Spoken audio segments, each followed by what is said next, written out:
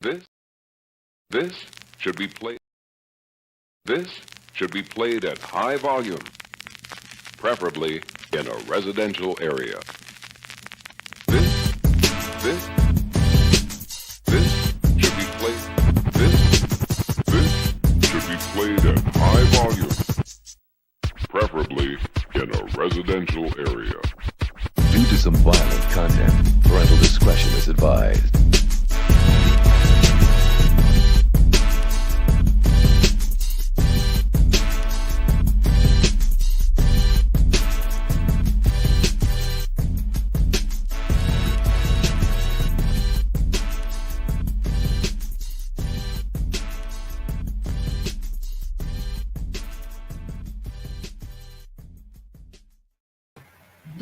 Shalom, Salama, Siyimi, Shalom to you always, family abroad. It's your man Yashar Walls, aka Red Letter Rap.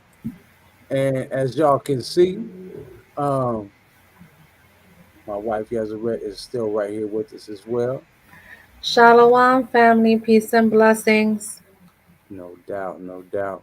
So I don't know what is going on with my screen at the moment. Let me see here. All right, now we good. We good. All right. No doubt. Shalom to you always, Uncle Don P. Yehuda. You know what I'm saying? Definitely good to see you out. And I know we only got like 3 people in the chat right now so far, because I know Minister Dante is live right now.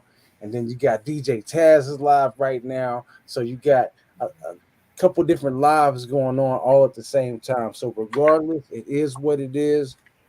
We're gonna push forward and we're gonna get it in with this word. I appreciate all the prayers and blessings y'all sent my way, you know, from being sick last week and being under the weather and having a horrible cough dealing with. As y'all can tell, my voice is a whole lot better. If y'all been following me on Instagram or with the Yasha Rawls page or the Red Letter Raps page, y'all saw my voice all throughout the week, you know what I'm saying? Like being messed up. So y'all could hear me. So it's not like I was just trying to get out of reading scriptures. Like y'all saw, y'all can see it and hear it. Shalom to you always, Sister Rachel S. Shalom to you always, Brother Joe Scott. And shalom, you in a good place out. Definitely. So yes, how has your week been? I would say my weekends, well, you mean today, right? Because weekend starts today. Oh, today was cool. I mean, it was raining all day today, but it was very relaxed. I would have liked to have had some sun, but the Most High has been so generous with his sun kisses over here in South Carolina. I mean, he basically expressed me into summer. And so I'm just so grateful. I'm so grateful for the early summer for me and being able to walk outside and see nature. And I was even looking at a cow from the window a few minutes ago, and just so beautiful. Just so beautiful. No distractions with buildings and cars and people and noise. Just being able to take it all in and embrace everything that Yah has given us. No doubt. And for those of y'all don't know, she's just down in South Carolina on like women's retreat type of thing, you know, for all this week. So for last week and this week. So yeah, we waiting on Brother Hario and Brother Straight Like That to possibly come on in. They got the link. I sent it to them, so they should pop in any moment. I know that I had some difficulty with sending this over to the Red Letter Rap group page over on Coon Book. You already know that's how I feel about Facebook. I call it Coon Book. That just is what it is. But I don't wanna hold y'all up a whole lot. I know that we're enjoying the Feast of Unleavened Bread. So during this week, during this feast, you know what I'm saying? So I gotta go ahead and hook y'all up. All right. So you know your ock. You know what I'm saying? Like I got the unleavened bread game on lock. Like, look at this. Like, oh my goodness. Oh my goodness. Got that got that good unleavened bread game on lock. This right here is like 2 1/3 cups of flour. And then you get your it's still Pastor Kelly. No, it wasn't Pastor Kelly. It's Minister Dante Fortson. He's live right now. But yeah, I chopped up some chives or some green onion, chopped up some basil, chopped up some parsley, chopped up some cilantro, and put it up in there. This right here has got the black pepper, some cumin, and some paprika up in there. So that's for the unleavened bread game. And then this right here, you know what I'm saying? Since some of our ancestors complained about it, now this ain't real manna, all right? So let's just go ahead and keep this all known with y'all. But I prayed fervently to pull this off, you know. And so what this is an unleavened bread mix that is actually coconut sugar, brown sugar, and cinnamon, along with some olive oil up in there. And this right here has that it's nice and flexible.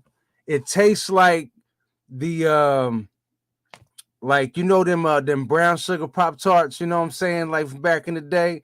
It has that kind of flavor, but obviously not that full sweetness.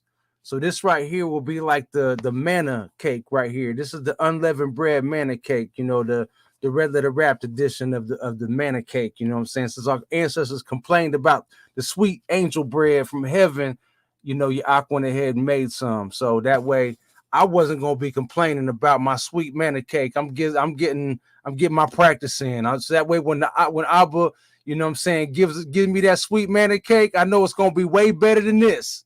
This is good, but I know his manna cake, his angel's bread from heaven, is gonna be way better than this. So Shalom, you always Letitia Israel. Yeah, this is yeah. Look, she's like, oh, that is so on point. That is fire. Yeah. So this is like I said, coconut sugar, brown sugar, and cinnamon. All right. So all praises to the most high. Watching you do that reminds me of one of the second videos that I got to see before we met after watching the first one, and you were like calling out, speaking truth, calling out all these pagan holidays and speaking the truth, which caught my eye. And I said, okay, what's the I was like, all right, I never heard anybody speaking truth like this. All right, all right. I was like, he's speaking right, he's speaking good. And I went on your page and I just saw you doing a video on your unleavened bread, and I just found that so sweet, so adorable. And I was just like, oh wow, there's like someone like me, that's just like so excited about making unleavened bread. And I'm looking at you do this, and I'm like, I'm sure he was just like me, not brought up doing this, but has such a thirst Oh yeah. to learn how to do it, and really follow through with the understanding of how to do Passover. And you just made me really smile right now because it was so appealing to see that. And I used a plastic bowl to do the cutout. And me and Yaz was talking about that, using a glass bowl or a plastic bowl or something for the cutout. So that's why my unleavened bread got them perfect circles and everything, because I used that bowl to cut it out, and then my rolling pin to flatten it on out even better. But yeah, family, all praises to the Most High. I pray that y'all's unleavened bread came out good. So Dante is not live either, so don't look. The only alive in our community is the Minister of Wellness. All right, I appreciate it. I thought unless Dante did a quick 5-minute quick live, like kind of like the one he did the other one. But yeah, that's last I knew. Good looking out though, huh? All right, so without any further ado, though, if you can and you will, with 13 people in the chat, please bow your heads with us. We're going to go ahead and bring the scriptures on in. I don't want to take up too much of y'all's time. I know it's been 10 minutes already, and I want to get it on in with the word. Abba Ahayu, Most Hayav Yasharon, Most Hayav Abaraham, of Yatasha and Yaquab, the one true Elohim of all creation, creator of all the heavens and earth and everything within. Yahweh, Sabah, Awath. Abba, we come humbly before your throne, thanking you for this day of rest that some of us are just now being able to get. We thank you for your unleavened bread. We thank you for the starting of it earlier on this week, which also was the Shabbat. And we thank you, Abba, for revealing your biblical truth and understanding unto us. As always, Abba, we come before you and we humbly ask forgiveness of our sins and iniquities, those things known and unknown, and the sins and iniquities of our ancestors and forefathers. For we repent, Abba. We know that during this awakening, there's things that we're still trying to come into the understanding of, and we're trying to get away from. We're trying to unlearn and relearn and do things the way that is obedient unto you. So have mercy on us, Abba. Have mercy on every last one of us. You know, that whether we have this day right or that day right, or this new moon correct or that new moon correct, whichever way it is, Abba, show your mercy upon us and correct us. Send your messengers, such as myself and others that are really truly seeking you and trying to understand. Send others, build others, raise up others as well that digging deep into your word to help us understand, to help all of us in this awakening understand your truth, your biblical truth. So, Abba, we ask for your Holy Spirit to dwell in this household and every household watching, and every household is going to watch later on.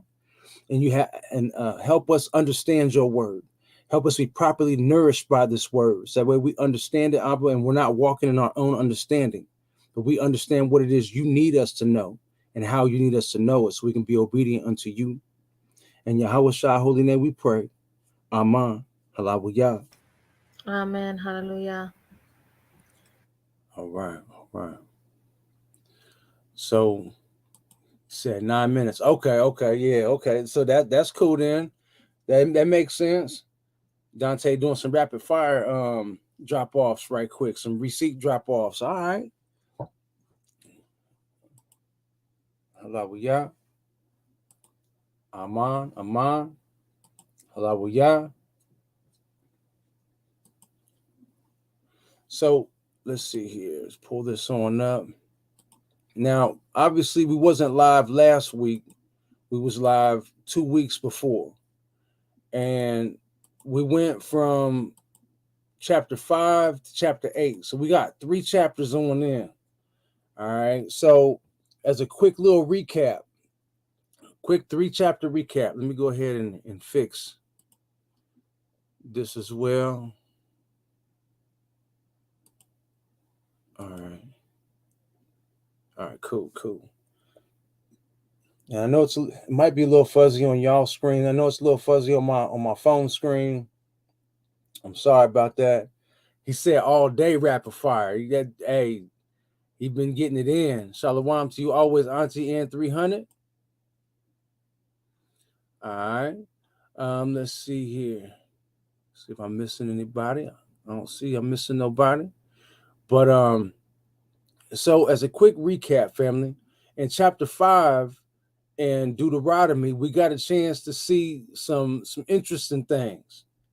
All of chapter 1 through 4, we got a chance to see a lot of geographical things. So we still got to see some other geographical things here, but it wasn't as much as chapters 1 through 4. 1 through 4 was like just debunking all their modern day, wherever they say that Israel and Jerusalem is, it can't be there. It just can't be. It can't be. Like geographically, nothing lines up scripturally. It just don't line up, period. There's nothing about it that lines up. So we got a chance to go in and we started seeing these the commandments. We started going in again on the 10 commandments. And so in chapter 5, it starts off automatically that thou shalt have no other Elohim before the Most High. He said, I am Yahweh, thy Elohim, which brought thee out of the land of Mizraim from the house of bondage. And thou shalt have none other Elohim before him. and thou shalt not make any graven image. So we got to go and looking deeper into what is a graven image, what is the likeness thereof, and different examples of graven images. And so the Most High goes in depth and detail about what he means by bowing ourselves down to graven images.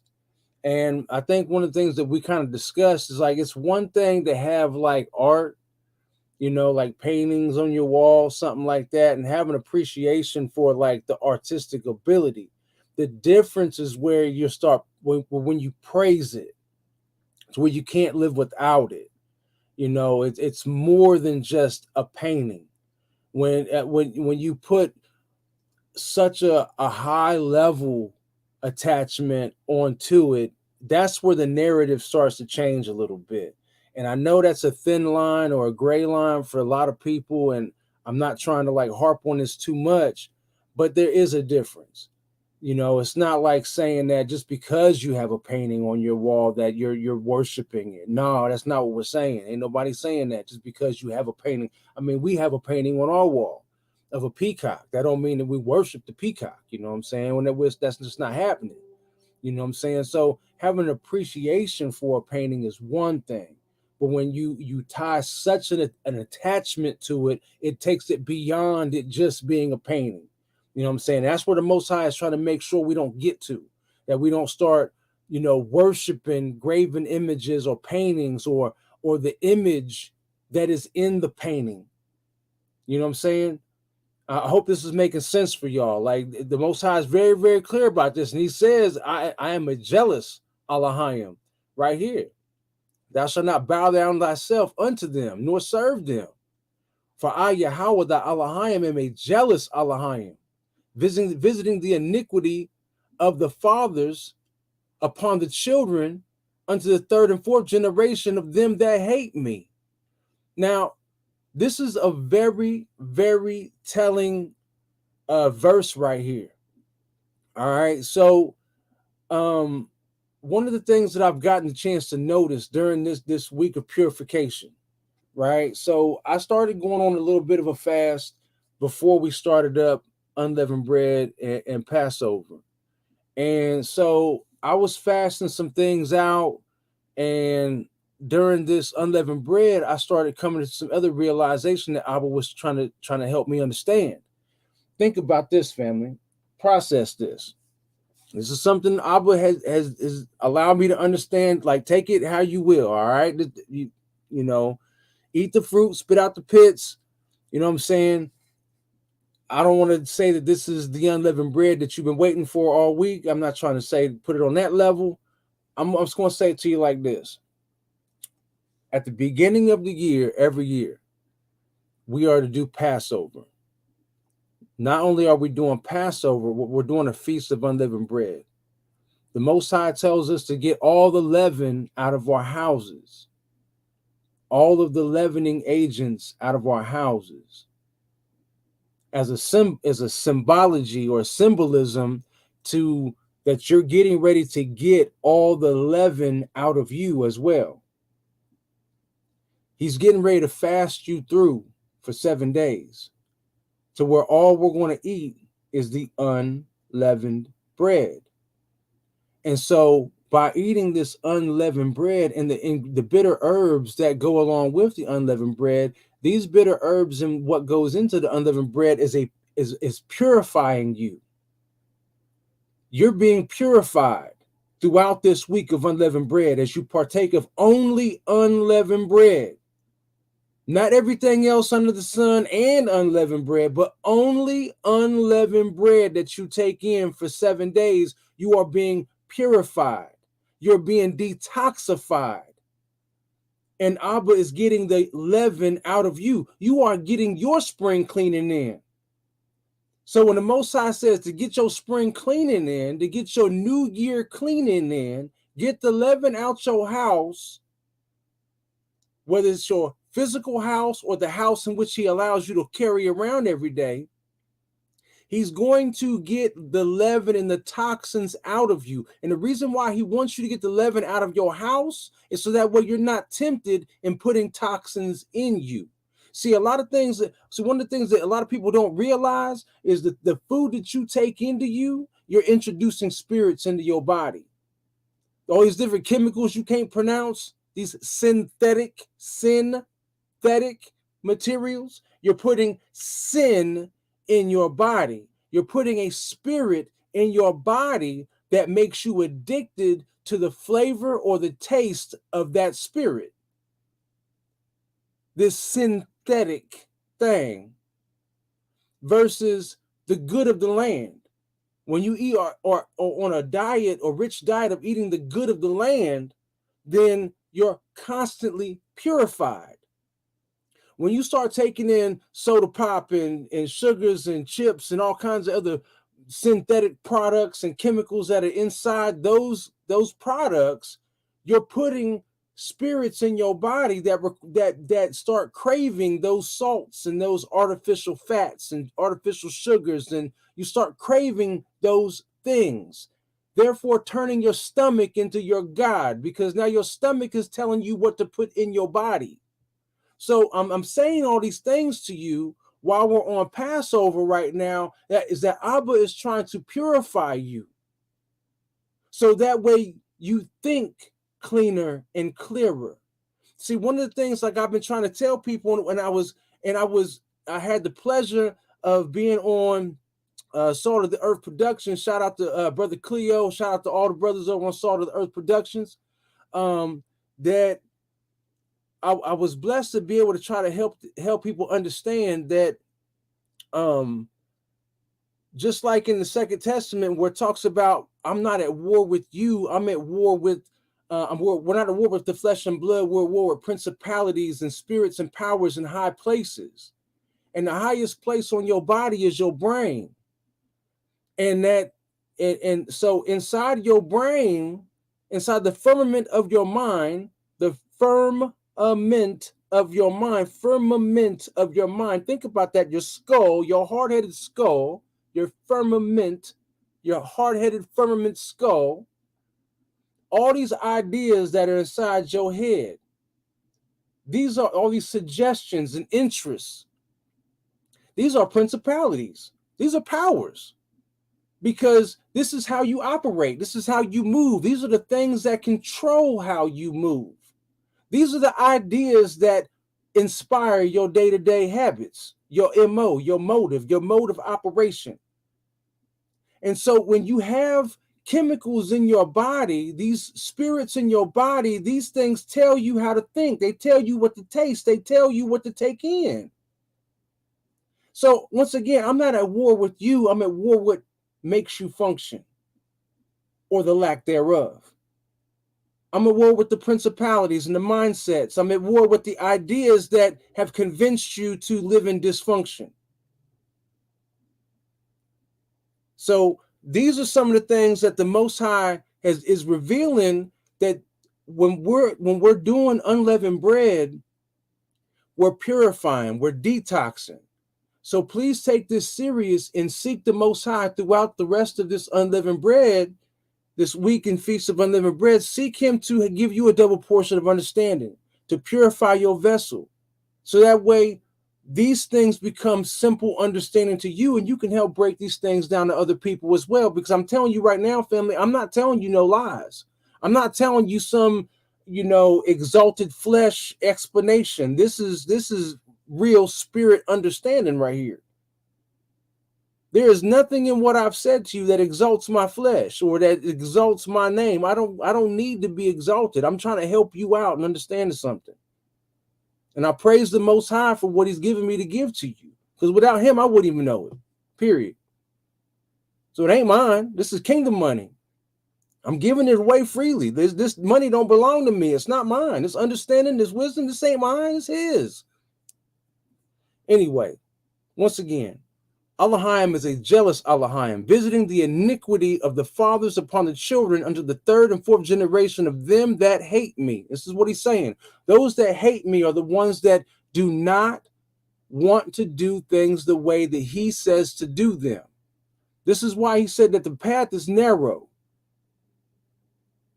The diligent path Those that survive unto the end, or those that endure to the end, are the ones that shall be saved.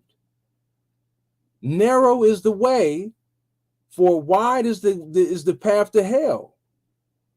Because since the way is narrow and there's few that find it, that means it's strict.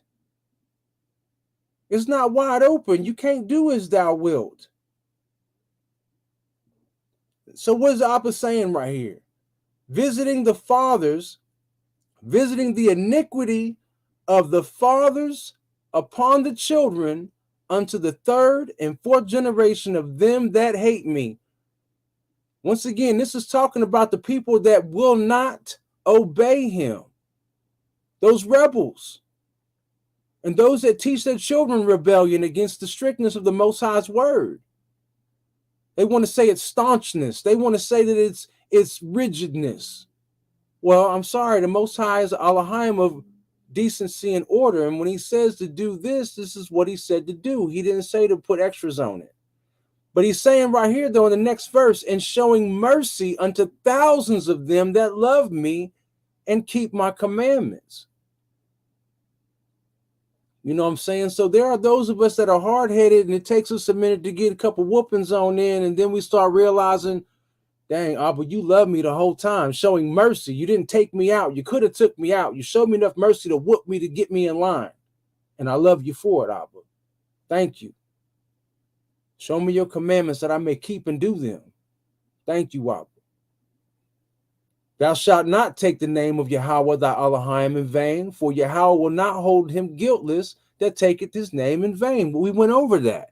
That's making the Most High's name of no use, of none effect, by not saying it or not knowing it whatsoever. And we talked about how that was very similar to what Truth Unedited was talking about. And it actually very, very much was. And it was like crazy because I didn't even watch his teaching until the next day after. So to keep the Shabbat day. Now, this is part of one of the things that we're still learning is how to keep the Shabbat day, how to observe it. When is it truly? When does it really fall on? And then for those of us that are, those of y'all that are just like me, I work Monday through Friday, weather willing. Some of y'all work Monday through Friday and because you work inside. I do construction. In this land of our captivity, we don't get to set rules. So being that I know that the Shabbat can fall during the middle of the week, what is it that I'm going to do about it? What is it that you're going to do about it? For those of y'all that are just like me, stuck in my same predicament, this is my suggestion to you. All right, you can take it or leave it, pray on it, absolutely. Always pray on anything anybody give you. Don't just take it on in as full face value. That's the facts, that's the truth. Pray on it. Take it to the Father.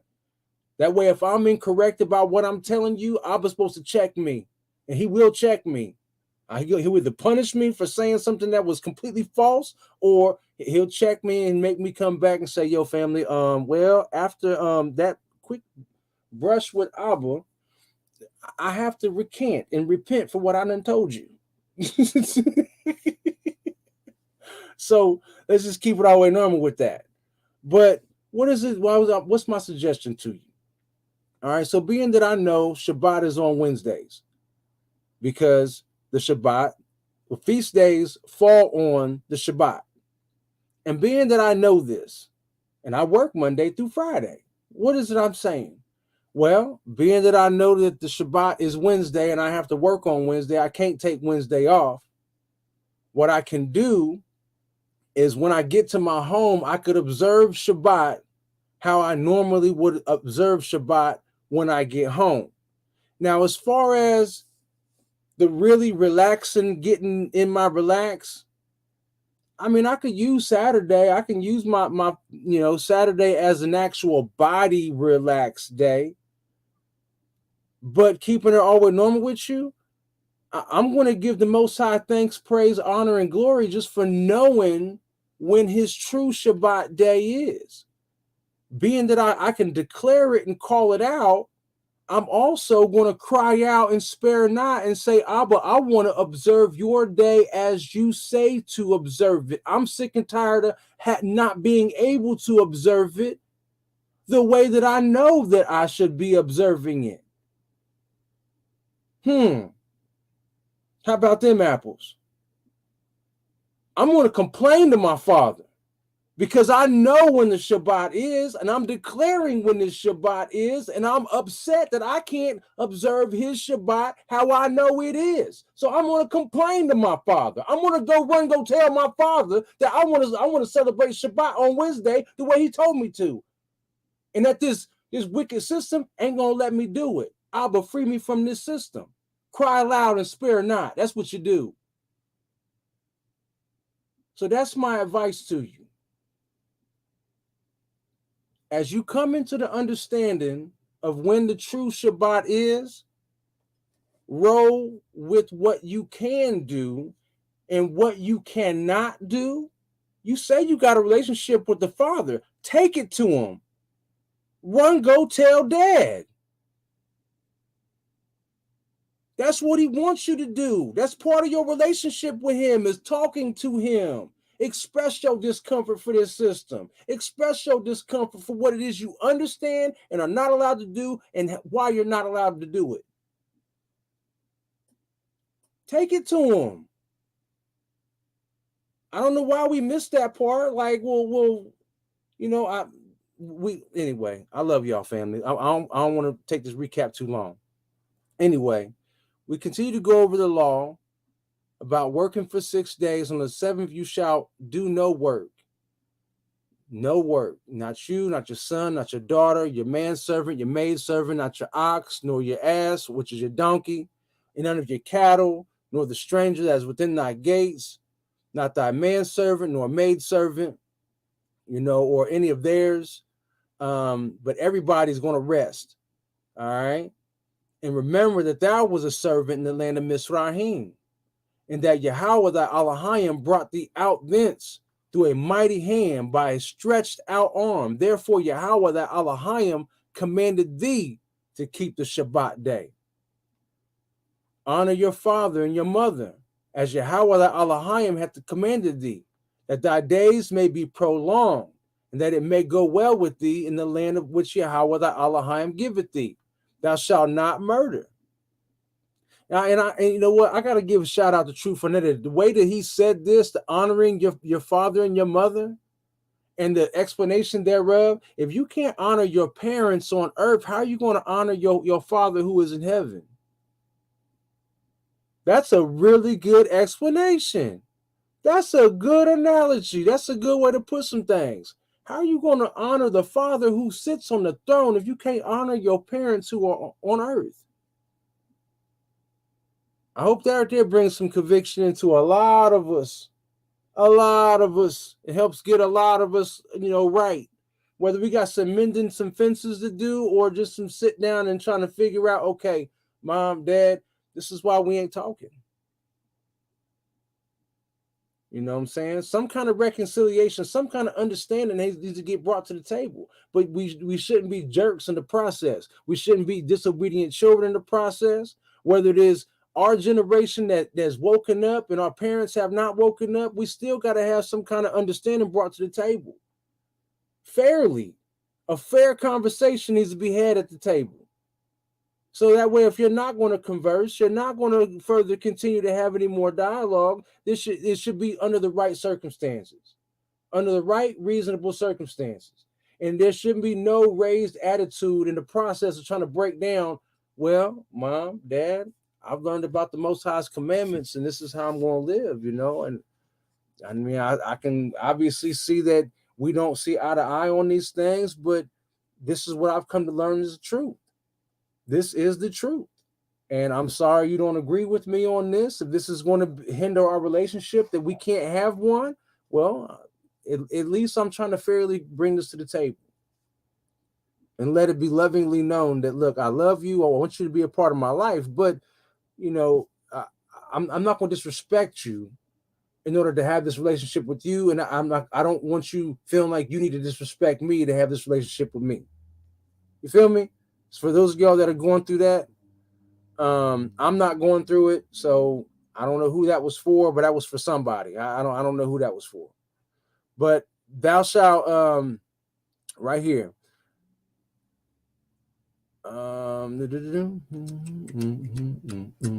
Yeah, that it may go well with thee in the land which that Yahweh thy Elohim giveth thee. Thou shalt not murder. Thou shalt not commit adultery. Neither shalt thou steal.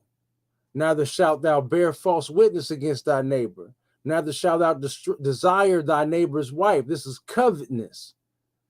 And we started to go over some of what this covetousness is. This covetousness covers a multitude of sins. It is the desire and the lust to have what does not belong to you, and you are willing to do whatever it takes to get it.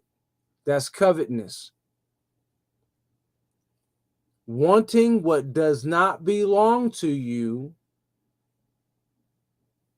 attached to the motivation of doing whatever it takes to get it.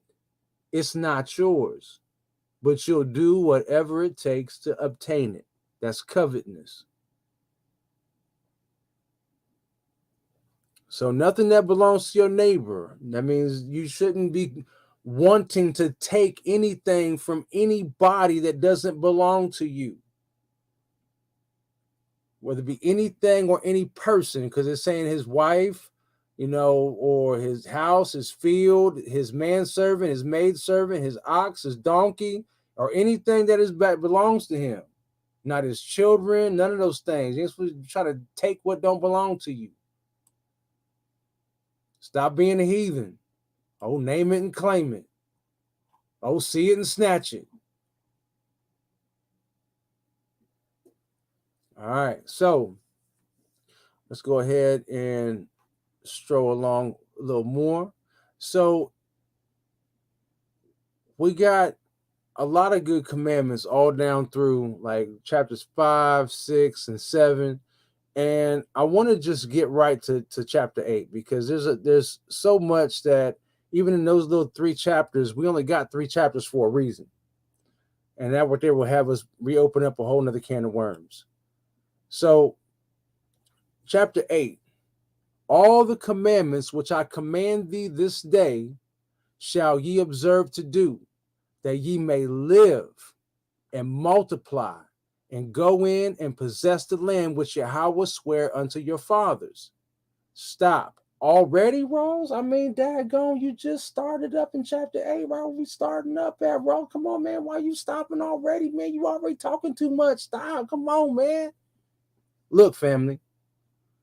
Chapter 8, verse 1.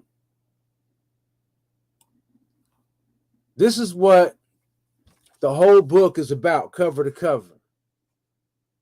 When we went into Jasher and we saw the prophecy about Abraham or Abaram, of his birth and his seed ruling and running the earth, we can't rule the earth unless we do what we're supposed to do. And the only way that we can do what we're supposed to do is all the commandments which I command thee this day shall ye observe to do, that ye may live and multiply and go in and possess the land which Yahweh sware unto your fathers. First verse of chapter 8. That's what everything's all about. That's what this whole book is about, from cover to cover. That's what Hamashiach was saying. From every gospel he spoke it in, he said to pick up your cross, pick up your covenant. Why?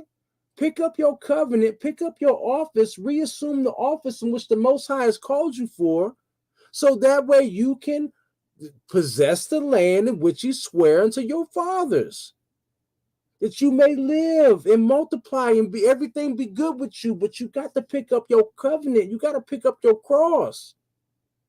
Come back to the covenant and stop playing. Stop being a jerk. Stop thinking that you better than every daggone body. Stop thinking that you can do whatever you want to do. That's not how Abba roll. He ain't playing like that.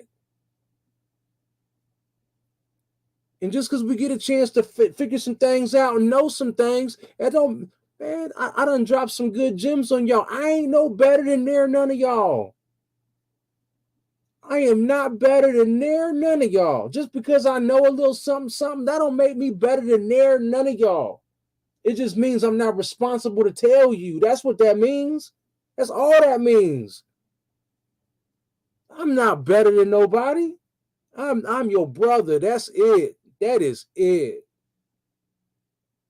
So, from cover to cover, this is the thing. And this is what the Most High is trying to get us to understand from cover to cover, book to book, keep the commandments or come back to the commandments. This is it. And thou shalt remember all the way which Yahweh thy Elohim led thee these 40 years in the wilderness, to humble thee and to prove thee, to know what was in thine heart, whether thou wouldest keep his commandments or no. So yeah. Verse 1 and 2. Verse 1 and 2. There it is. So even your whole entire life, just like in the first chapter of Jubilees, where this my favorite in all of, man, I think Jubilees chapter 1 is like my favorite. That's my make me cry verses right there. When it remind me of how much the Most High loved me so much that he didn't leave me, he didn't leave you, he didn't forsake you. He was truly there with you the whole time you was going through everything you went through, every unfair treatment, every cuss word, every curse, every unfair treatment, getting pushed out of this place, kicked out of that place, told you can't eat here, you can't be here, you can't go there. You can't talk to this person, you can't talk to that person, you can't go to this establishment, you can't go to that establishment. They don't like you here. They don't like you there. They're going to talk about you here. They're going to talk about you there. All these things. All these things. You ain't this. You ain't that. All these things.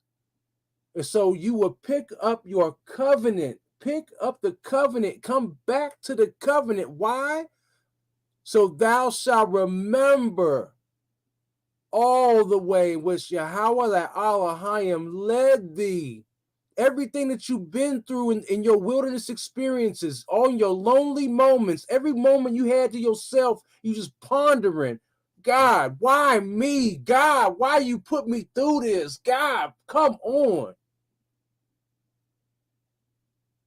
To make you ponder, make you remember every situation you've ever been through in all of your life, in the wilderness, in your wilderness experience, in your loneliest moments, was to humble you.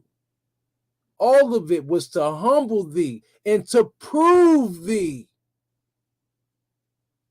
To prove thee to know what is in thine heart. What is really your heart's desire? What is your heart's real motivation? How you really feel about it? Stop lying to me. Stop lying to yourself. Stop lying to other people. How you really feel about life. How you really feel about it.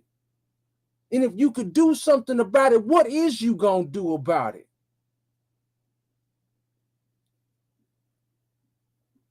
When you are given the opportunity, just like I'm telling y'all, family, this is such a humbling experience. Couldn't nobody tell me I'd be doing this, because me getting on y'all and getting on myself at the same time, this is what it is. So when Abba brought, man, I'm telling you, when I begged the Father for the fire in my bones to serve him, and he said, you're going to lose people. Man, I'm trying to tell y'all, just like I told y'all on Salt of the Earth, man, I lost people when I was in the world. People backstabbed me and left me for dead when I was in the world. Do you really think that I'm here to tickle your fancy and tell you what you need to hear now that I'm in the truth? When Abba told me I was going to lose people, I said, look, man, I ain't got nothing else to lose with my life. So I love y'all, family. I truly do. I love y'all more than y'all ever know. And I love everybody that has time to take some time to spend with your ock to get to know me, or, learn with me or something. I love all y'all. I really, really do. But please don't get it twisted as though I'm here to tickle you and tell you everything you want to hear. No, I'm given this opportunity to tell you what you need to hear. And if you don't take what I'm telling you, that's between you and Abba. That's it. That is it. I don't have time for the foolishness. I'm not here to be a star. I'm not here to be famous. I don't want neither one of those things. I'm not here for a title. This channel is unmonetized. I'm not here for your money.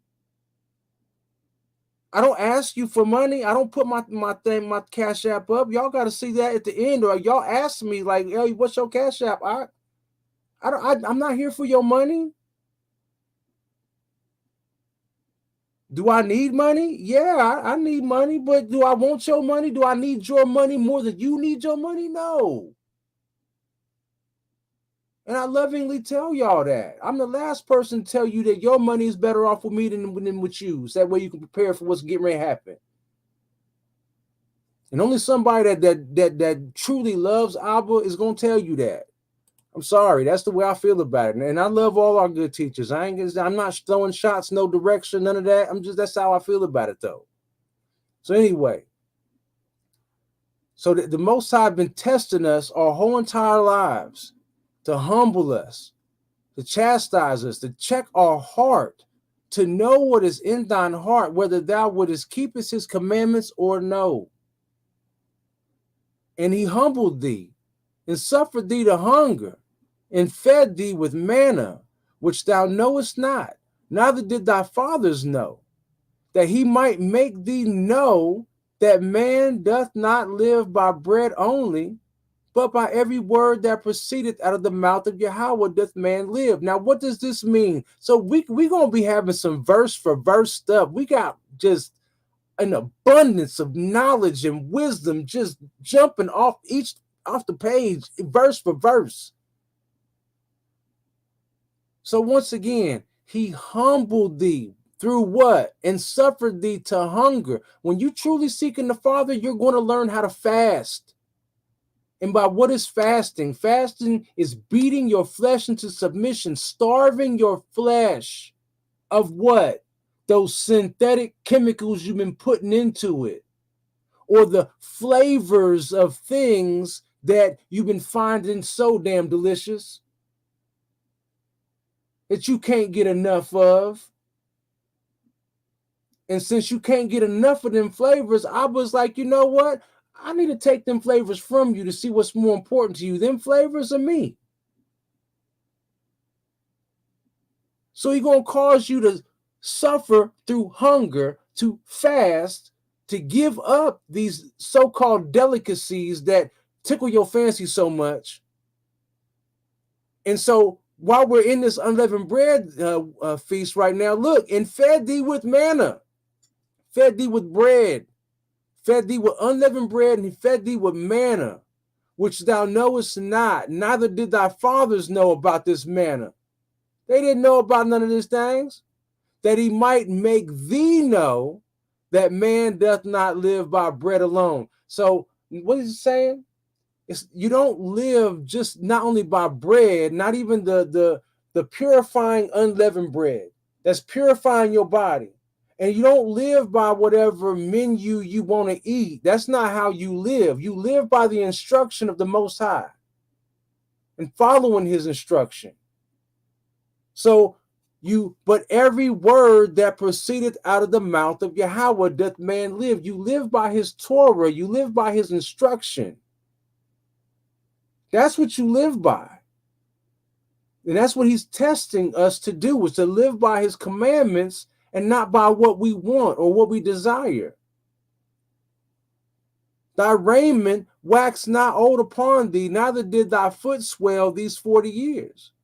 Thou shalt also consider in thine heart that as a man chasteneth his son, so Yahweh the Elohim chasteneth thee. I love my kids. I love my boys. I'm telling you, but I will whoop their tail to get them right.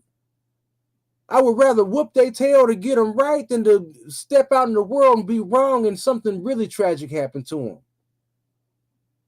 So that's why I will whoop us. So that way we can stay correct and walk straight. Step, stop slouching your shoulders. Stand up. and move like somebody. You know what I'm saying? Move with purpose, walk with purpose. Not pride, but walk with purpose. Pride is not your purpose. Pride is a flesh thing. But when you walk with purpose, that means you know who you are because you know whose you are. You know who you belong to. Nothing wrong with that. But there is a problem with walking in arrogance. So anyway, thou shalt also consider in thine heart that as a man chasteneth his son, so Yahweh thy Elohim chasteneth thee, because he loves you. Therefore thou shalt keep the commandments of Yahweh thy Elohim, to walk in his ways and to fear him. Fear them whoopings. You know you don't want that smoke. You know you don't want that work.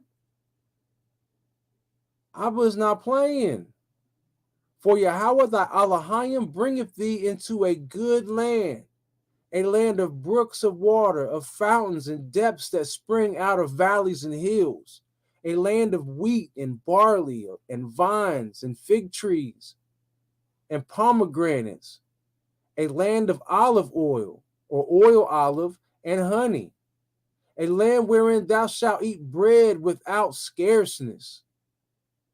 Thou shalt not lack anything in it, a land whose stones are iron, and out of whose hills thou mayest dig brass. When thou hast eaten and art full, then thou shalt bless Yahweh thy Elohim for the good land which he hath given thee. See, there's hints all over the place, family. And I pray that y'all see these hints when I'm saying them. And I pray that when I was convicted me to say, look, Rawls, it's time to step it up. You said that you was going to say my word, and you was going to speak it without fear.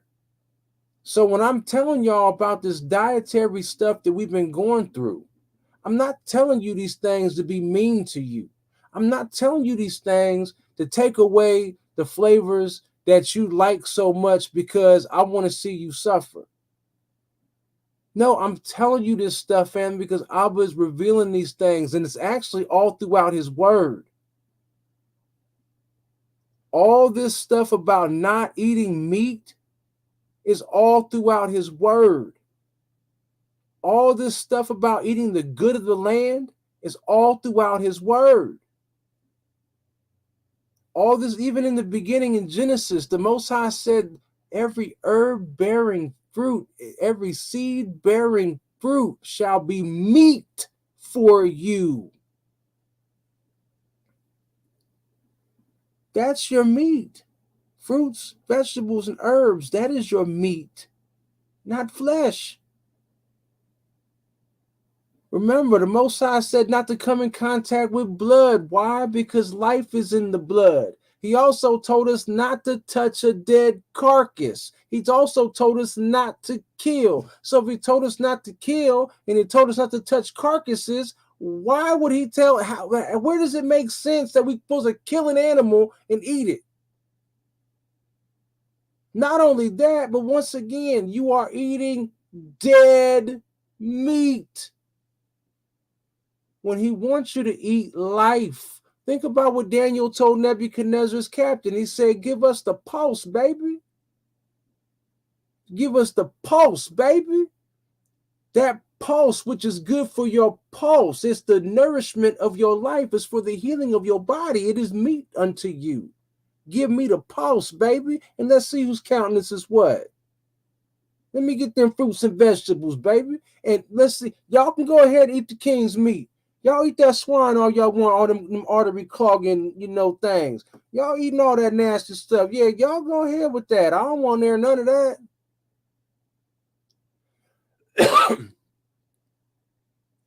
Like we done said before, we done talked about adrenochrome.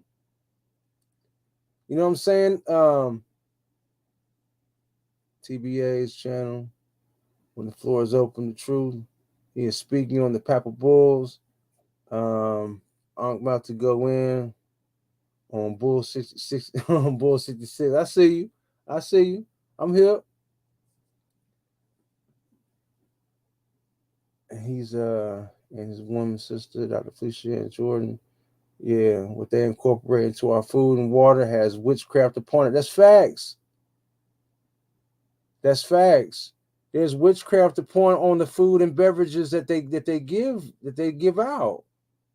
You know what I'm saying? I'm sorry to harp on y'all family, but I'm just trying to save your life. I'm trying to help you out. Because Abba said that this path is narrow. Few find it. Few find it. Adrenochrome is stressed out blood.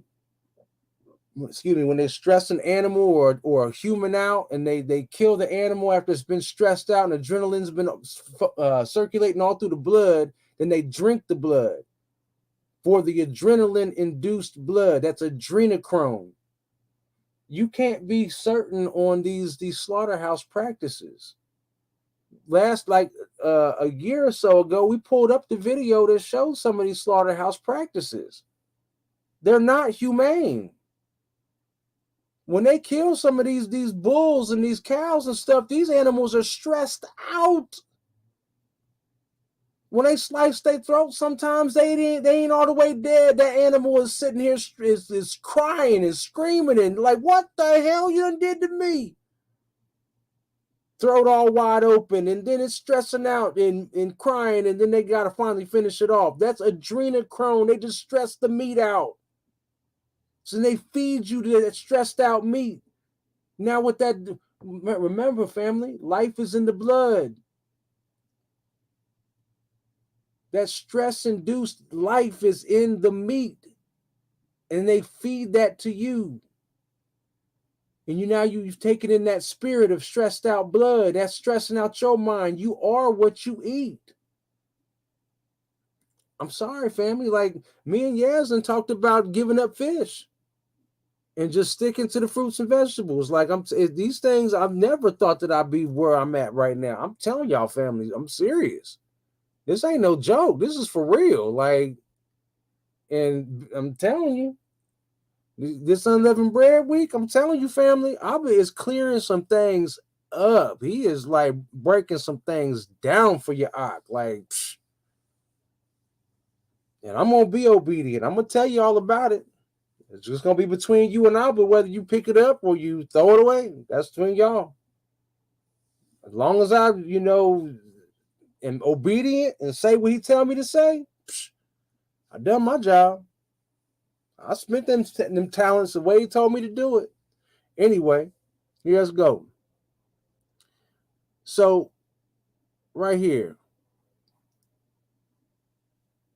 When thou hast eaten and art full, then thou shalt bless Yahweh thy Elohim for the good land which he hath given thee.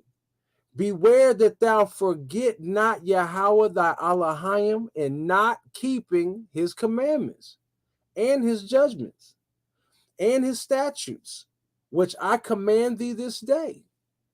Least when thou hast eaten and art full, and hast built goodly houses and dwelt therein. So he don't want you to be like a pig. Remember when we was reading Barnabas? And Barnabas was breaking down why Mashah said not to eat pigs, not to eat pork, why that animal is unclean? Because it's ungrateful as all get out. It wallows in the mud all day long. It doesn't care nothing about its master. Then it's when you pinch it, it cries. When it's hungry, it cries. When you feed it, it shut up. It'll shut up as long as you keep it fed, and then it'll go ahead and back to, I feel better now. But it don't know God, it don't know the Most High until you pinch it or it's hungry. So what's Abba saying right here? Beware that thou forget not Yahweh thy Elohim, in not keeping his commandments and his judgments and his statutes, which I commanded this day. Least when thou hast eaten and art full as a sow, as a pig, when thou hast eaten and art full, and hast built goodly houses and dwelt therein, and when thy herds and thy flocks multiply, and thy silver and thy gold is multiplied, and all that thou hast is multiplied, So you're going to be wallowing in the filth of your so-called riches, and now you're complacent and comfortable. Make sure you don't forget how you got it. Don't forget where you came from. Don't forget the Most High. But then it says right here, thine heart be lifted up, and thou forget Yahweh thy Elohim, which brought thee forth out of the land of Mizraim from the house of bondage. Stop. He's explaining to you how you will turn into a pig and forget him. The Most High is explaining that he's going to bring you into a land that is so good, has everything. But be careful. While you are in the land and you have everything you could possibly have or want or need or whatever, please make sure you don't forget the Most High. Don't become like a complacent cow or a pig wallowing in the filth of your so-called riches to where you forget the Most High that brought you out of the land of bondage, the land of Mizraim and the house of bondage, who led thee through that great and terrible wilderness, wherein were fiery serpents and scorpions, and drought, where there was no water, who brought thee forth water out of the rock of flint, who fed thee in the wilderness with manna, which thy fathers knew not, that he might humble thee, and that he might prove thee to do thee good at thy latter end. Think about that. That is deep in itself. And thou say in thine heart, my power and the might of mine hand hath gotten me this wealth. That's where people get foolish right there. I've seen this foolishness and heard this foolishness come out of people far too many times. Where they say it's by the might of their hand. It was the power of their hand that they acquired what they have. They give no credit to the Most High, that the Most High didn't provide what they have. And that's foolish. Completely foolish. But thou shalt remember Yahweh thy Elohim, for it is he that giveth thee power to get wealth, that he may establish his covenant which he sware unto thy fathers, as it is this day. And it shall be, if thou do at all forget Yahweh thy Elohim, keep this in mind, and it shall be, if thou do at all forget Yahweh thy Elohim, and walk after other Elohim, and serve them, and worship them, I testify against you this day, that ye shall surely perish. You're going to really regret this. As the nations which Yahweh destroyeth before your face, so shall ye perish. I'm going to do to you what I'm going to have you do to them. Everything I'm having you do to them because I abhor them, and when you start acting like them, I'm going to do it to you. Watch me. Test me. That's what Abba said. Because ye would not be obedient unto the voice of Yahweh your Elohim. Keep that in mind.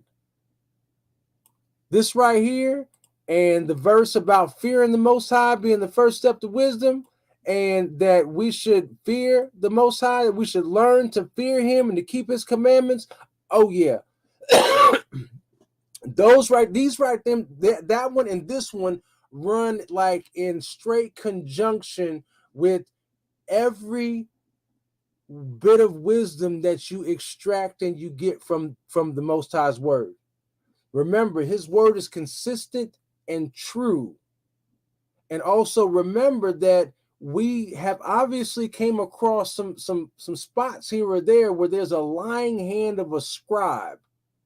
We have lying hand of a scribe dipping and dabbling or dabbling and meddling with the Most High's word. And the Most High told us in this same book to not to add to nor take away from his word. And that wasn't just a warning to not do it. It was a warning that it was going to be done. So pay attention. Pay attention to everything in here. from cover to cover, from the beginning of the book to the end of the book. Pay very close attention. Study to show yourself approved.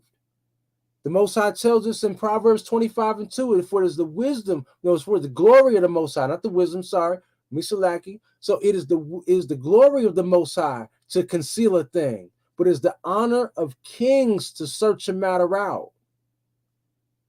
So how are we going to show ourselves approved and show ourselves as kings searching matters out if we're not paying attention to what we're reading? And if we're not putting two and two together, and if we're not paying attention when we have inconsistencies, if we're not catching these inconsistencies, then we're not studying to show ourselves approved. And if we're not doing that, we're really truly not going to find the narrow path that leads to the Most High. Because why? Because we're going to lean into our own understanding, thinking that we know it all because we done read every book, but we ain't paid attention to the consistent word of truth. That's the downfall. That's what I pray against. I'm praying against that for y'all. I pray that y'all pay attention to the word that is true, that is consistent. Consistent and true. The narrow, not the wide. The strictness. I mean, it's easy to do, yet it's strict. And all we got to do is adhere to it. So please, family, do not think for one moment that inside this word that you're going to find a doctrine of do as thou wilt.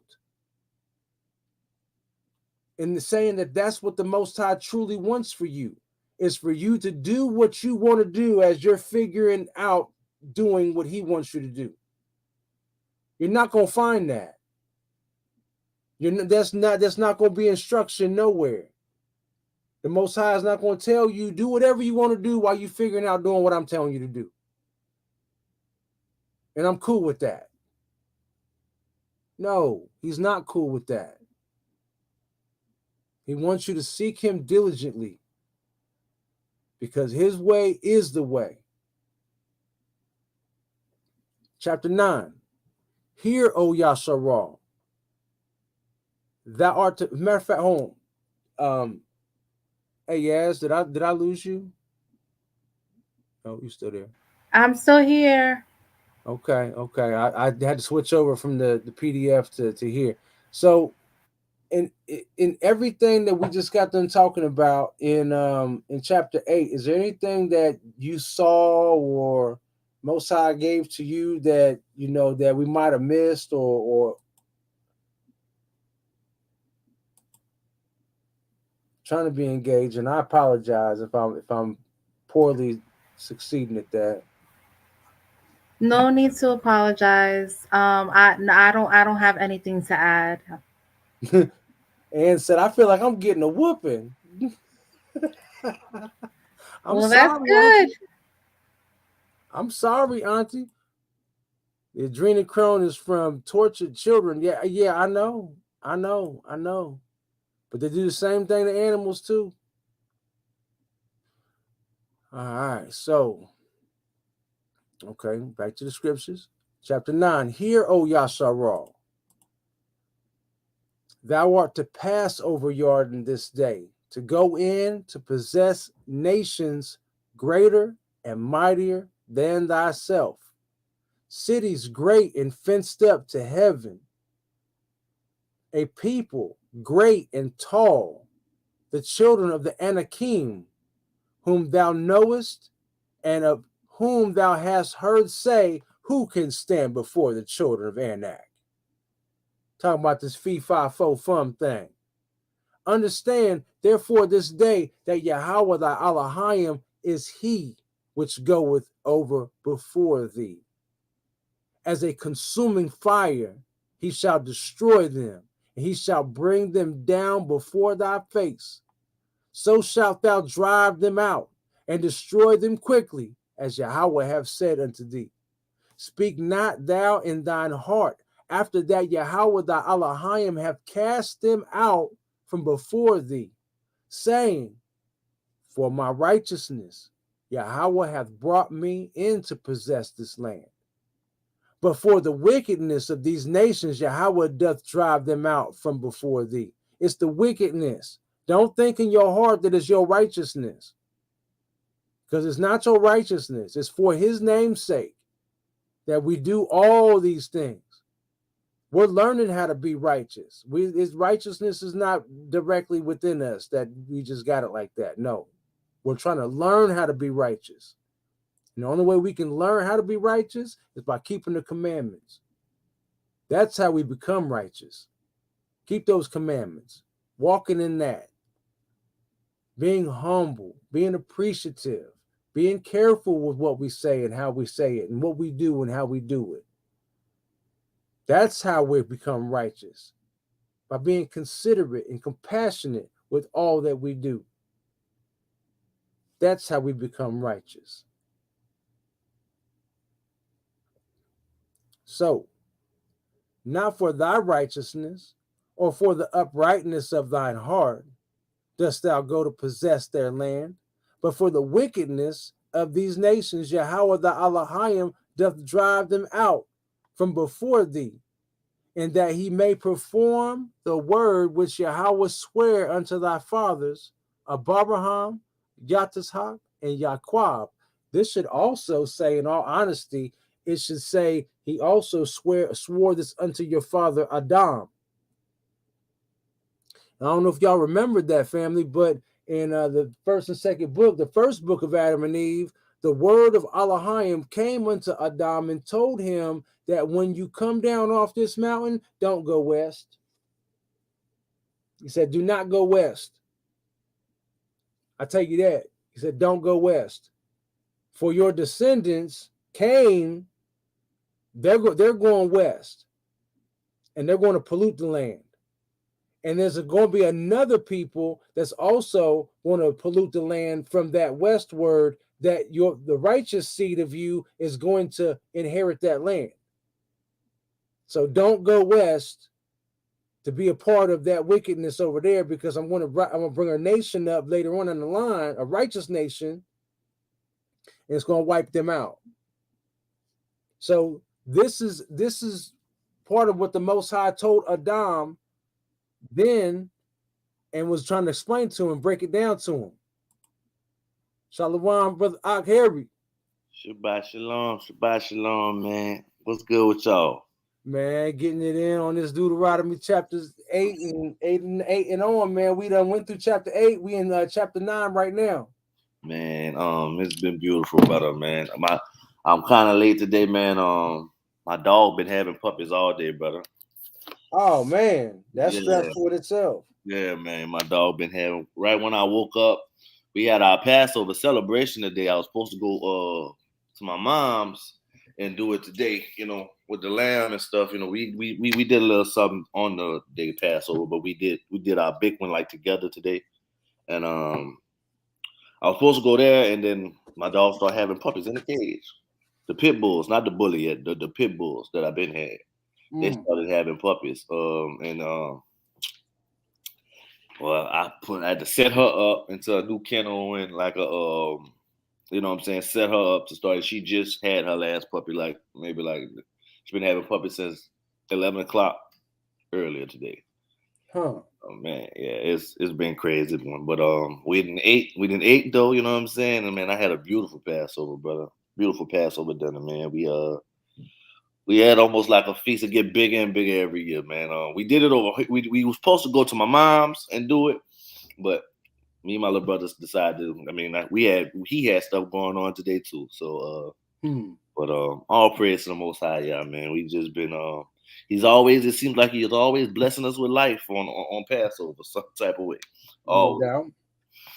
Yeah, I showed everybody some of this unleavened bread that the Most High taught me how to make. And that's what I'm eating right now, brother.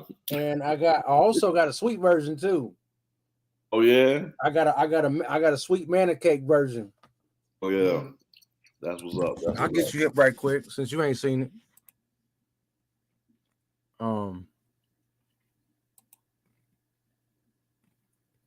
But you right when you saying something about unleavened bread, that's what I'm eating right now, brother. Look, this right here. Look at that. Oh wow. How you made that one? This right here has got coconut sugar, brown sugar, and cinnamon and olive oil. Okay, cool. This is how mine look right here. I'm just eating some regular one. I'll see my regular one. My regular one is that fire. Oh man. Oh man. What recipe you looked up for that one, bro? Man, I put this together. I ain't looked this one on up. I went to the store. I went ahead and grabbed some green onions, along with some parsley and some cilantro. I chopped them on up. I put in some paprika and some cumin, some salt, and some pepper. It's a wrap. Oh man, yeah, you hooked that one up. That's nice right there, brother. Oh man, this is ridiculous good. Like you can't have just one. Right. You're gonna eat two of these regardless. Right. It's it. I decided to do the regular style way because last year I tried some stuff and me and Naya tried to look up some recipes and it didn't come out too hot. So I was like, this year I'm gonna just stick to the regular, you know what I mean? Fire though, man. I love this unleavened bread. I every year I can't wait to have the feast of unleavened bread. Oh, I feel it. I'm here. It's almost like me and my daughter, we replaced that with making them cookies. You know what I'm saying? No doubt. So, shout out to D Nice. And shalom, yes. I just saw you in the shalom, yes. Good. Shalom. All right, so trying to get back to everything. My screen be like it's resizing and acting a fool. All right, here we go.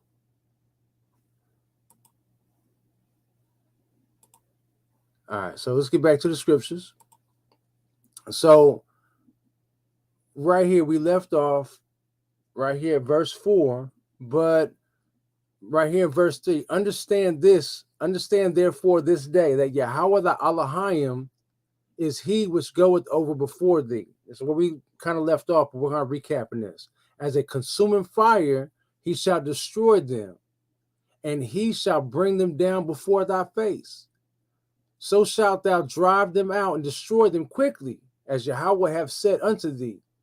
So speak not in thine heart after that Yahweh the Elohim has cast them out from before thee, saying that it's for your righteousness that Yahweh hath brought me in to possess this land. Oh, no. It's not for your righteousness, but it's for the wickedness of these nations.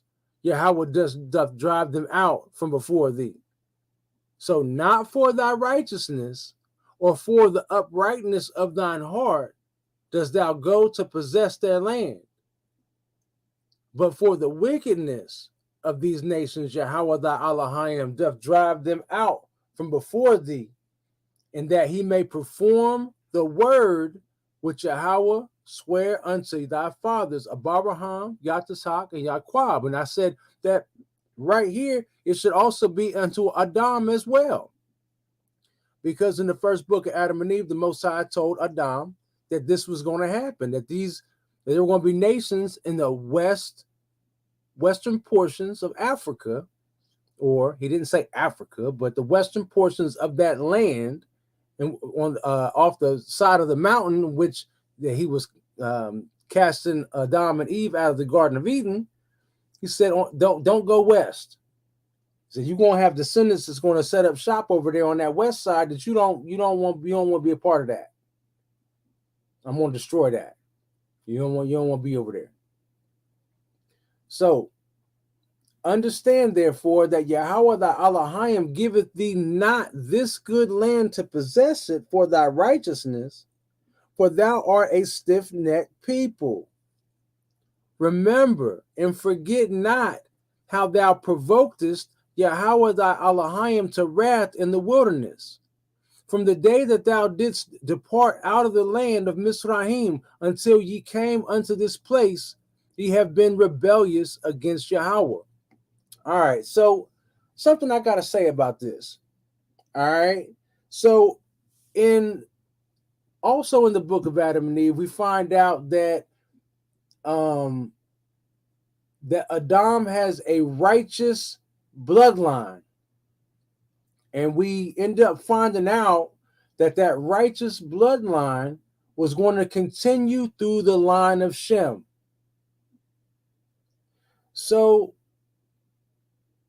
what I'm really trying to carefully say here, I'm trying to carefully say it, all right? Now, and I hope y'all hear me clearly, is that the righteous line of Shem came from Abraham to Yatzhak to Yaquab. So Abraham, Isaac, and Jacob. That's the righteous line. Now, the problem is that does not mean that they are incapable of being susceptible to sin. So I'm trying to be careful. I'm trying to show accountability. At the same time, show where we've been set up.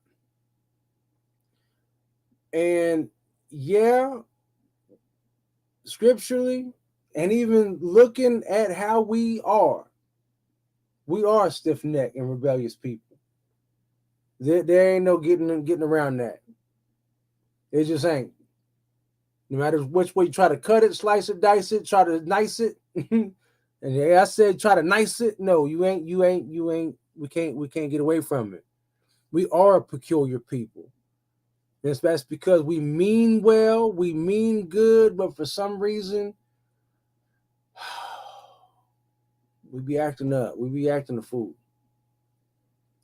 And so, you know, I still think that we were kind of set up through some of this scripture to I don't know. I gotta be careful on that one, because the regardless, the Most High said that these things was going to happen to us, and the scripture is going to be fulfilled.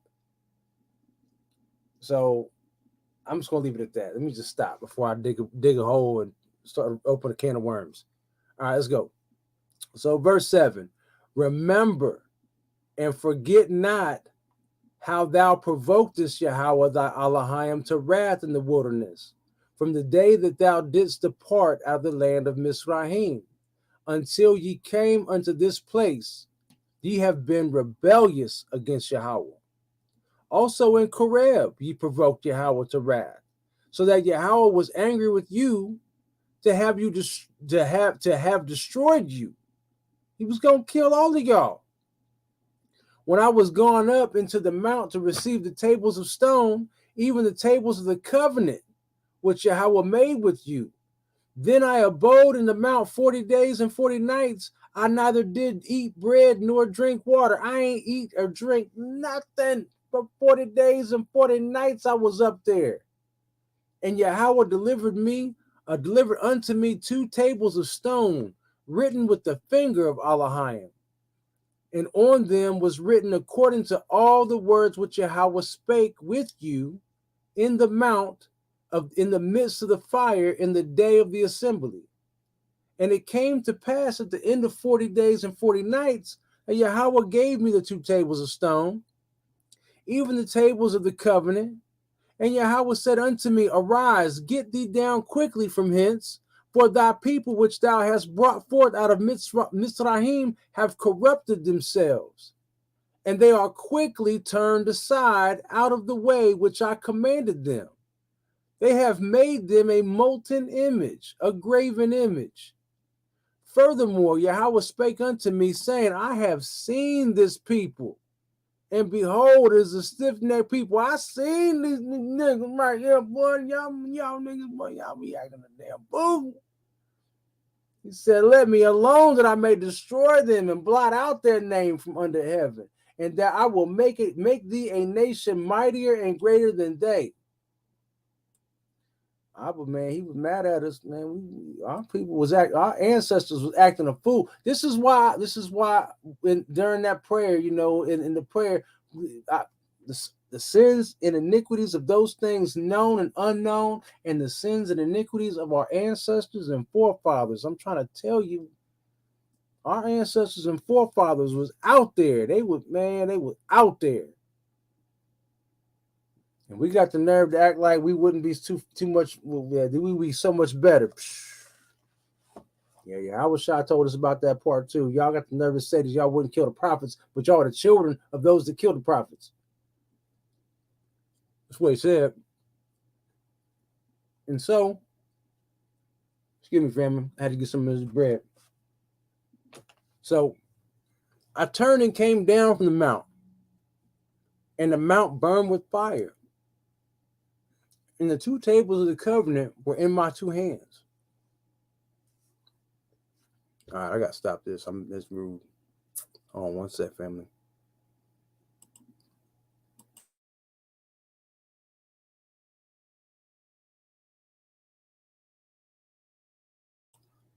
All right, so I apologize. I thought I was gonna be able to work it out. I thought I was gonna be able to get away with it. It ain't gonna work like that. I cannot be snacking on the bread while trying to read, and it was rude. And I apologize. I'm sorry. All right. It's all good, brother. I just destroyed. I'll get y'all snacking on them, but I gotta read, so I can't be doing what y'all doing, man. So I'm apologizing, man. I've started realizing, dang, that was kind of rude. That real niggerish of me. Not y'all, because I'm not doing it. Yeah, I know. I'm just saying. I'm over here, and I look and behold, All yeah, right, it's babe, different. refocus, You know what I'm refocus. saying? Get back on the That was word. real rude of me, and I'm apologizing. All right, so all right, let's move on. So I turned and came down from the mount, and the mount burned with fire, and the 2 tables of the covenant were in my 2 hands. And I looked, and behold, ye had sinned against Yahweh your Elohim, and had made you a molten calf. Ye had turned aside quickly out of the way which Yahweh had commanded you. And I took the 2 tables and cast them out of my 2 hands and brake them before your eyes. And I fell down before Yahweh as at the first 40 days and 40 nights. And I did neither eat bread nor drink water because of all your sins, which ye sinned in doing wickedly in the sight of Yahweh to provoke him to anger. For I was afraid of the anger and hot displeasure wherewith Yahweh was wroth against you to destroy you. But Yahweh hearkened unto me at that time also. And Yahweh was very angry with Aharon to have destroyed him. And I prayed for Aharon also the same time. And I took your sin, the calf which ye had made, and burned it with fire, and stamped it, and ground it very small, even until it was as small as dust. And I cast the dust thereof into the brook that descended out of the mount. And at Taberah, and at Massah, and at Kibarath Hatah Awah, ye provoked Yahweh to wrath. Likewise, when Yahweh sent you from Qadesh Barnea, saying, go up and possess the land which I have given you. Then ye rebelled against the commandment of Yahweh, your Elohim, and ye believed him not, nor hearkened to his voice. Ye have been rebellious against Yahweh from the day that I knew you.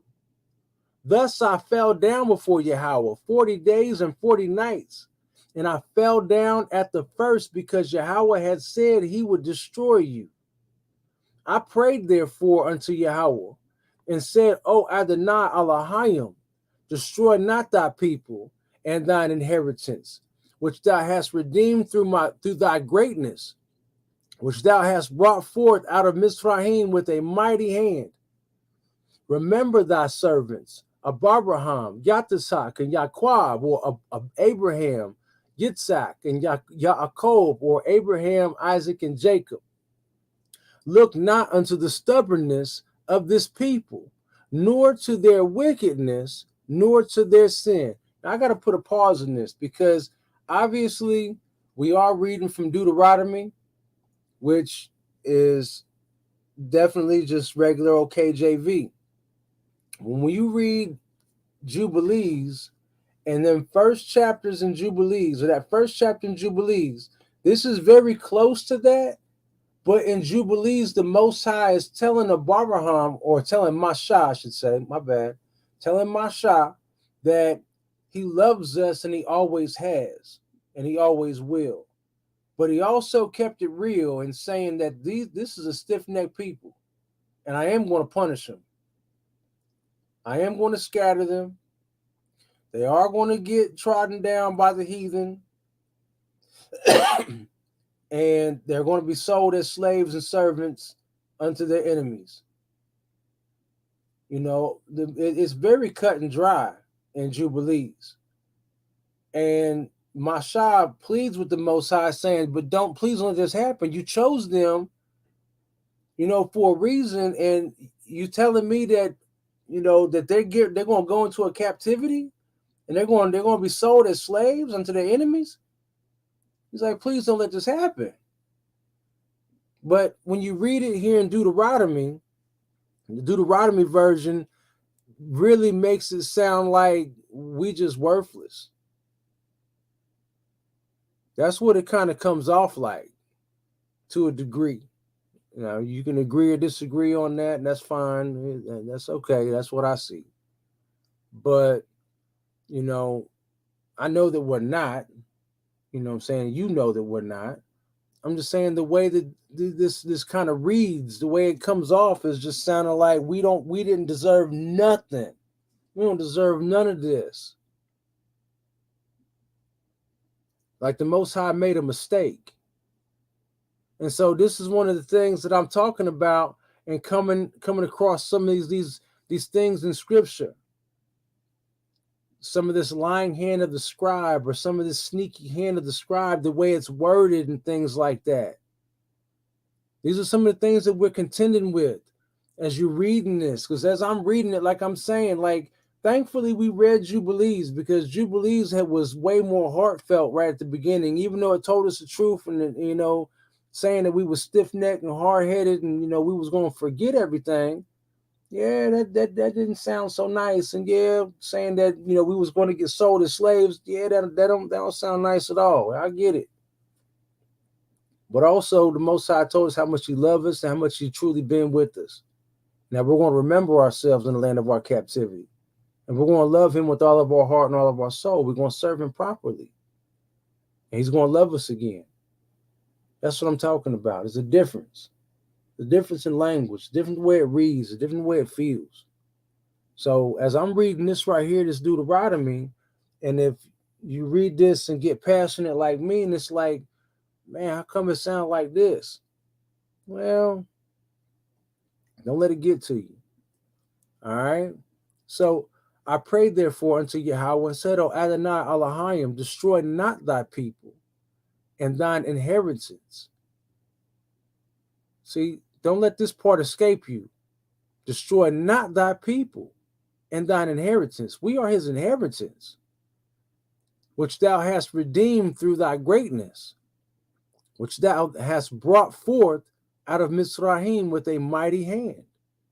Remember thy servants, Abraham, Yatsach, and Yaqub. Look not unto the stubbornness of this people, nor to their wickedness, nor to their sin.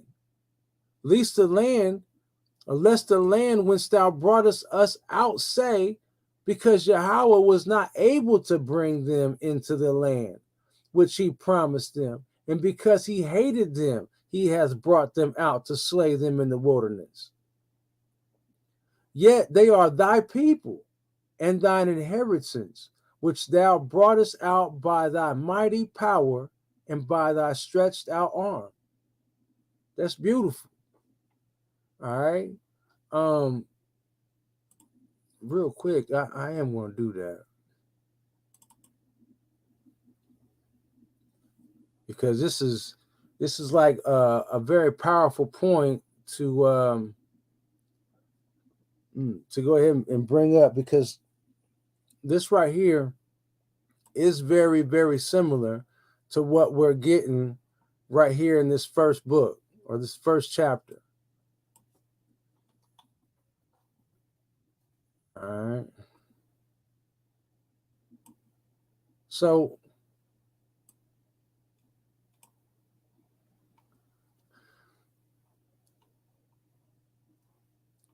So Mashah was on the mount 40 days and 40 nights, and Yahweh taught him the earlier and the latter history of the division of all the days of the Torah of testimony. So we got to see everything before Yasharal, all the way from the beginning of Adam. He got to see all of that, the flood, everything.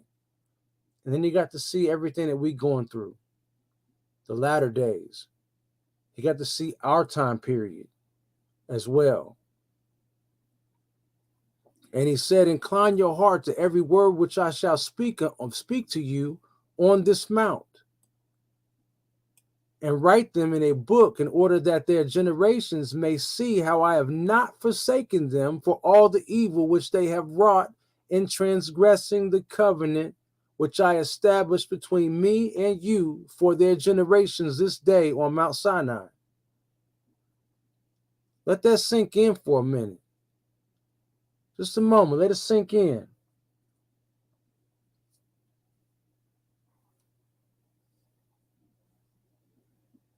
Okay? Incline your heart to every word which I shall speak to you on this mount, and write them in a book, in order that their generations may see how I have not forsaken them for all the evil which they have wrought in transgressing the covenant which I established between me and you for their generations this day on Mount Sinai. And thus it will come to pass, when all these things come upon them, that they will recognize that I am more righteous than they in all their judgments and in all their actions, and they will recognize that I have been truly with them. And do you write for yourself all these things which I declare unto you this day, for I know their rebellion and their stiff neck. Before I bring them into the land of which I swore to their fathers, Abraham, Yattishak, and Jacob, saying, unto your seed will I give a land flowing with milk and honey, and they will eat and be satisfied. We just got done seeing that right at the beginning of chapter 8 as it was. And they will turn to strange Elohim, woe, to Elohim which cannot deliver them from out their tribulation. And this witness shall be heard for a witness against them, for they will forget all my commandments, even all that I command them.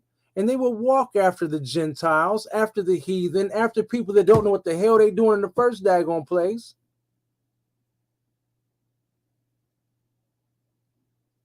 And after their uncleanness, and after their shame, and will serve their Elohim.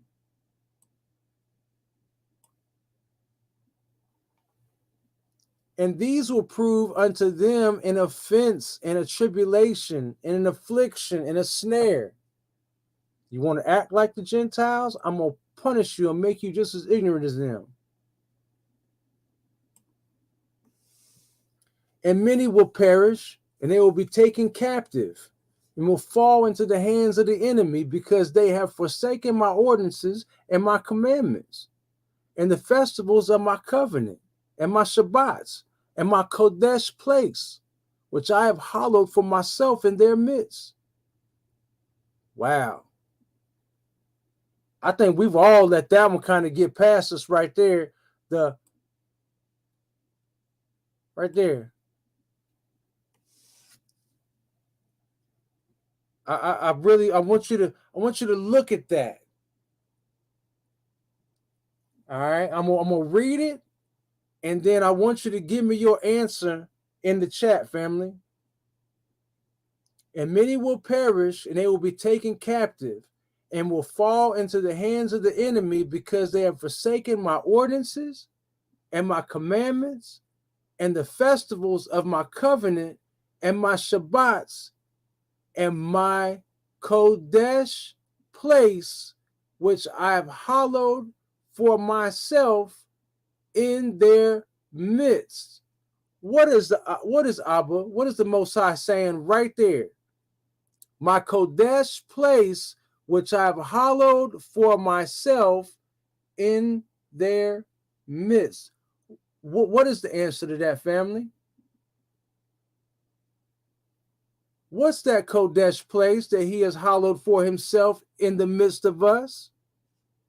What is the answer to that? Please write that. Type that in the chat right there. What is the answer to that?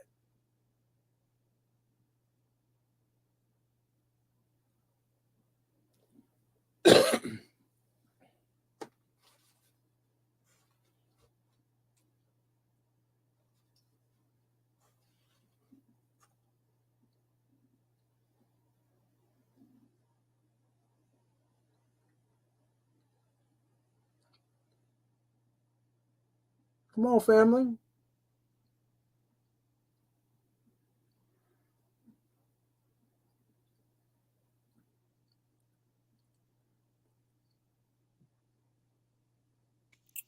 The big Jules B ain't scared.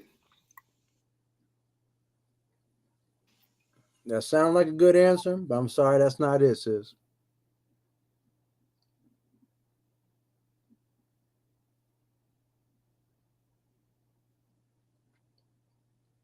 I'm sorry, that's not it either, Davion. Yo, I wasn't gonna say it like that. I was gonna say Jerusalem or Mount Zion, or I was gonna say Zion. I was gonna say where we from. You heard me? That's what I was gonna say. So I guess if that's not it, I mean, you gonna have to elaborate on that, bro. I will. I sure will. I mean, I would have answered straight off the back, but that would have been my answer. So I'm with them. You hear me? I hear you. I hear you. Now, I'm not knocking y'all. No. I ain't saying like that. No, I'm just saying Right. like I didn't want to answer and then nobody interact because I answered. You see what I'm saying? But Mm-hmm. I'm with them.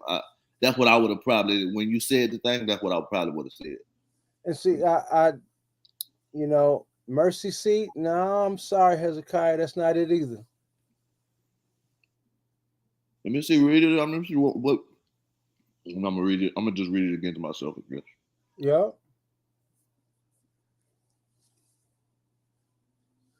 My Kodesh place. We have forsaken. He said that they have forsaken my Kodesh place, which I have hallowed for myself in their midst. The temple, that is so close. That is like so close. That's such a very, very, very, very, very warm, close answer.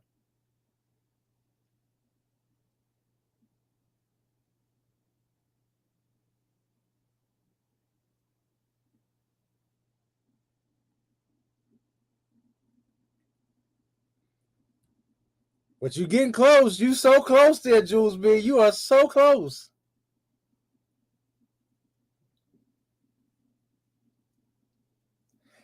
Ding, ding, ding. Yeah, the temple within. There it is. There it is. Okay, yeah, I mean that's what I was because that was gonna be my next answer. But I was like, when you were like, that is like, the answer. The temple within your heart. Okay, because when he said your the heart, temple, that's the answer. The Kodesh place, which I have hallowed for myself in their midst. Why Yahushua said that you are close to me with your mouths, but your heart is far from me. Your heart is the Kodesh place. That's right. The heart. Facts. Yeah. You know what I'm So saying? I thought you was going somewhere else. When he said the temple, I didn't even see it as like the building temple. I saw it when he said it, the one within. That's when he posted the temple. I didn't see it as the building. Oh yeah, Jules. When Sister Jules said the temple, I was like, yeah, that's a very warm answer. That's why you said very warm answer. Because we are the temple, right? The Most High was trying to prepare us with the understanding that we are the tabernacle that walks on the earth. We are walking temples. We are walking tabernacles. Only if we can keep his law and his covenant within. That's right, the Ark of the Covenant, which will be your heart. That's where you carry his law in your heart. Facts. And then he said he would write it again on our hearts.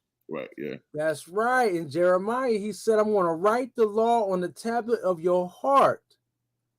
But the Most High was telling us in Jubilees right here that, and many will perish and they will be taken captive and will fall into the hands of the enemy because they have forsaken my ordinances and my commandments and the festivals of my covenant and my Shabbats and my Kodesh place, which I have hallowed for myself in their midst, have forgot the heartfelt need as to why we do what we do. Right? This is what I'm tasked to do. I am tasked to get y'all to understand these things. I'm not your teacher, I'm just your brother, but it is still my task and my job as your brother that loves you and tell you what these things mean. With it. All right. I'm with So it. that's what I'm here to do. I'm here to tell you about these things. And I'm trying to get you to understand passionately this word so that way you can walk it out and live it out with strength, with purpose. All praises. All praises. You know what I'm saying? So when you get up in the morning, you flex and you roar and you let it be known to the Most High you love him and you thank him for everything that he's getting ready to put before you today. You're going to address every task with compassion for his word. So one of the things that we got a chance to see last time, not last week, but the week before last, was that we're to bind his law upon our hand for everything which we set forth to do. Therefore, everything we set forth to do, we should have his law, statutes, commandments, and judgments in mind. So that is his law that pushes us and invigorates us to do. That's right. Facts. That's right, Light of Dawn. His word. His word being in the midst of our hearts. He says, my tabernacle and my sanctuary, which I have hallowed for myself in the midst of the land, that I should set my name upon it, that it should dwell there. So all of this has to do with his name dwelling upon you and dwelling in you. His name, his law, statutes, commandments, and judgments dwelling inside your heart in the midst thereof. And they will make to themselves high places and groves and graven images, and they will worship each his own graven image, so as to go astray, and they will sacrifice their children to demons and to all the works of the error of their hearts. And I will send witnesses unto them. I will send prophets unto them, that I may witness against them. I will tell them their faults and where they went wrong at and what they doing wrong. That's what that means, that I may witness against them, but they will not hear. Why? Because they stiff-necked. They don't want to hear that. They don't want to hear the word of correction. They want to hear what they want to hear. And they will slay the witnesses. They will slay the prophets also. They will persecute those who seek the Torah. They're going to persecute those who seek the stringentness, the strictness of the Most High's word. And those that speak about the strictness of the Most High's word are going to be prosecuted and persecuted because it's strict. It's not do as thou wilt. It's not the coax your ego. It's not the stroke your ego doctrine. It's not the make you feel good doctrine. It's not that. It's not the shepherd of warm feelings and buddy, happy, joy. No, it ain't there. None of that. Hallelujah. Remember, we was in the shepherd of Hamas, and there was there was the one shepherd that just pranced around and danced, and all the sheep were happy and smiling and dancing on the tables and everything else, and they all happy go lucky and whatnot. And that's the pastor, that's the shepherd that told them everything that they wanted to hear. But then there was another shepherd that whooped on them.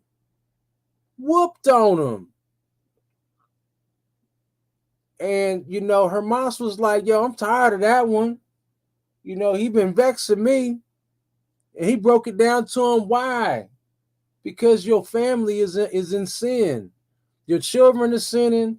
You acting a fool, and you ain't doing nothing about it. So you are getting punished because your children are in sin. So until you get your children out of sin, I'm gonna keep punishing you.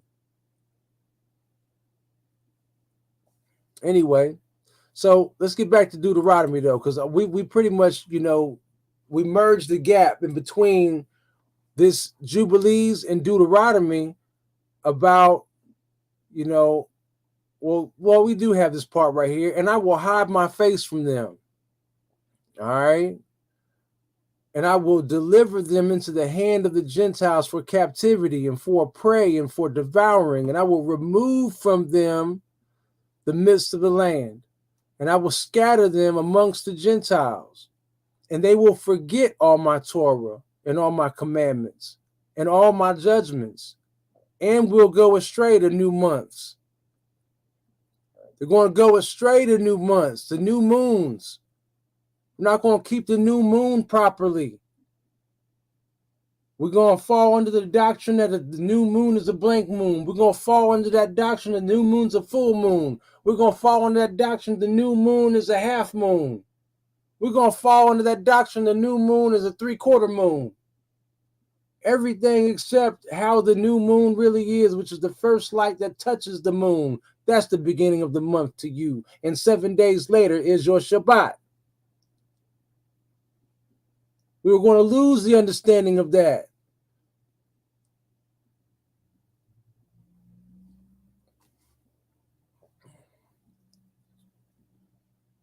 They will go astray to new months and Shabbats. Go astray to new months and Shabbat. So it's not just the Sunday Shabbat, it's also the every Saturday is Shabbat. That's error too.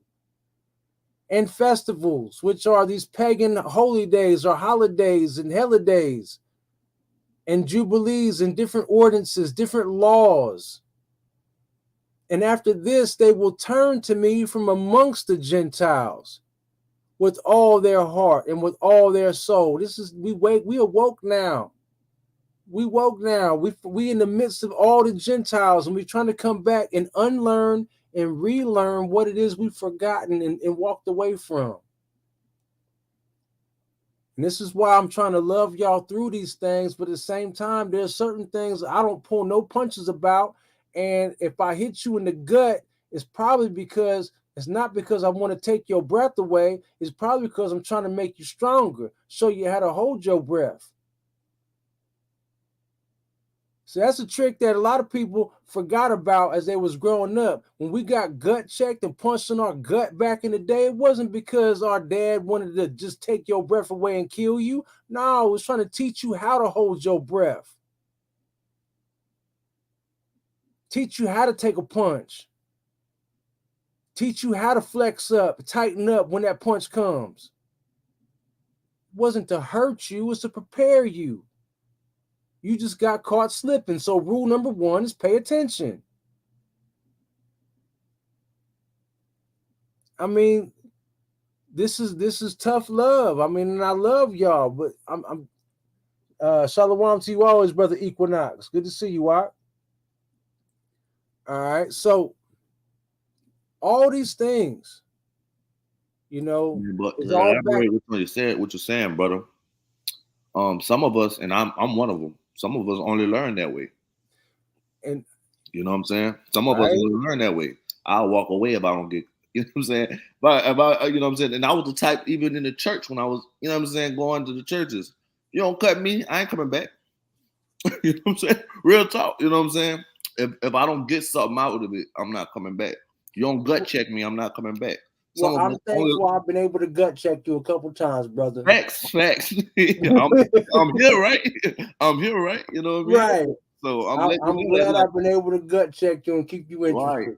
Right. You know what I'm saying? So at the same time, some of us only learn that way. You know what I mean?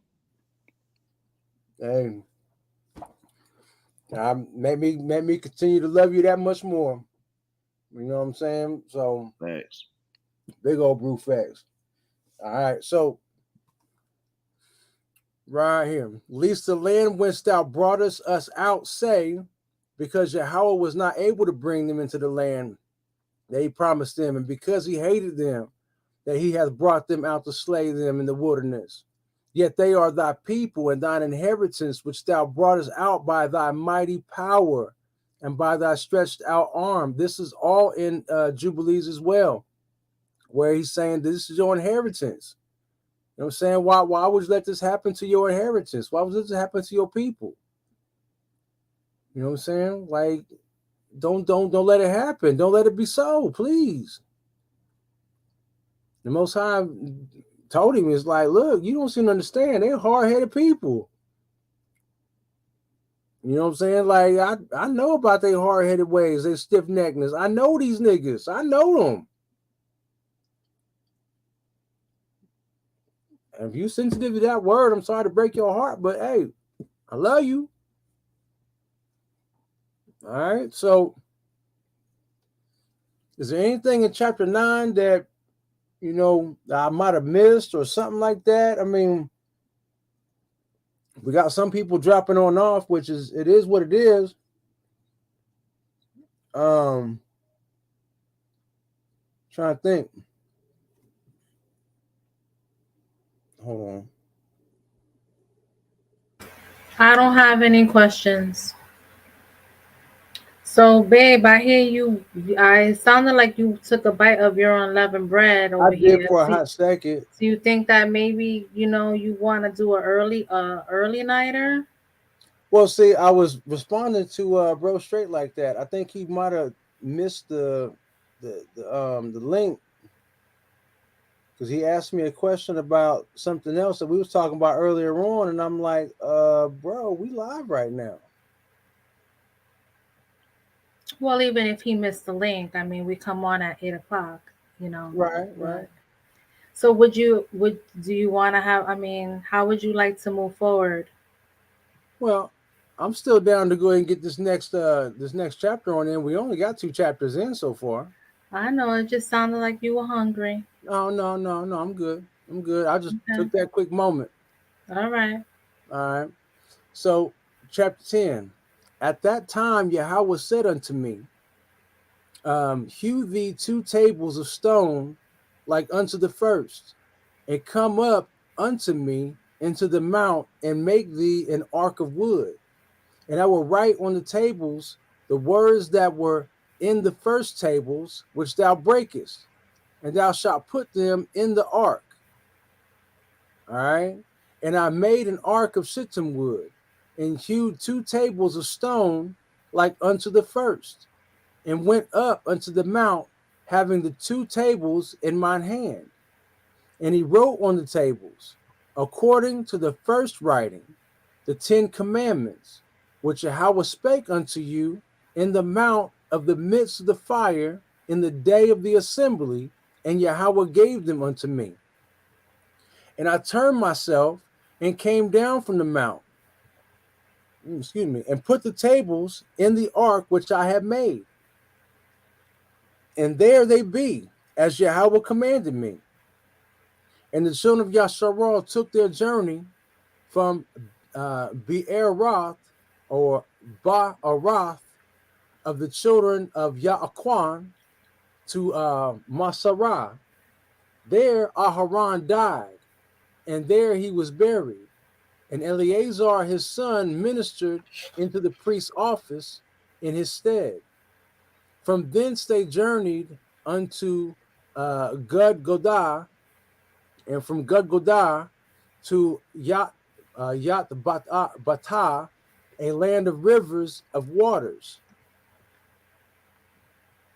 At that time, Yahweh separated the tribe of Levi, or Lawi, to bear the ark of the covenant of Yahweh, to stand before Yahweh, to minister unto him, and to bless in his name, unto this day.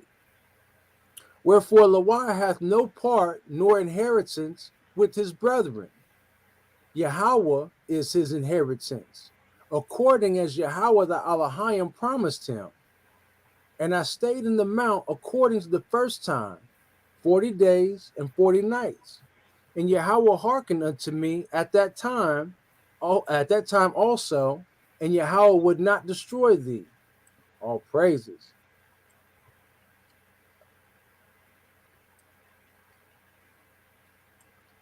And Yahweh said unto me, Arise, and take thy journey before the people, that they may go in and possess the land, which I swear unto their fathers to give unto them. And now, Yasharah, what doth Yahweh thy Elohim require of thee, but to fear Yahweh thy Elohim, to walk in all his ways, and to love him, and to serve Yahweh thy Elohim with all thy heart and with all thy soul, to keep the commandments of Yahweh and his statutes, which I command thee this day for thy good. Like, what else? What else does he want from you? That's it. That's all he wants. That's it. To treat people fairly. Oh, what happened?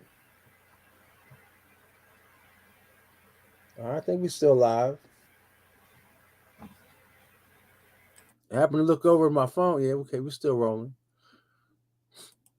But it's like, yeah, what all does he want? He just wants you to treat people fairly, treat each other fairly and right, and to do what's right, to worship him and give him thanks and praise for all things, and to not forget that. Don't forget him. To give him blessings and praise for all that you receive. Other than that, what his Abba asked us to do that is grievous to do?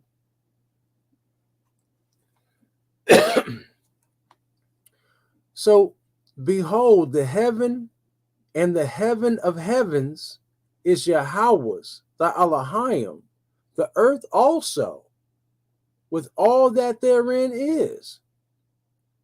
Only Yahweh had a delight in thy fathers to love them, and he chose their seed after them, even you above all people, as it is this day.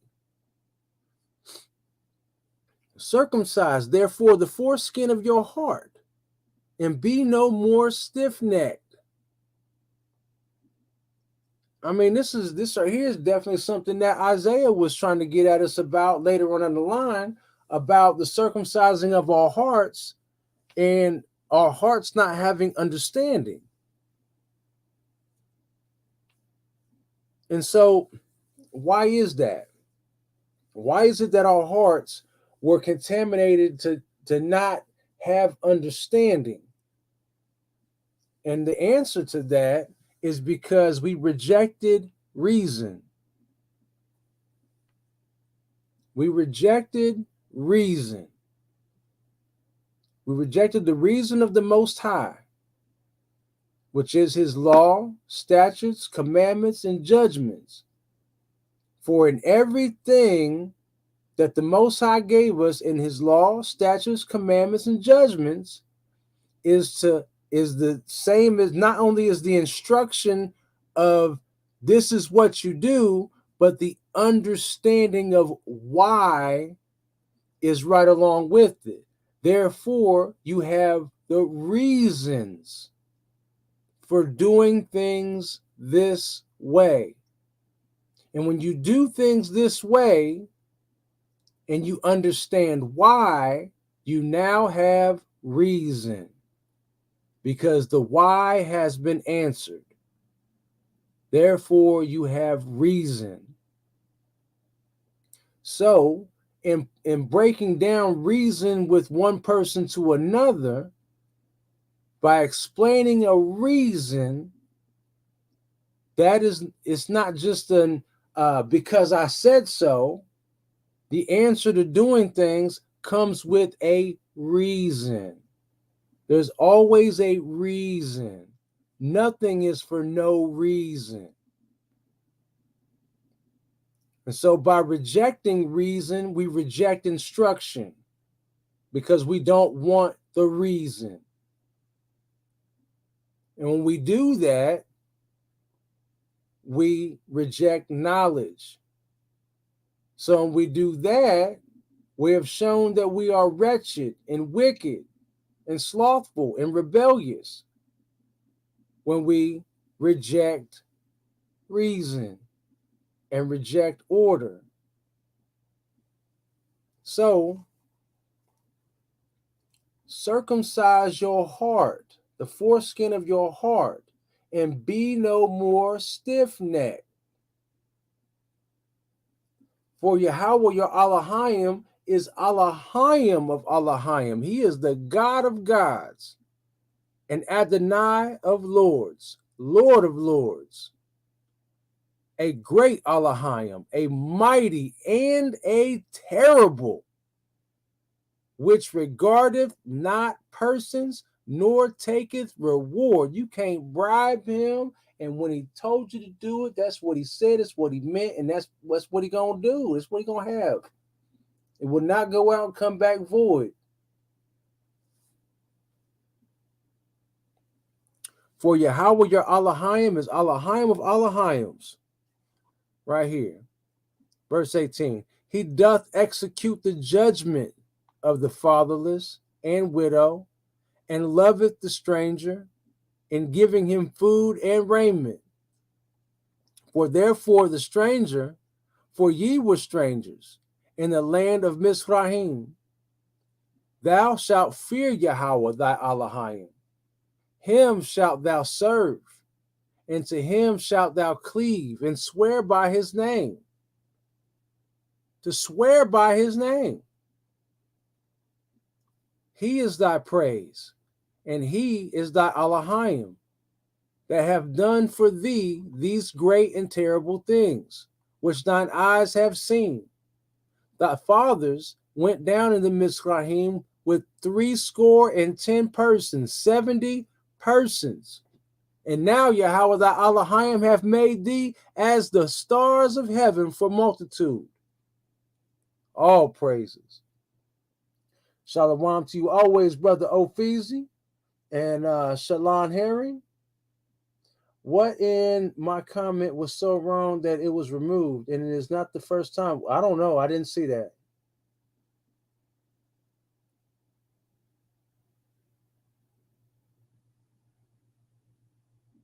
I'll check. I'm about to check it out. I didn't see anybody remove a comment.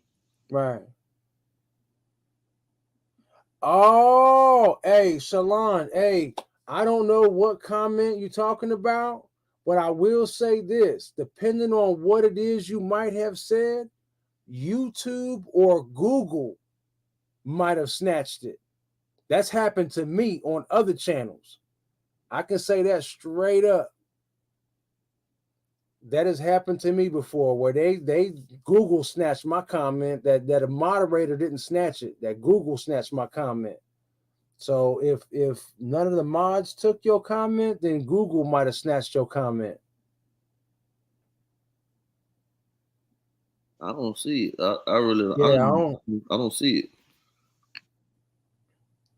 Because they snatched it. Right.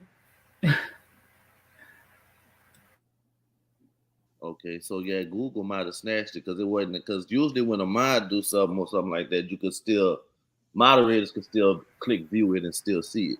Right. Yeah, it would say deleted. It would say like Rachel deleted. Right. Such and such comment. Right. But you you're a mod, so you can still see it if you wanted to. You know what I'm saying?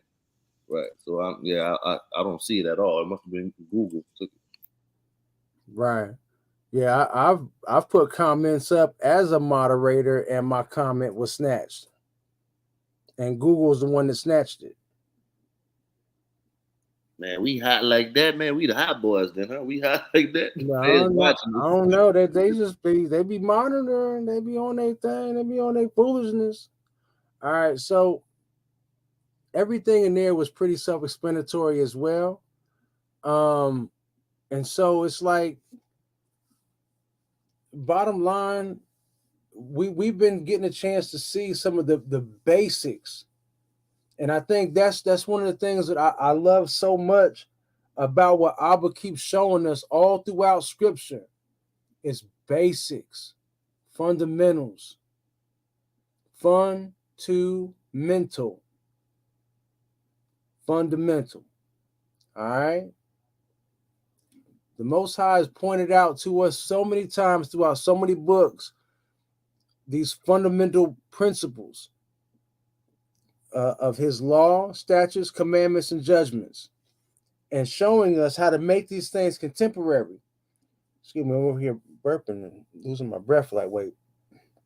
So the Most High is trying to show us how this instruction is timeless and how it translates throughout every time ever.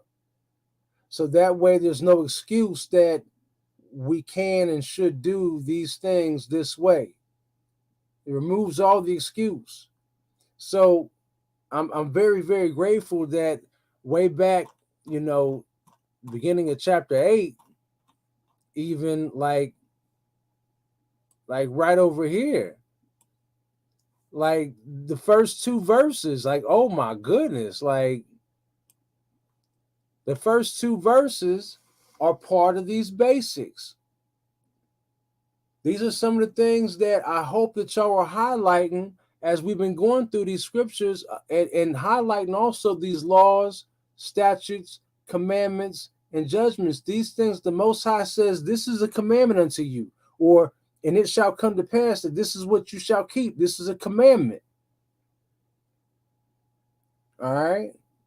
Not just the 10 commandments, but other commandments that highlight this is what you do, and this is why you do it this way. Or these might have even, they might say it's a commandment, but it is kind of more like a statute, because the statutes highlight the condition of man. The condition of man, condition of woman, these are circumstances or situations. That's a circumstance of man.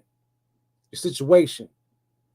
Whatever situation you faced with, that's where the statutes come into play. And judgments are consequences for certain actions. So the laws, the 10 commandments, statutes are the situations.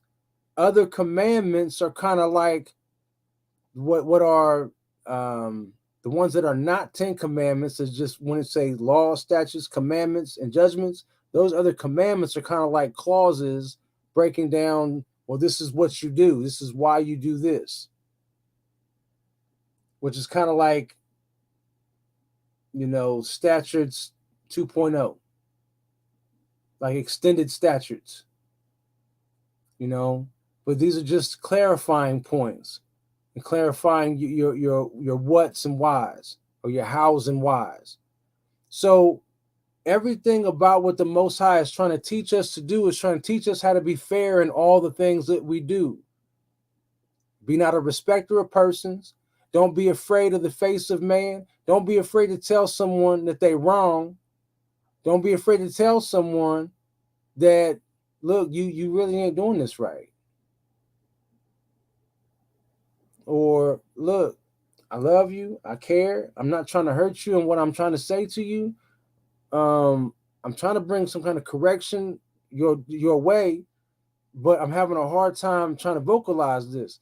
Regardless, you shouldn't be afraid to tell someone how to be fair and how to be right, how to do things the way the Most High wants it done. That goes a part of being a respecter of persons. We got to eliminate the being a respecter of persons part, so that way we can be fair in all judgments and all advices and all things that we do. So it's very, very beautiful that right here at the beginning of chapter 8, all these things were to test our heart to see if we would keep his commandments or not. Every tribulation that you go through, everything that you go through, all your wilderness experiences of being lonely, being deprived, being sad, not knowing what to do, just trying to process information, just trying to process commands, trying to process why you're going through what you're going through. It's all to humble you, to make sure your heart is correct, to prove you to know what was in thine heart, or whether thou would keepest his commandments or not. It's right there. Like, boom, like, oh my goodness, family. Like, I can't even write this stuff and simplify it no easier. All these things, everything. This is like the consistency of truth. This is why I'm saying we gotta pay very close attention to the Father's words, so that way when He tells us to do things and why we're doing it, we understand the real reason why. We understand the depth of why. Because Hey, once you babe. fully understand the depth of why, then re-speaking it back out to the next person should be a breeze. Because now you understand the why. You understand the reason for the law, for the instruction. You understand it. You can walk it out and make sense out of it and be able to help someone else understand it. All these things. Shalom to you always, Auntie Jerry. I see you on your other account.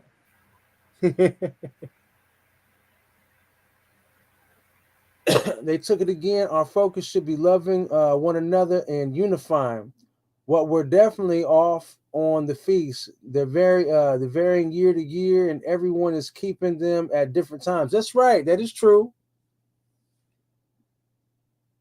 That's true. Very much so. Um, they even learned something while they're monitoring a Bible lesson, teaching the AI. I hear you. I hear you. Yeah, y'all forbid. That's right. You got something?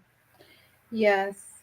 So you said you were talking about how respect of person and you know but I'm not quoting you, so I'm summarizing based on what I remember you were saying Okay. about just basically telling people the truth, like I don't know, I guess if they're in error, correcting them, things of that nature. And one of the things that I do want to put out there is that everybody needs to discern the spirit even on themselves, and even the other person, and really wait for the Most High as to when to speak on certain matters. True. Because a lot of time, because the Most High knows how someone can hear a message, and how Satan is going to and fro as well, right? Just watching things go down, and even in your good thoughts, in your thoughts of doing good, if your timing is based on your thinking, you're saying, okay, it's time for me to speak of this, and you use your words and your timing, and none of it is led by the Most High, you can actually be caused as a stumbling block for that person, because you don't know what that person's going through, what happened to that person early on today, how they even receive information, even if what you're saying is right and the truth, because it was your timing and it was your way, it could throw everything off. So we need to make sure that when we speak, it's because the Most High is leading us to speak then and there.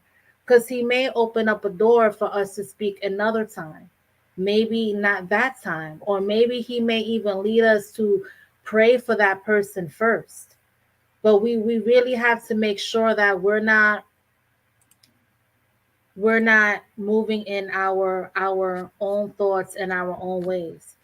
I can clearly remember me in this awakening, in the beginning of this awakening.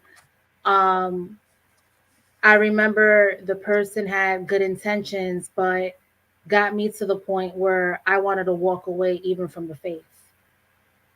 Okay, I Mm-hmm. was told this book was not for me, the promises were not for me, and I thought that was terrible, when I was attacked demonically, I didn't even feel like I could pray because I was told the scriptures weren't for me. The promises weren't for me. And so I really believe that people need to make sure that they are led by the Most High before they speak.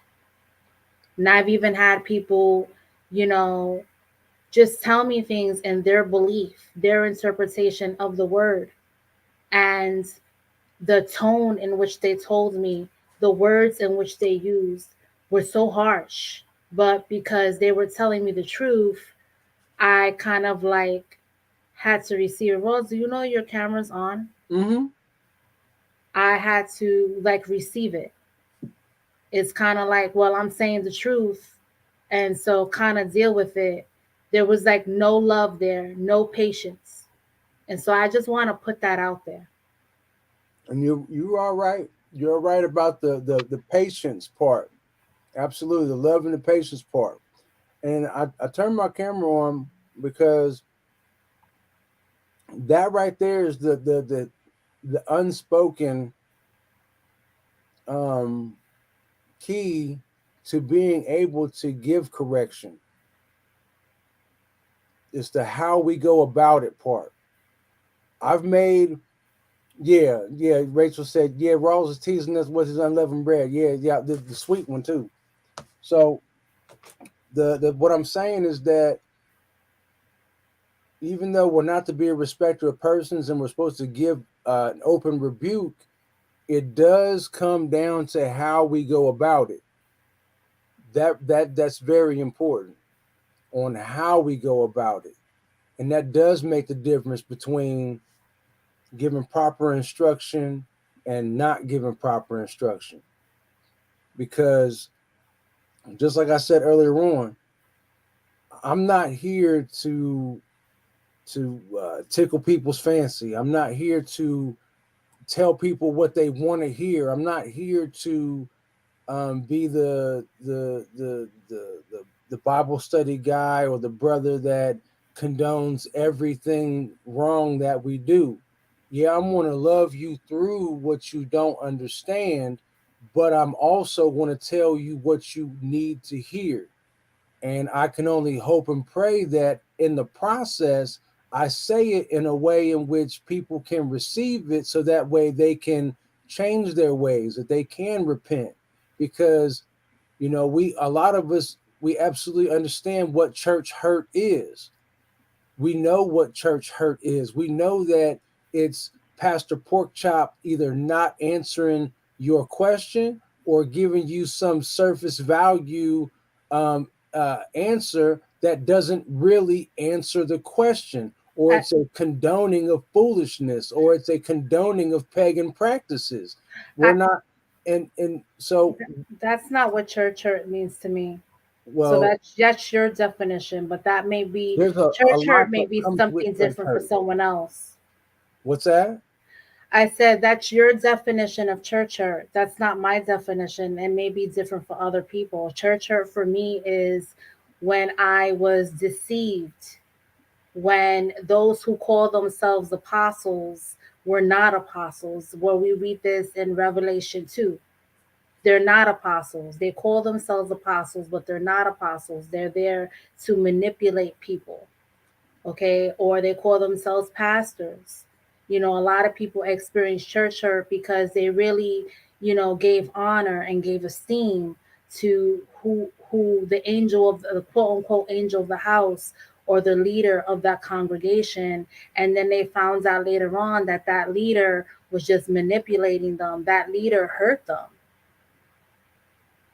That's what church hurt is to some people, because you use the term we all know, and that's not church hurt for me. All right. So I definitely hear you, and I respect your definition of church hurt. A lot of Either us that either way, try you're to saying find, deceit, that's right. That's fine. being deceitful, the church being deceitful, I Right. guess. That yeah, that falls definitely into it. Regardless, the fact that we all understand the different variety of church hurt is when you trusted in the church that you were going to give you answers and to give you help. but when you needed help, they didn't help you, or they rejected you, or they gave you a false understanding, or they played you, or they manipulated you. Yeah, all these things. Every last one of these things. Going to church hurt. So it's like in this arena here, or this platform here, it's like what I'm trying to help us all understand is a definite, sharper understanding of the basics of the Father's word, telling us how to stay obedient unto the basics of the Torah, because we overlook these basics so readily and so easily. And a lot of us, you know, in this awakening process, just because we've woken up to who we are, we haven't yet come into the actual understanding of how we're supposed to be. As far as we've gotten is just the who we are. That's as far as we've gotten. But the part that we're missing, and that's the shame of it all, is the who we're supposed to be and how we're supposed to be. So this is what I'm tasked to try to do, is explain how we're supposed to be. So to make this stuff contemporary, to make this make sense, so the math is mathing. So when you walk like this, you get these results. When you do what the Most High said to do, you get these results. You know, but it's sometimes easier said than done. And like the whole thing, once again, it's a humbling experience, because it's, you know, it's therapeutic. You know, as I'm speaking, it does bring the conviction for me to have to walk it out, and then confess when I struggle. Confess that, yeah, this is the way to go, but I'm struggling because I done had caught an attitude problem that, you know, I've been impatient, or I've been that same one that's been like, I don't understand how you don't understand, and I got to confess these things. I don't fly. I don't, you know, walk on water. I'm human just like everybody else. And even though I know the right way to go, and if I don't tell you the right way to go, I'm a hater, I also have to confess that even when I know the right way to go, I make mistakes too. That's humility. That's straight up humility. I have to confess these things. That even I struggle in doing what I know is right to do. And this is some of the things that Paul was trying to tell us in his words. Even though I know what's right, I still do what's wrong. I want to please my Father, but I find myself doing things that are not pleasing. You know, like some of the same things he was trying to relate. So, chapter 11. Therefore, thou shalt love Yahweh, thy Elohim, and keep his charge, and his statutes, and his judgments, and his commandments always. Not sometimes, always. Always. Not when you feel like it, but always. And even if you slip and you fall, repent. Get back up, repent, try it again. But make sure you repent and turn from sin in the process, so that way the next time you have the opportunity, you do it right the next time. Always. And know ye this day, for I speak not with your children, which have not known. Let me say it again. And know ye this day, for I speak not with your children, which have not known, and which have not seen the chastisement of Yahweh your Elohim, his greatness, his mighty hand, and his stretched out arm, or his miracles and his acts, which he did in the midst of Mizraim, unto Pharaoh, the king of Mizraim, unto all his land. So once again, I'm not talking to people that didn't see this happen. Y'all might have been little, but y'all seen it. You bear witness to the Most High. You seen what he did. You seen what he did. He's done in the wilderness. So I'm not talking to your children that don't know nothing, that ain't seen nothing. You might have been little, but you still seen it. You still bear witness to it.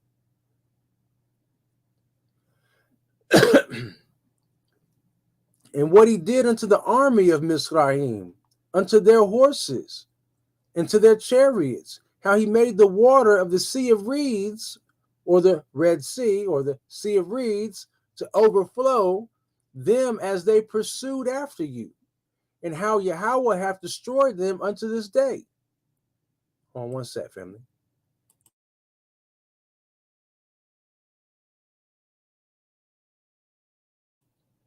I'm mostly over this cough, but every now and again, a cough will hit me out of nowhere, and I gotta, get some phlegm out my chest. So I figured I'd, spare y'all the details on what it sounds like.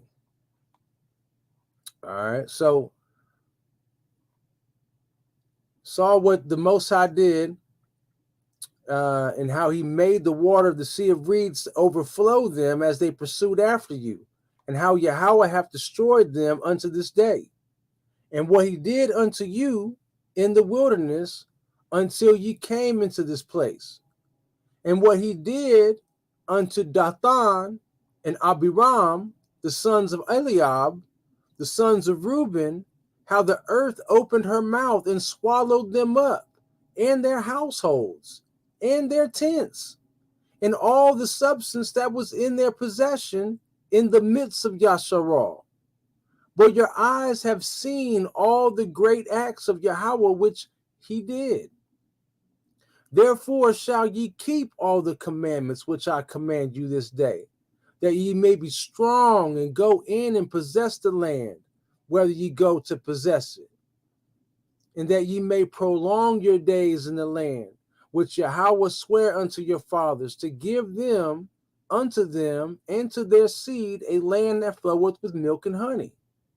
For the land whether thou goest in to possess it is not as the land of Mizraim, from whence ye came out, where thou sowedest that seed, or sowedest thy seed, and waterest it with thy foot, as a garden of herbs.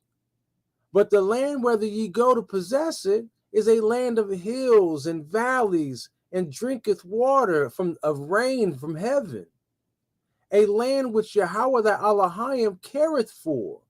The eyes of Yahweh thy Elohim are always upon it, from the beginning of the year even unto the end of the year. Oh my goodness. It just sounds so good.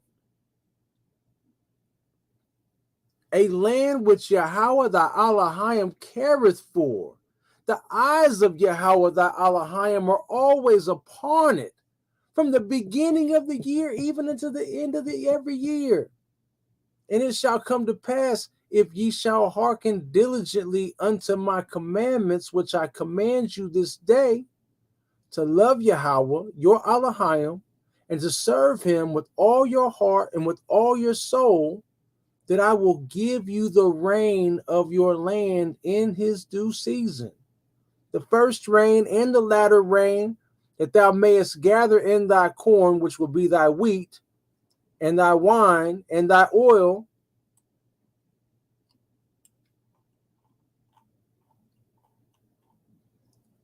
and I will send grass in thy fields for thy cattle, that thou mayest eat and be full. Take heed to yourselves, that your heart be not deceived, and ye turn aside and serve other Elohim and worship them. And then Yahweh's wrath be kindled against you, and he shut up the heavens, that there be no rain, and that the land yield not her fruit, and lest ye perish quickly from off the good land which Yahweh giveth you. Oh my goodness. Look,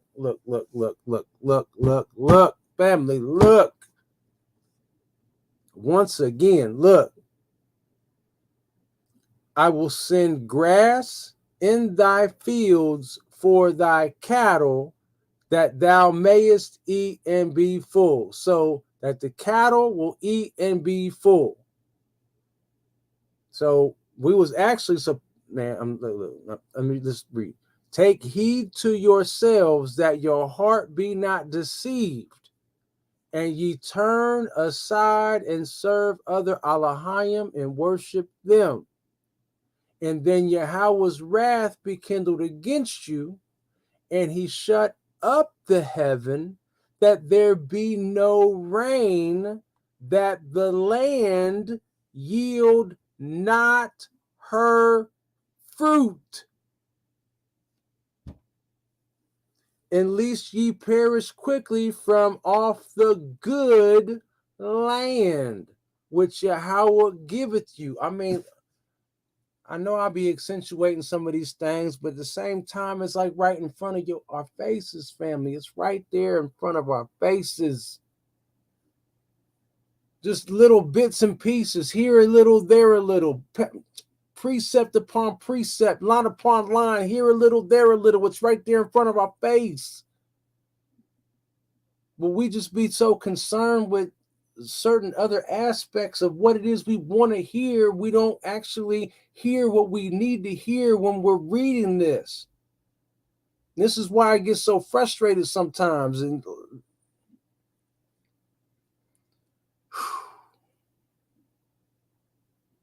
anyway,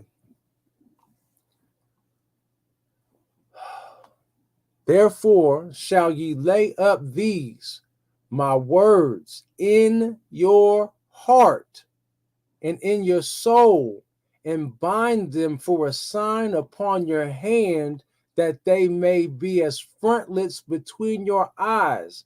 This is a repeat of what we got back in chapter 6, I believe it was. Chapter 4, or might have been chapter 6.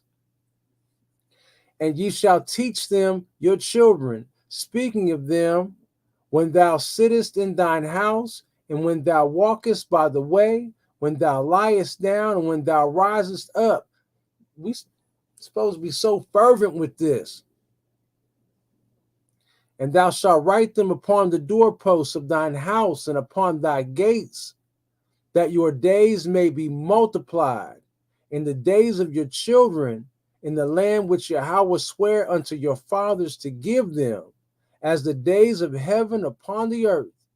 For if ye shall diligently keep all these commandments, which I command you to do them, to love Yahweh, your Elohim, to walk in his ways and to cleave unto him, then will Yahweh drive out all these nations from before you, and ye shall possess greater nations and mightier than yourselves. Stop. Pause. For some reason, the Most High surely makes this sound like this is a forever thing, because he's constantly said these things are forever. These commandments are forever. So look, I love my people. I love my brothers. I love my sisters. I love all y'all that are digging in this word. I love all y'all that are speaking this word and trying to help give us all correction. I love y'all. Please do not misunderstand that. But there's something right here in this word that says, for if ye shall diligently keep these commandments, which I command you to do them, that I command you to do them, to love Yahweh your Elohim, to walk in his ways, and to cleave unto him. Then Yahweh will drive out all these nations from before you, and ye shall possess greater nations and mightier than yourselves. Every place whereon the soles of your feet shall tread shall be yours, from the wilderness of Lebanon, from the river Parath, even unto the uttermost sea shall your coast be. So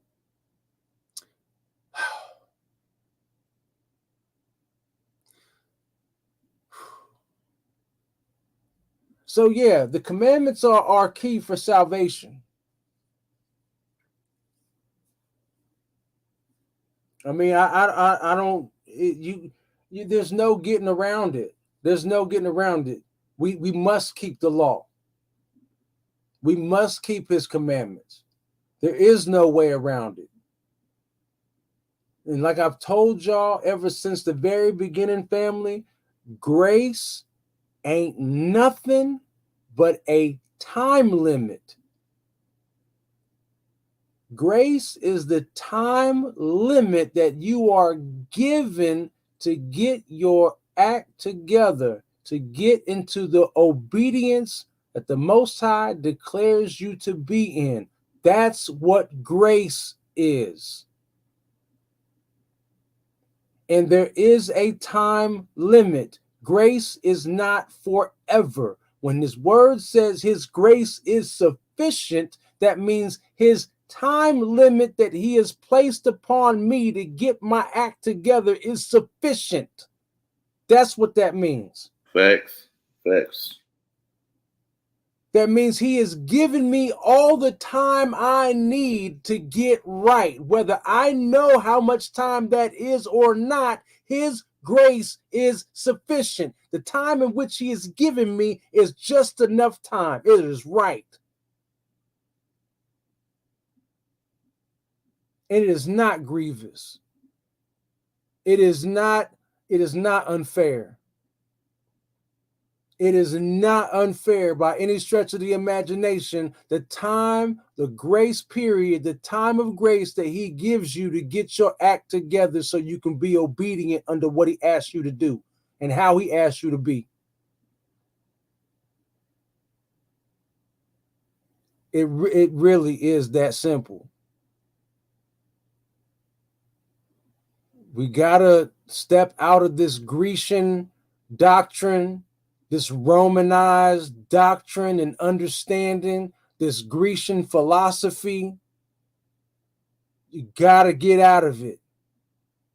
This is why I've been putting a lot lately. I'm putting hashtag Hebrews think Hebraically. We must think Hebraically. Not like Gentiles. Hebrews think Hebraically, not like Gentiles. Or not like heathens. We can't think like heathens. We got to think like Hebrews. And we got to, only way we can do that is by coming back into the understanding in which the Most High gave us. We come into that thinking pattern, into that way, and that's how we get back on track. So, then will Yahweh drive out all these nations from before you. If you do what? For if ye shall diligently keep all these commandments, which I command you to do them, to love Yahweh, your Elohim, to walk in His ways and to cleave unto Him. It sounds like we got to stay doing the commandments. And it says, everywhere whereon the soles of your feet shall tread shall be yours. From the wilderness and Lebanon, from the river Parath, even unto the uttermost sea shall your coast be. There shall be no man be able to stand before you. For Yahweh your Elohim shall lay the fear of you and the dread of you upon all the land that ye shall tread upon, as He hath said unto you. Behold, I set before you this day a blessing and a curse. Now pause, because this right here is not just designed for you, because right here in verse 25, there shall no man be able to stand before you. For Yahweh your Elohim shall lay the fear of you and the dread of you upon all the land that ye shall tread upon. And He hath said unto you. Behold, I set before you this day a blessing and a curse. And this wasn't just for the children of Yasharal or for the people of Yasharal. This is also towards all those nations that would lay their hand upon us. It's a consequence. There are consequences and repercussions for laying your hand upon the apple of his eye. Facts. Facts. That's the same thing that he told Abraham. Right. Those that bless you shall be blessed, and those that curse you shall be cursed. The Most High did not designate any stipulation in between. That's the part that a lot of people miss. The vast majority of people miss that point. The Most High did not put a stipulation, well, this has to be like this, or, well, this has to be like that. No. He said, those that bless you shall be blessed, and those that curse you shall be cursed. He didn't designate no stipulation of what has to come about for any of that to come into effect. So this verse right here, there shall be no man be able to stand before you. Well, first and foremost, if we were upholding the law, statutes, commandments, and judgments and doing as we're supposed to do, this is how nobody shall stand before us, because the Most High gonna go before us in all situations. So there's that part.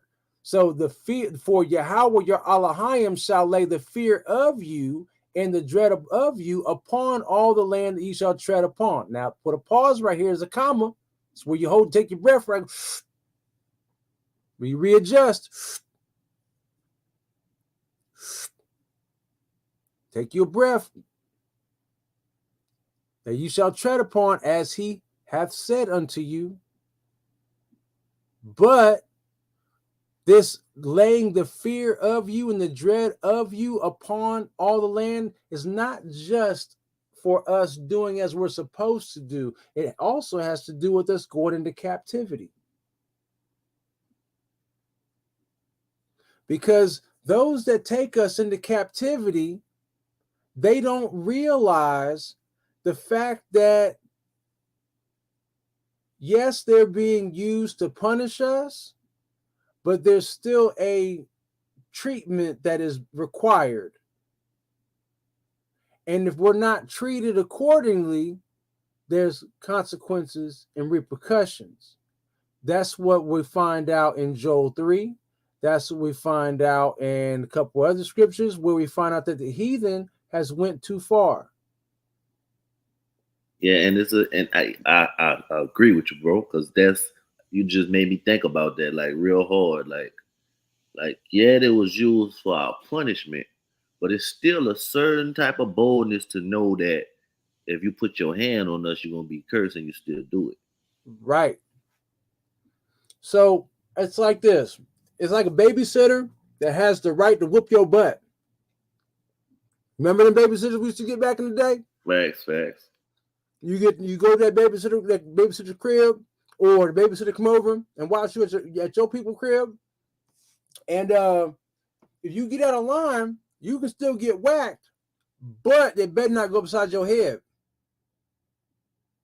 Right. They ain't allowed to punch you like mom and dad can punch you. Right. All right. They can whoop your butt with the belt, maybe a little paddle, get your butt. But they have a target zone they have to stay inside of. They have to stay within that butt range. Facts. Gator bait was off limits. Right. Right. Hitting you in your back, off limits. Hitting you in your thighs, off limits. Busting your knees, off limits. Smacking your calves with the switch, off limits. Going upside the back of your neck, off limits. Going upside your head, off limits. Hitting your stomach, off limits. Your chest, off limits. Your arms, off limits. You can stay within the nether region of the rear end. That's where you can whoop at. Facts. Anything outside of that, you're doing too much. And so the way you broke that down is yeah. And so this is what is speaking to the other nations. There shall no man be able to stand before you. Why? Why is that? Well, in 2nd Baruch, we found out that The Most High told Baruch to tell these other heathen nations that, they have always been, they've always benefited from the Most High's blessings upon the earth, that he has always benefited the heathen, but they've always been ungrateful for the benefits. And since they've always been ungrateful, they're always going to go too far. They're always going to do too much. And so that means they're going to find out the hard way. So Yahweh, your Elohim, shall lay the fear of you and the dread of you upon all the land that ye shall tread upon. So they should know that there's a consequence for having you in their possession. In every nation that we have also all been in the captivity under, every time we left captivity from that empire, they got destroyed or they got taken over. Every one, every last one of them. It's in your Bible right in front of your face. Every nation in which we have went into captivity under, when we left the captivity of that nation, they were either destroyed or they were taken over by another nation. So, what do you think is fixing to happen here very, very soon? Why do you think these things in the world is happening right now? We are getting ready to leave this captivity. There's going to be another nation that's going to be running things for a little while. And like I said, another little while. It's only going to be a little bit. It ain't going to be as long as they think it is. And these other nations that are, putting themselves in position to destroy Babylon, yeah, they're going to do that. They're going to destroy Babylon, but their reign is very short-lived as well. Just need to make sure that's clear. So, verse 27. Because what? The Most High said, I set before you this day a blessing and a curse.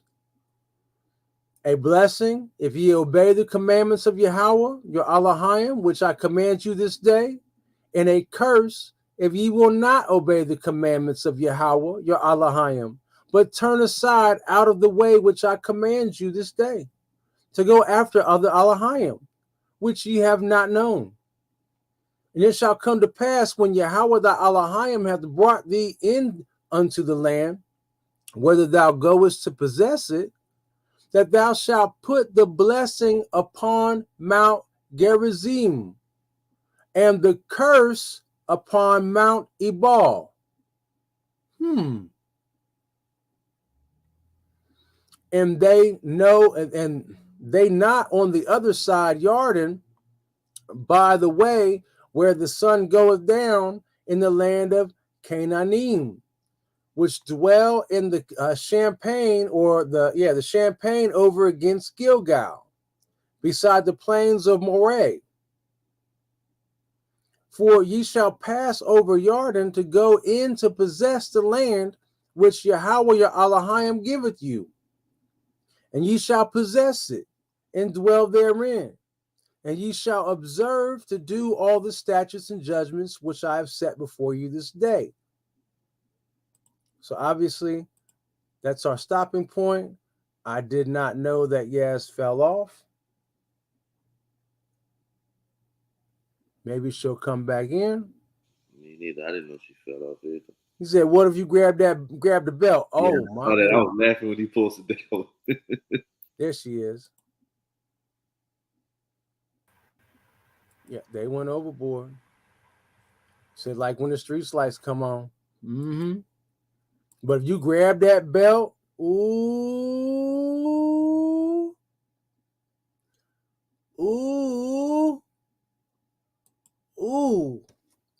I bet that'd be the last thing your arm reached for a month.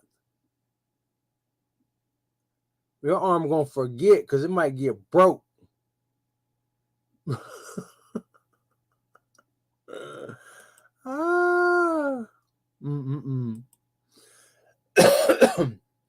So, in a nutshell, family, over and over and over again. Treat people right. Be fair. Please understand the weight of your words before you speak them when giving correction. Just because a person may need to get told about themselves, how you tell them about themselves makes the difference between them taking your advice and changing or becoming worse. Not listening to what it is you're trying to say to them, and they become worse by rejecting the wisdom which you have given them to try to change.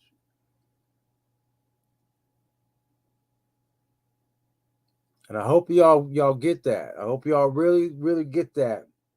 This is some of the same advice that day in and day out I'm having to unlearn, relearn, try to walk it out, try to figure another way to do it. You know, no matter who I'm talking to, no matter if I'm talking to Yaz or if I'm talking to my coworkers or whatever, like no matter who I'm talking, no matter who I'm talking to, my brother, my kids, any of y'all that I may, talk to on Messenger or on WhatsApp or Telegram or Instagram, wherever.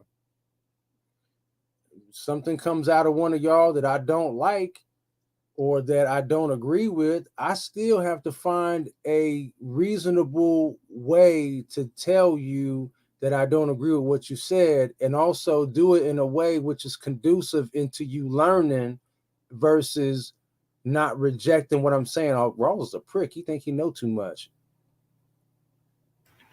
I'm sure that they don't say that about you, babe. You're very gentle with them. Well, I appreciate that, but that's what I'm trying to prevent, though. And you're right, but that's what I'm trying to prevent. Like if somebody says something that's so far left or something that I really don't agree with, I have to be careful in what it is and how I respond. So that way, the edification can happen and not a hard head moment happens. Then we jaw wrestling and wasting time. So in a nutshell, that's basically what we continue to try to go over and try to highlight and find all throughout the Most High's word is what brings us into obedience into the covenant. What is bringing us into obedience under his law? How does that look? What does that look like? How does it look? How do we do that? How do we walk this out? Talking it is one thing, but how do we walk it out? That's another thing. How do we walk it out in confidence? How do we walk it out in love? How do we, teach it to our children? How do we teach it to our coworkers? How do we teach it to our cousins, our parents, our uncles, aunties? How do we re-speak this word on out so that way our other people gonna get it? That's what we got to come up with. That's what we got to seek the Most High on. This is a part of asking for that discernment or asking for that double portion of understanding. And so this is where I encourage you to do your own study and reading the dictionary, or as you are reading the Most High's word, and you're going to come across words that you don't know, because I do it all the time and y'all see it, pulling these words up in the concordance, writing down these definitions. That way you expand your vocabulary, you expand your understanding. And so that way, as you're expanding your understanding and expanding your vocabulary, when it comes time to explain something to somebody, you now have more words to use. And you now have a segue, because now you done learned some other words, and now you done been able to find a way to open the conversation up. Like, yo, man, I've been studying so much. I've been figuring some things out. And look, this is what I found out about me. You know what I'm saying? Like I found out that I messed up here. I found out I messed up there. I'm trying to make these corrections. You know what I'm saying? Like, this is a part of that accountability. So that way, when you give it some advice, You've already called yourself out. Like, like, look, I do this wrong. I done messed up doing this. You know what I'm saying? Like, I done messed up doing that. But at least I recognize the problem. So that way, next time I go across doing this, I'm going to try to pull it off like that. You know what I'm saying? So that way, when it's time for you to give that rebuke and try to explain to someone else where they went wrong at or where they go wrong at, hopefully you're just as delicate with them as you are with yourself. Love your neighbor as you love yourself. Tell them that they need to change, but be delicate about it. Help them learn the reason why they should change, why they should repent. Help them understand that reasoning. Reason with one another. Be reasonable with one another. You feel me? So these, like I said, these are the things that we go over week after week, going into this word and understanding what it is the Most High is really trying to tell us. So I hope all this has been beneficial to you. I hope this has definitely blessed y'all. What have y'all gotten up out of these things? Before I end up just pushing on so fast. Man, I was just eating, brother. Pretty much, man. You hit it all on the target, man.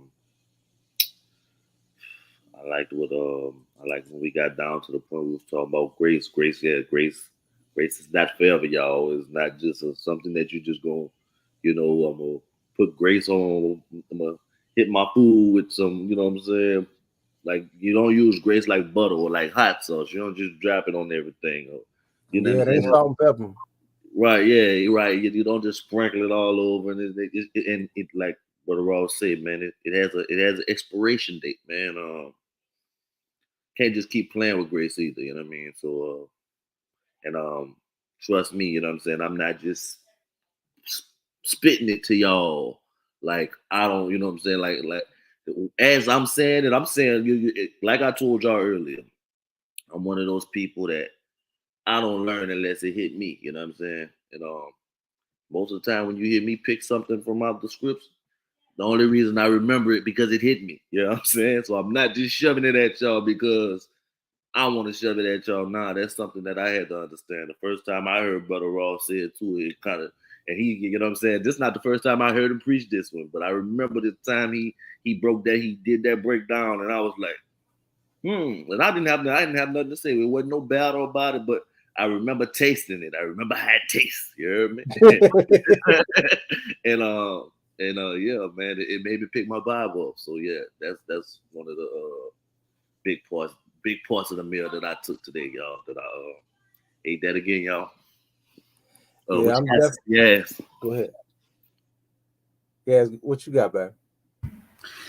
I don't really have anything. I say what I gotta say during the time you're eating, because nothing else sticks after that.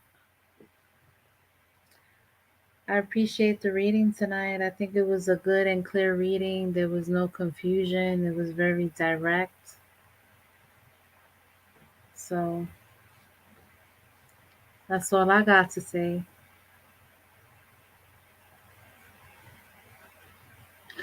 Are you chewing on some No, unleavened no, bread? I actually did have a cough Oh. that time. No, but yeah, family. I think one of the topics that I'm going to continue to harp on is about this eating meat. I am going to continue harping on it because it's in the Word. It's in the Bible. It's all throughout. It is scattered throughout. It's not packed right next to each other in its own chapter or anything like that. But there is things that the Most High tells us, especially about salvation, being for those that endure to the end. He also continually tells us that the path to the kingdom is narrow and is few that find it. Therefore, if there are few that find it, that means the way to it is very narrow. That means it's not what everybody else is doing. It's not what everybody else condones. It's not what the rest of the world agrees with. it must be a very narrow-minded path. And so I'm going to continue harping on it and bringing it up because going against the narrative of eating meat is narrow-minded. It is against the conformity of the world. It is not the popular opinion. And therefore that's what makes it stick out that much more to me from the scriptural standpoint, that we find so many scriptures about it, but they're scattered throughout the Bible. They're hidden. They're like hidden gems, but they're there. They're there. Absolutely. They're in Jeremiah, they're in Isaiah, they're in Psalms, they're right here, even in Numbers. They was in, I mean, they're all over. There's scriptures all over. They're just tucked away. And your favorite pastors that you ever used to listen to or ever used to be in congregation with, or even to this day, they never read those scriptures out loud. They never highlighted them. They never pointed them out. They never broke them down. They never got into the concordance on them with you. So therefore, those scriptures don't hold weight with you. That's why they're so unfamiliar to you. So when I speak them, when I highlight on them and I point them out, they are uncomfortable because they are new to you. Even though they've been sitting there in front of your face all your entire life and before your life ever began, but they've always been there. It's just that they're unfamiliar to you. So that's like, you getting used to, bench pressing, 100 pounds all week long. And then, then I go ahead and put that 25 on. And you're like, okay, I think I'm ready to step up 25 more pounds. But I don't tell you, matter of fact, out of nowhere, I go ahead and throw on 5 more pounds. Now, you've been seeing them 5-pound weights sitting on the rack all this time, but we ain't never use them. They've always been a part of the weights. We don't never use them. You've been used to the regular weights. Every weights that we've been seeing that we've been throwing up, you've been used to them. You ain't, but when I go ahead and add them extra 5 pounds on, which is actually 10 pounds, to your bar, now it's unfamiliar. It's uncomfortable. You wasn't expecting it. I'm trying to make this make sense to you. And if I'm making it sound more weird, I apologize. I'll just stop. But regardless, like I said, I'm going to continue bringing these things on out because this is a part of your health. It is a part of your wellness. And like I said earlier, a part of this Feast of Unleavened Bread, you are getting the opportunity right now to being purified. We're supposed to take this whole week, this whole 7 days as a purification, to starting your new year off, starting the new year off on the path of purification. Think about that. Let that part soak in for just a moment. Matter of fact,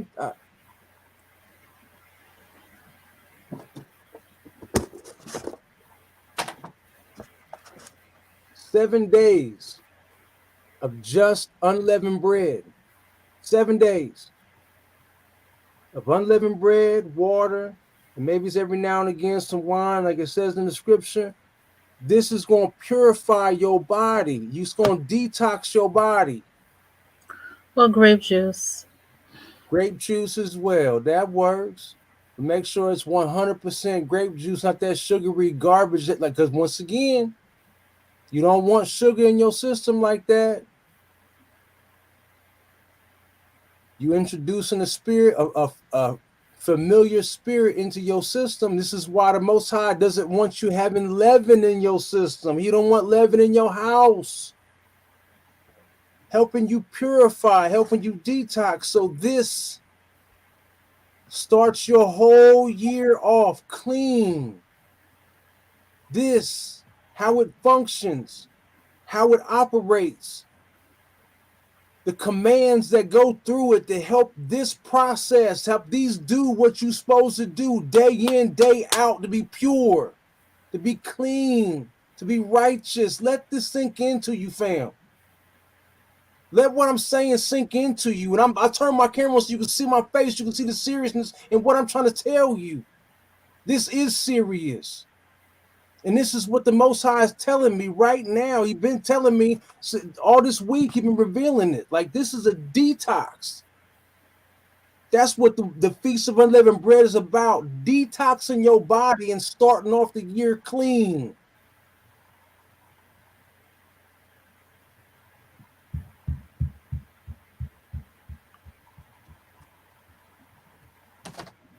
So that way, the principalities and powers in high places, that these principalities are pure.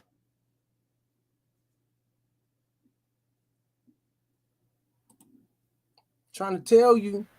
One of the things I was telling Rawls recently, um, like, I know that some people don't agree with scripture and the whole no meat thing, but I've said before about let's look at it from a logical perspective and what the Most High is showing us in this world.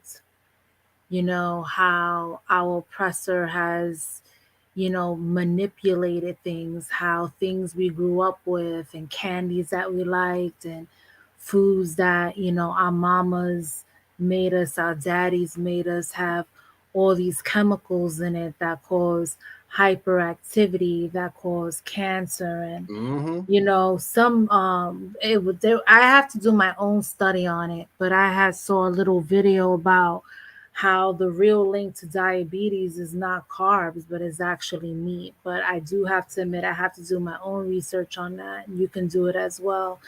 But let's just think about it for a second. The other day, Sharita, she had a reels posted and she was showing chicken, and she was showing the chicken in Tanzania how there is no dark meat, how all the meat matches. And that was her way of just showing, the difference in what they do here in the United States. But I took it a step further because she was taking that fork and she was opening up that chicken leg, and I felt sick to my stomach because I have not eaten chicken, meat, or any of that in such a long time that I could see a dead corpse on that plate. I can see a dead animal. Now you guys really have to think about this, where we think this eating meat is okay because this is what we were brought up with, but we are actually taking something that is dead, that once had a head, a face, a heartbeat, walking around, that was dead, and we are putting in our living bodies something that was dead, and something that if we didn't put seasoning in it, it probably would taste terrible. And we could take that same seasoning and we can put it on something that would be more nutritional, more easier for us to digest, have a more healthier digestive tract. Like, our GI system is linked to many other organs in our bodies. If our GI system is not right, it can cause many illnesses, right? So when we eat meat and stuff like that, sometimes it's so difficult to digest. It stays in our body for so long. And what happens when food rot, when that food is rotting inside our bodies, it's not moving, then what is it doing to our bodies? So these are things that I want you guys to just think about. I will need you to think about it from even another perspective. If this your interpretation of scripture as it is right now and where you're at spiritually, if you just can't see what the Most High has revealed to some of us already, Rawls and myself, then I need you to look at it from what the Most High has shown you in other aspects of what this world has done and what we do know already. Facts. Big facts. And those are nice subtle facts too. And here's the thing, like, listen, Puerto Ricans, they are like really, really big on roasted pork. We call that pernil, and we real big on pork chops, and we real big on having ham and now rice, and with that being said, for me to say, okay, I'm not eating pork, I'm not eating meat, like, come on, we rolls, I'm sure, was brought up on some, even if it was beef ribs, some Yeah, ribs, like yeah, we know the foods that some of you guys are still attached to. We used to like them too. Like, I wasn't raised on oxtail, but sure enough, I got introduced to oxtail when I was older. I love me some Jamaican oxtail. Then I realized, what the heck was I eating? I was eating a damn tail that was by an ox's butt. yep. The poop Like, flapper. how disgusting is that? Okay. So you can take the very same spices and you could get creative. And let me tell you guys, it is so fun. Didn't really like cooking, and I would only cook because I had to. I had to cook for my family. And of course, now my husband, who is my new family, but now I could tell you, I enjoy cooking. I really, really, really enjoy cooking. Like, just making a new product, like learning a new thing, making a mock meat. Like, I'm just so excited. I tell Rose all the time, like, I cannot wait to perfect a plant based dish so I can sell it. I can't wait to perfect a plant based product so I can market it. Like, it is just so much fun how you can have a beautiful, colorful, tasty meal, and it just be good. It's just so good, and it's from nature. It's natural. Tomorrow I'm going hiking tomorrow, and we're gonna go foraging for mushrooms. Like, how exciting is that? Like, I want you to embrace it. It's just awesome. It's just an awesome journey. Yeah. So, like, I think about it, and and I put it into perspective all the time. You know what I'm saying? It's like what you asked earlier on. Like, if you eating any animal, you're eating a dead body. We just got done reading in Leviticus, and matter of fact, we just got done reading the numbers how we not supposed to come in contact with any dead bodies. You're not supposed to touch a dead body. You think just because they put seasoning on it that it makes it okay to touch it? Like that remove the dead from it? No, no, it's still dead. It's a dead animal. It's a dead carcass. That's, you know, y'all know where I stand, but I just don't have that. I know, I but don't have I that. gotta cut, man. We talked about this No, but earlier. You this know is what not I'm saying? I cutting would though, love you bro. to do it. This is not I would cutting love though, you to bro. do it. This is not cutting though, bro. Cause It's it's like look, big cousin just walked up in the but room and kind listen of like, though, yo, this is no, cuz, no, this get is to the body different right quick, because cuz. listen, this is We different. go to the So body, cuz. look, this is because the thing about it is, brother, everything y'all just said, yo, I could totally agree with health stuff and all that stuff, but I ain't here to give nobody no health lesson. I'm not a dietitian. My mom is. I'm not a But dietitian either. listen, like just like when you said the narrow is the way. I don't even look at vegan as being narrow. Vegan is you have vegan shops on every corner now. That's not narrow. He That's said plant broad. based. He It, said it wasn't so it plant wasn't based, Yeah, not so but all necessarily vegan. but inclusive. listen though, bro. But that's what I'm saying. We gotta watch what we say, bro. That's not narrow, bro. That is not That narrow. is narrow. There's a lot. Vegan is, Well, man. first of all, Nowadays they look at you crazy for eating meat now. Look at on this show right here. I'm the only one. I'm the only meat eater. I'm probably the only meat eater in the chat too now. No, I doubt Come that. on, man. Like well, there it's is a not lot of narrow. people in Israel. There are a lot of Now listen. people in Israel, and a lot of people, and even Gentiles who are And now let me go to engrafted my in, next that point. the Most High has led them to a plant based. So Okay, I now say listen. plant based, Let me not go to my vegan, because vegans do now not let me eat go to my honey. next point. Now let me go to my next point. Why do you need a plant-based meat?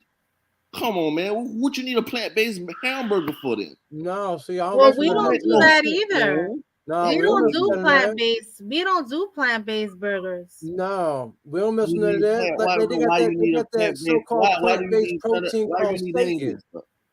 They Why do got we that need stuff that? called Satan, Saitan or whatever. They eating Satan, and we it's don't do that. We like do we don't mess with vegetables. none of that. We do vegetables. We do not do Yeah, any of that processed stuff because that nope, processed stuff still has chemicals in it. Right. exactly. And that's what I'm saying. And the thing about it is, see, I don't think that's I don't think that's wisdom. I think exactly what Sharita was talking about is wisdom is what she was talking about when she was posting her picture about the chicken about in Africa. Yes, you need to go back to raising your own stuff because yes, there ain't no dark meat in Africa. Yes, that should let you know something that yeah, don't go eat that Popeye's chicken over here out here. So, That should show Hario, you are something. you raising your own chicken? No, I don't. But I don't. But listen though, y'all. But see, the thing about it is, I don't even consume chicken like that. You can ask my daughter just No, we ain't passing gonna right do there. it no like I that. don't eat Popeyes no more. I don't eat McDonald's. I've been quit eating McDonald's for.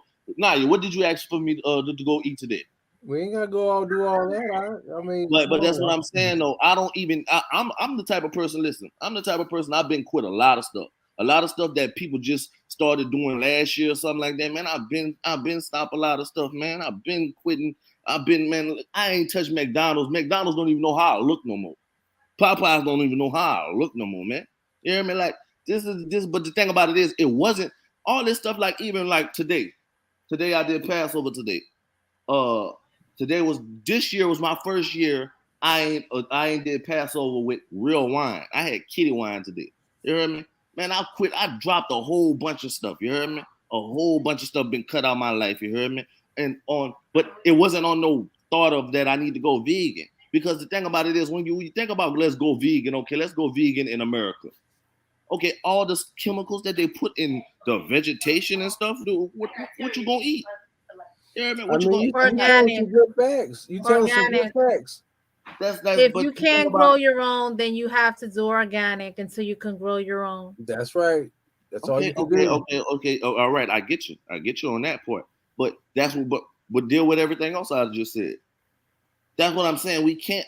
The thing about it is, listen, I'm for let's eat good and let's be healthy. I'm for that, but I'm not for come and tell nobody, hey, go eat, just eat vegetables, and then they go eat something. You know what I'm saying? And then we still have to trust in America. We still have to trust in this country, y'all. You hear me? Like we Well, not. Hario, we're saying while I'm we're not a here, dietitian. I'm we're not a saying dietitian. And then when I don't, and then the thing about it is, when I don't see it in the scriptures, I mean, the thing about it is, y'all, we got to sit there and think about this stuff with the scripture thing. Okay, we just did Passover today. Are y'all telling me that that was a imaginary plant leaf? I mean, plant lamb that he put that he told everybody to No, put we their hands don't need on? to do the lamb because no. Yahushua became the lamb. Hold on, but no, what lamb did they have that they put blood on their doorpost?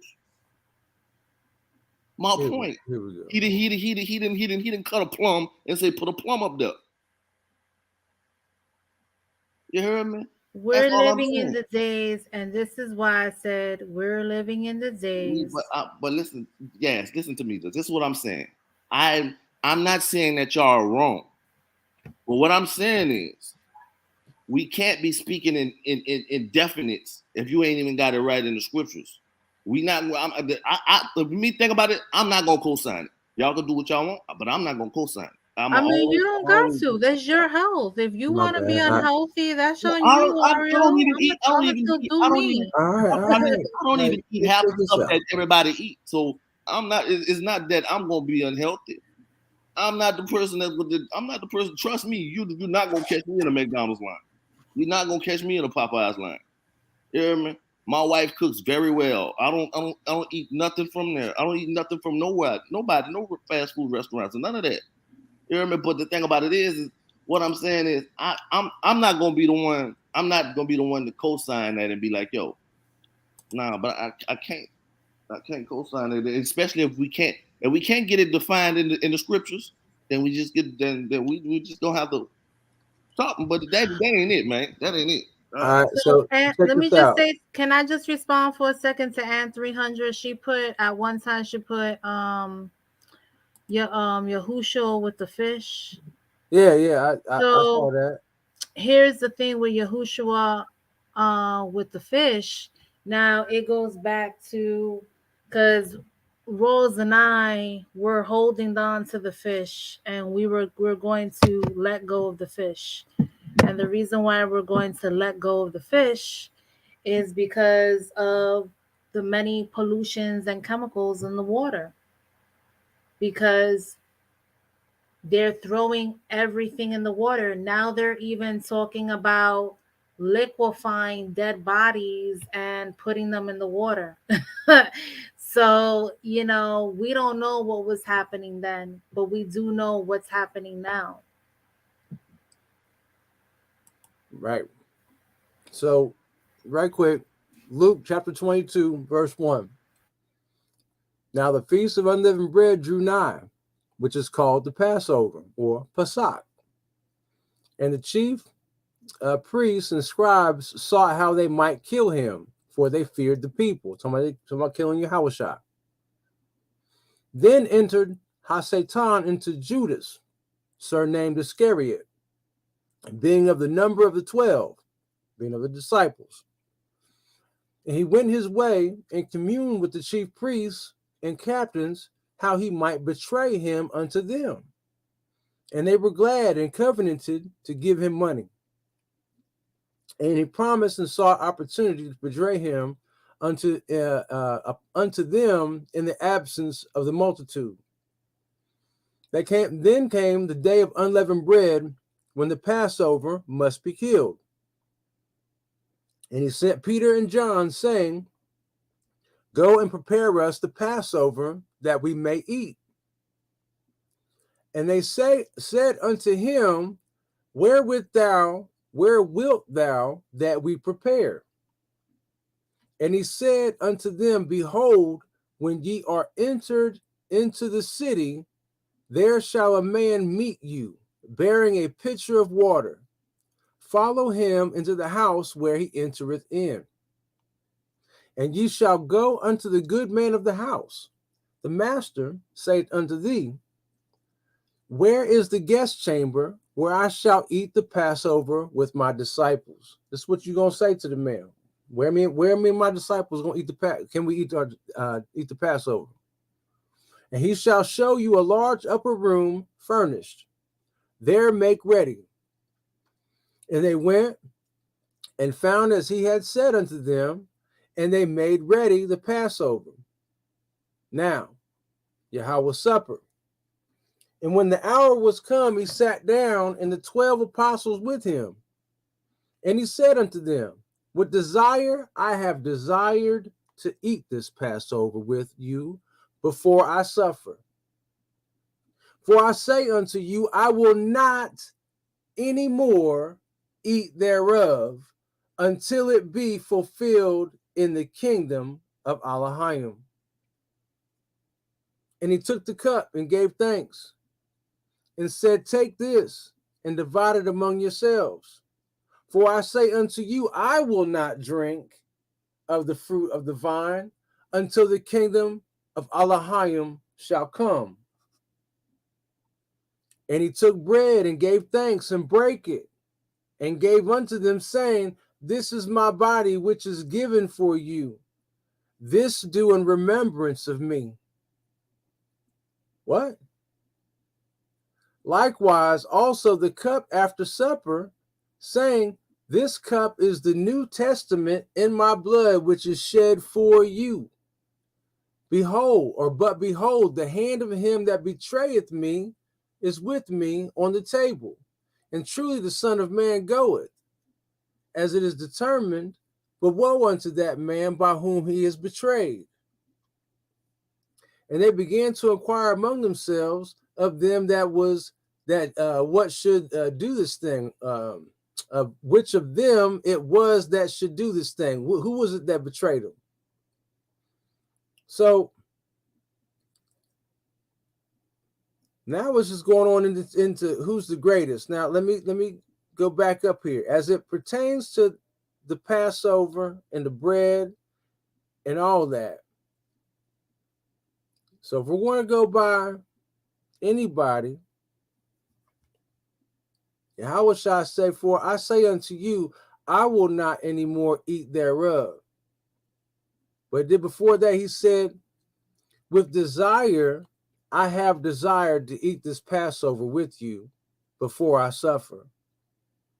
For I say unto you, I will not any more eat thereof until it be fulfilled in the kingdom of Elohim. So it's not fulfilled yet, is what he's saying, that he's going to eat meat with them. On what? Hold on. What was Luke, your, Luke right here. Uh-huh. He said, with desire, I have desired to eat this Passover with you before I suffer. Right. Mm-hmm. For I say unto you, I will not any more eat thereof until it be fulfilled in the kingdom of Elohim. Right, because he's not gonna be. He's telling them that I'm about to go. Right. That I'm about to go die. That's so that don't got nothing to do with no. What you were saying that's it about the meat or whatever. That's not. That's what it. I don't know. And he took the cup and gave thanks and said, take this and divide it among yourselves. For I say unto you, I will not drink of the fruit of the vine until the kingdom of Elohim shall come. So I'm not going to eat this. I'm not going to drink that until the kingdom of Elohim come. But this right here part is interesting. And he took bread and gave thanks and brake it and gave unto them, saying, this is my body, which is given for you. This do in remembrance of me. This feast of unleavened bread. This is where he took the unleavened bread and he broke the bread. He said, but you do this. This is my body, which is given for you. I mean, there's deep understanding when it comes to this. Okay, so this unleavened bread, just like this unleavened word, there's no leaven in the word of the Most High. And we break this scripture down as we take it into ourselves. This is my body, which is given for you. This do in remembrance of me. So when we came out of Mizraim, the Most High gave us unleavened bread to purify our bodies with, to sustain our bodies with nourishment and to purify us. And we do this in remembrance of Yahushua as well, because this is the bread from heaven. Even the manna that he gave us was bread. He gave us this unleavened bread first, and then shortly after, he gave us the sweet manna bread, the manna cake from heaven. So now, after this, he said, this is my body, which is given for you. This do in remembrance of me. Likewise, also the cup after supper, saying, this cup is the New Testament in my blood, which is shed for you. But behold the hand of him that betrayed me. That's nothing. That's something else. That ain't going to do what we're talking about up here. There's a symbolism in all these things. Sheesh.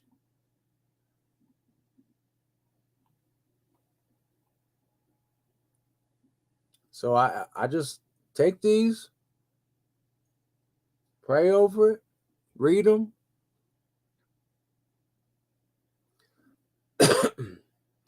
Because as we go down further, all it's going to do, who is the greatest? And there was a strife among them, which of them should be accounted the greatest.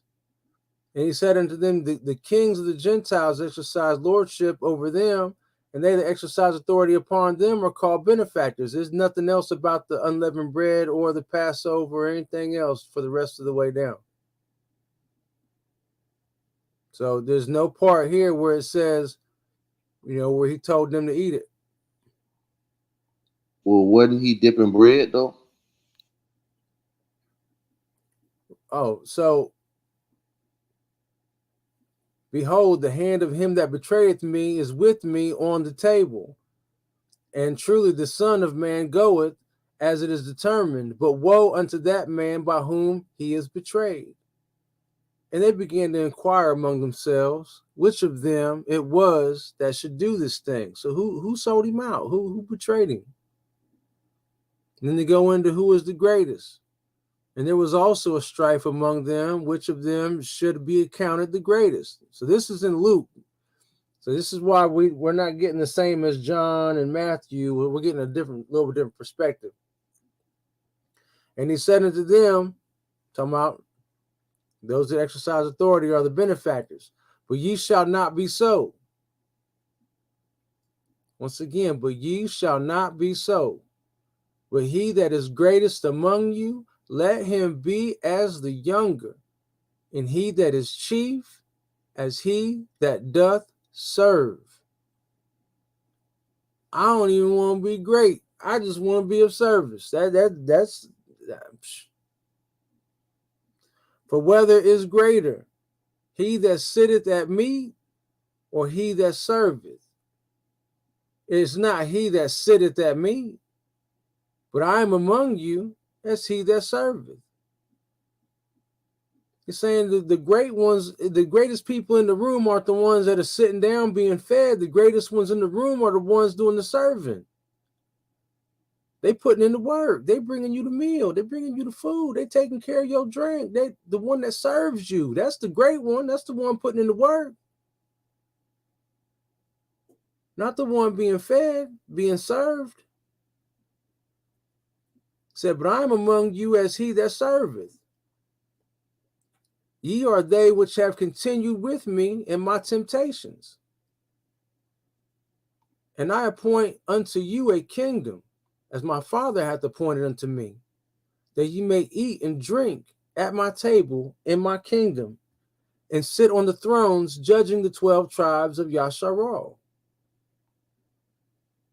And Yahweh said, and the Lord said, and Yahweh said, Simon, Simon, behold, how Satan hath desired to have you, that he may sift you as wheat. But I have prayed for thee, that thy faith fail not. And when thou art converted, strengthen thy brethren. And he said unto him, Yahweh, or Adonai, I am ready to go with thee, both into prison and to death.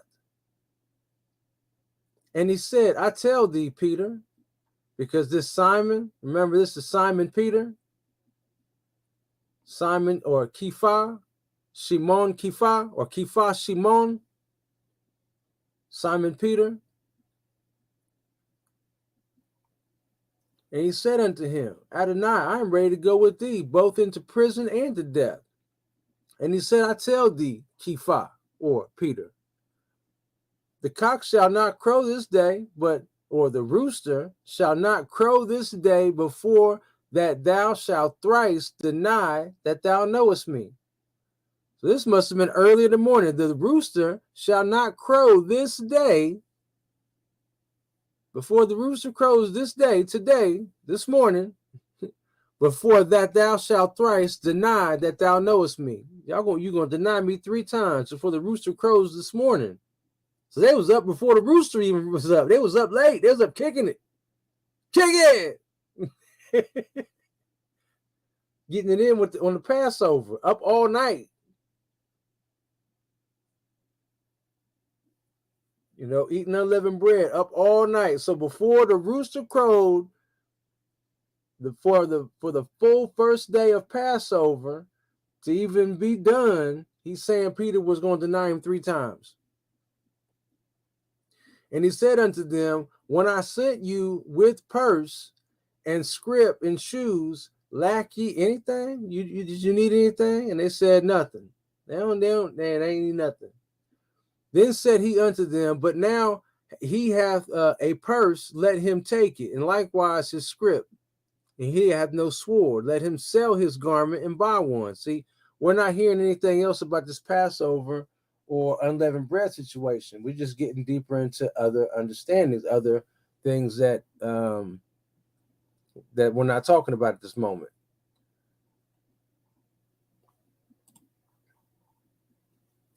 So, like I was saying, check out Luke chapter 22, and as it pertains to Passover and unleavened bread, I would suggest go into all those scriptures from, Matthew, Mark, Luke, John, and see what Yahweh Shai is saying to do.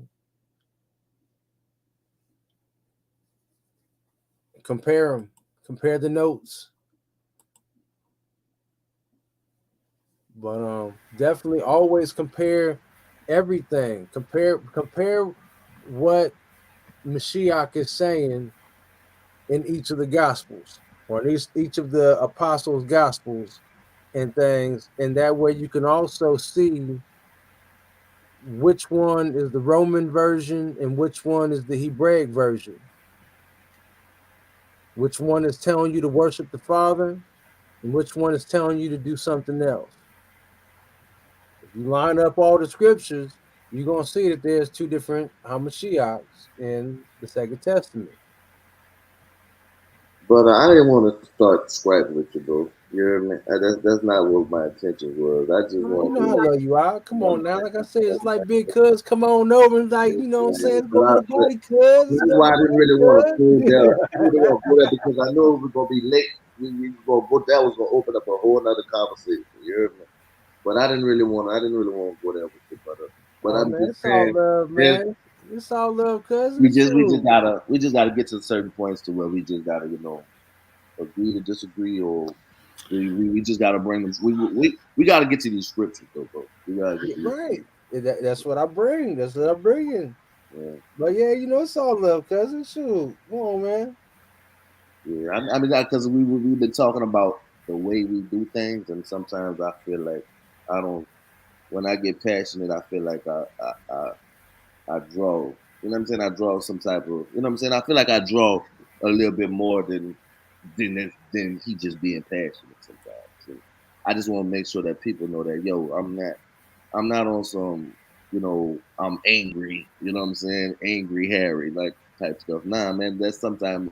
I mean, because I'm sure Brother Ross know if he was right here in my face, he could understand that. Like, nah, this is brothers. This is how brothers talk when they passionate. Right. You know what I'm saying? Right. So, I want people to understand that I'm not. okay.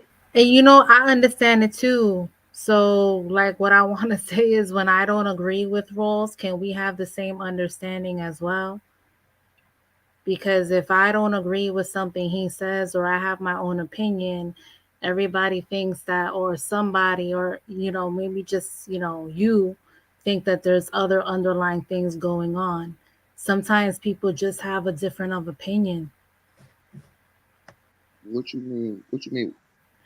So you Yeah. just you had a different of opinion with roles right now, Hmm. and it's just a matter of opinion. He was reading something, he says something, you didn't agree. So Hmm. there's times that I have a different of opinion as well.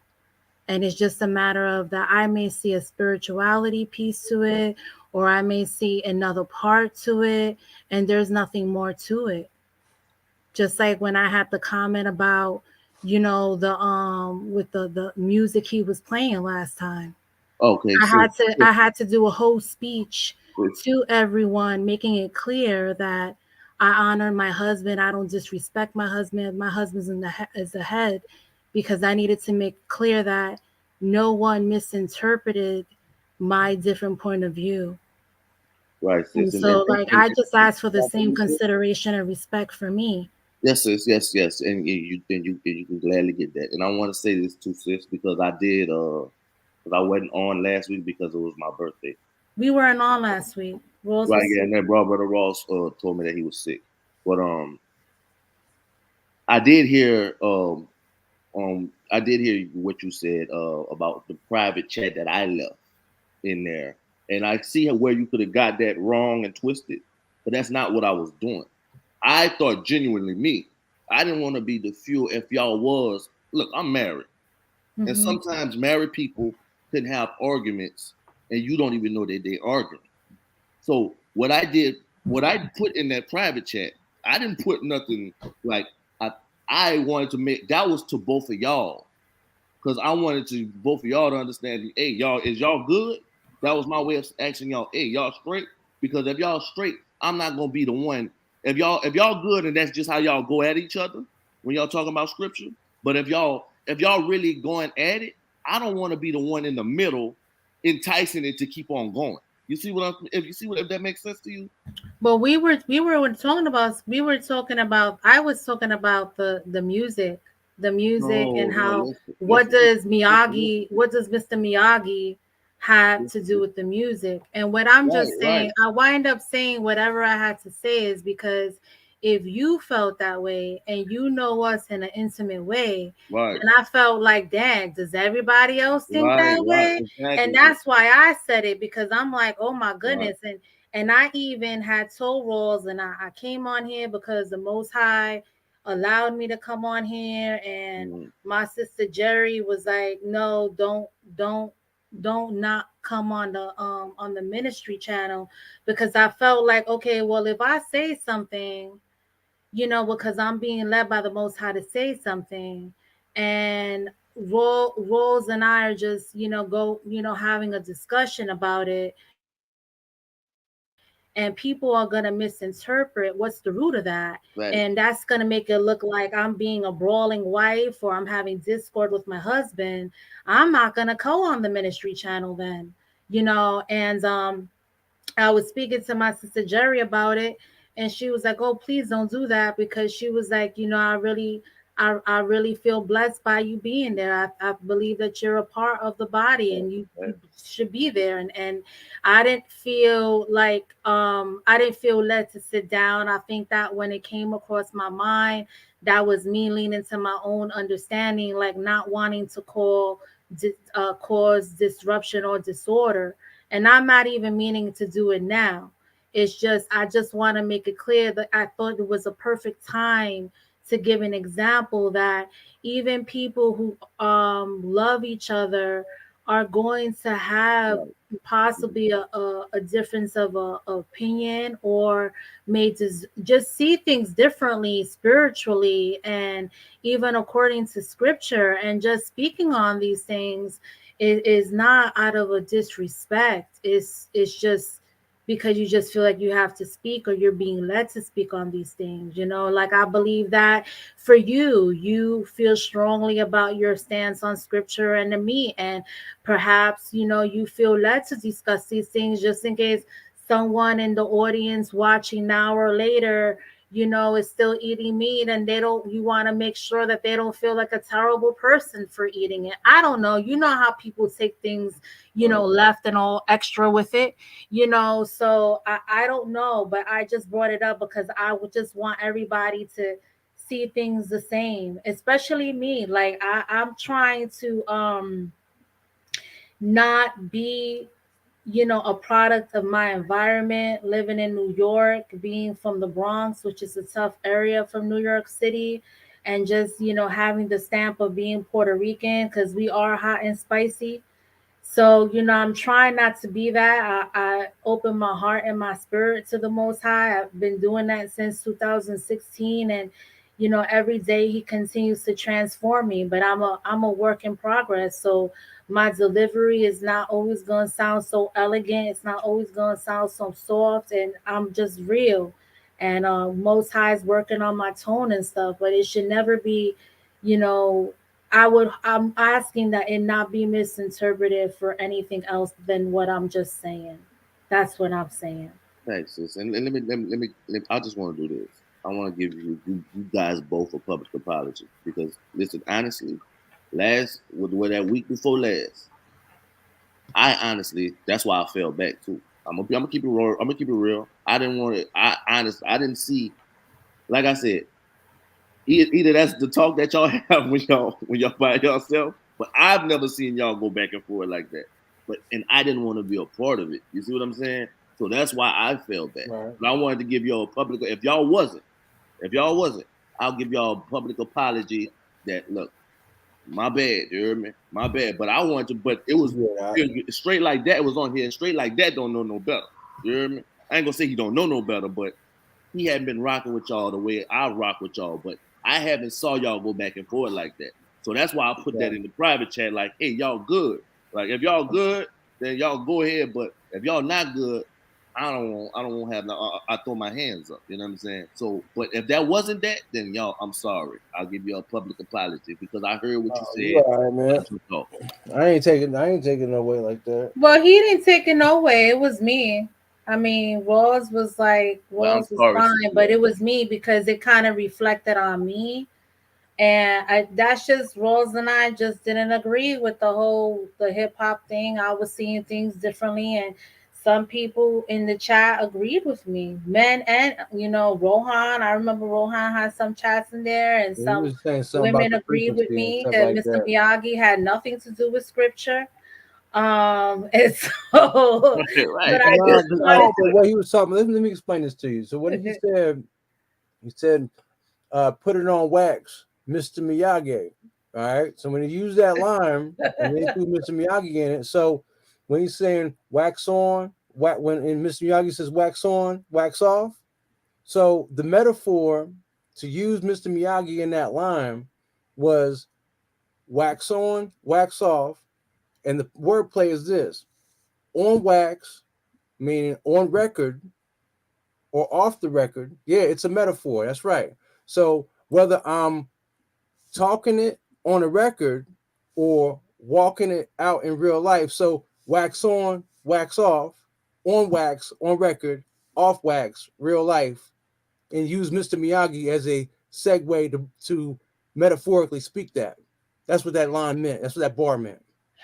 So thank you, Yasha Ross, for bringing that up. Maybe he should add you to the track at the end so you could explain that for I everybody mean, else but who it listens. just comes with But it's it okay. just I don't want to revisit it. right. It just It's comes with okay. There's plenty of being on the music. block. There's plenty of what? I said it just comes with being on the block. That's all. That's how we Right. understand these things. But I'm sorry, you but know just what? I understand Hezekiah's music fine. He's completely anointed. And I believe that all his music comes from the Most High. And I believe he can reach all people. And I'm not from the block.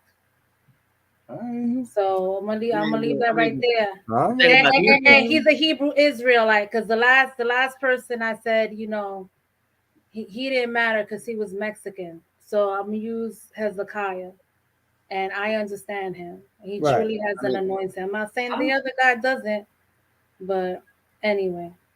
ain't it just a song, y'all? Man, ain't it just a song? And No, no, it's not.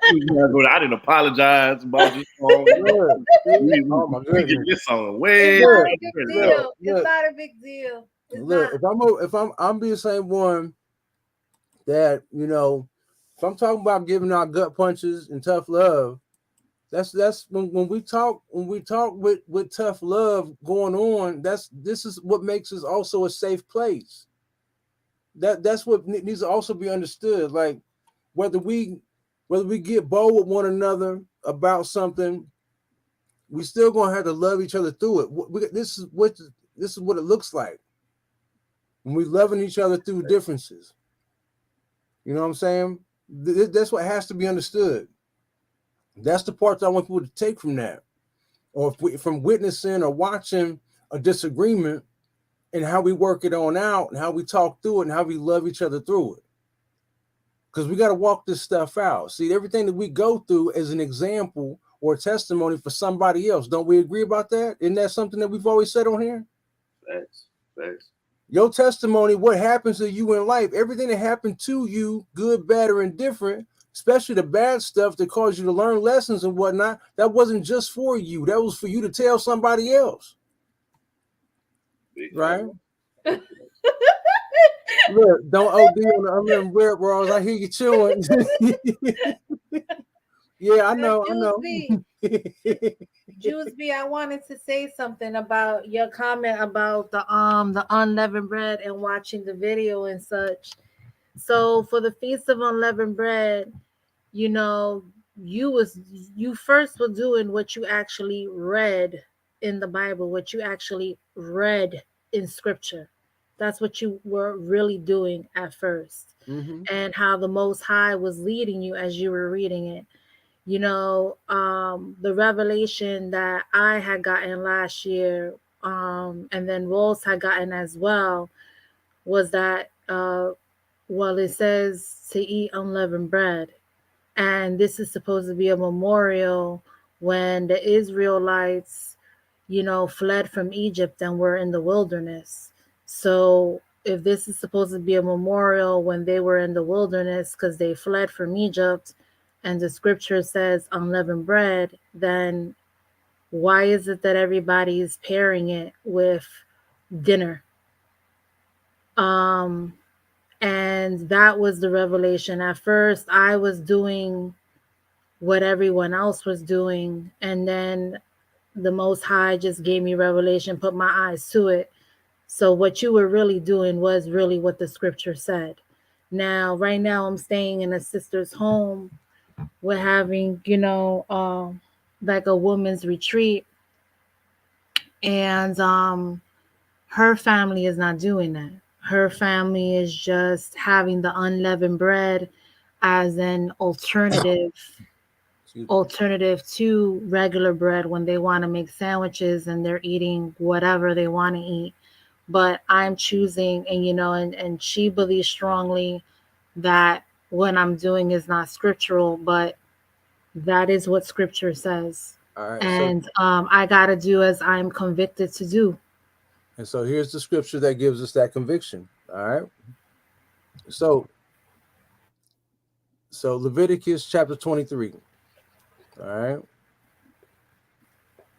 And Yahweh spake unto Mashah, saying, Speak unto the children of Yasharah, and say unto them concerning the feasts of Yahweh, which ye shall proclaim to be holy convocations. This is where you get togethers, you holy get togethers. That's what a convocation is. Because you got convo, you got your conversation, and cation here, like vacation, where you vacate. So convocation, it's right there in front of your face. Both words put together. Convocation, it's a holy get together. Even these are my feasts. 6 days shall work be done, but the seventh day is the Sabbath day, rest, in a holy convocation. Ye shall do no work therein. It is the Sabbath of Yahweh in all your dwellings. These are the feasts of Yahweh, even holy convocations, which ye shall proclaim in their seasons. In the 14th day of the first month at even is Yahweh's Passover, Yahweh's Pasach.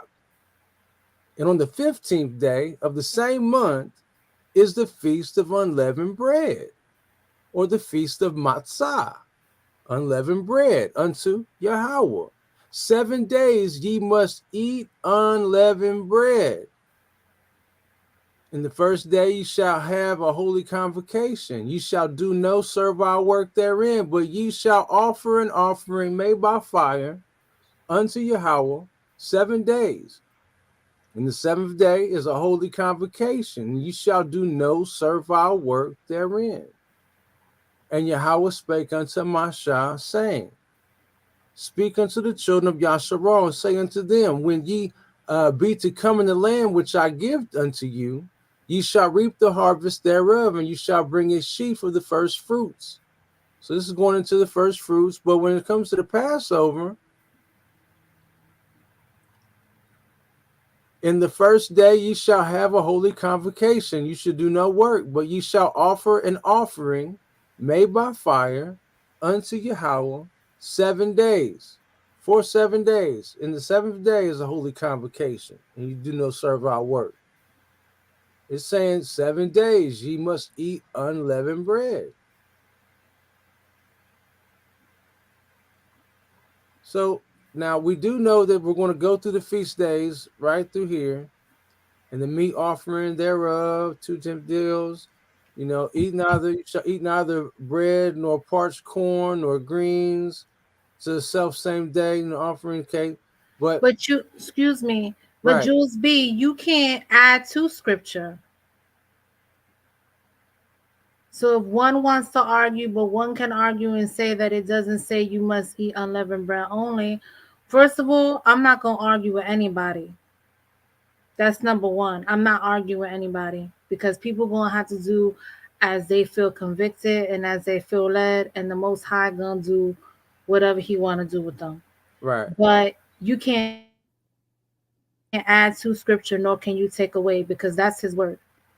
right. So right here is this is a different feast day here. This and ye shall offer bread 7 lambs, and then ye shall sacrifice 1 kid of the goats. That's something different. You shall proclaim the self same day a convocation, reaping your harvest. Because it does do Day of Atonement. And can I say this though? And not to what you call him, but yo, with hold on, why am I they call him out? But what Jules Beach said, it I mean, that is a valid point. We can't They're take in the away. That wilderness, is a Hario. valid, but that is Right. that's a valid point. They're in the No, it's wilderness. no. I understand the comment. The comment means that if we gonna go, if y'all gonna read it like that, then we can read it like this too. That's what I'm saying. If we gonna go with scripture, we got to go with all of it. We have to go with all of it. We can't say, okay, we're gonna throw the lamb out and throw the thing off the Passover, but when that's our part, we know that. But if we gonna say, but if we gonna read it in a certain type of way, then yeah, we gotta consider that it don't really say that either. But You know, Hario, the, here's the it's a thing. valid point. You can't. They left. Okay, but I'm answering that. They left Egypt. They left Egypt. They just left Egypt, and they were in the wilderness. They were complaining. We then later on see that they were moaning and complaining because all they were getting was manna. And then that's when Yah gave them eventually quail. And that When quail you in killed the him. wilderness, Killed when him you with the in the quail. wilderness, you be happy if you could find a mushroom on a damn freaking trunk of a tree. They were in the wilderness. He gave them manna and they weren't happy. And let me tell you something. That's one of the things where what keeps me strong and just satisfied with what I have for this week.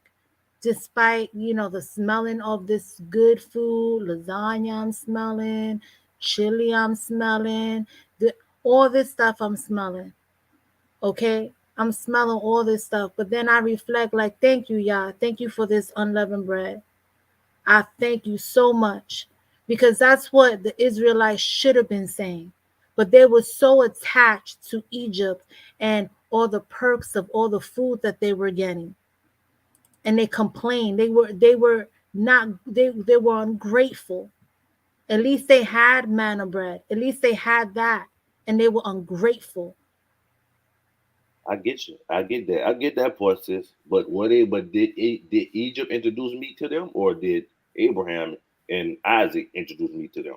But I'm not talking about the meat. I left that conversation with the meat. Oh, my I'm bad. referring My, to Jules my B's bad. My bad. comment. My bad, sis. Because I listen. My bad, sis. Listen.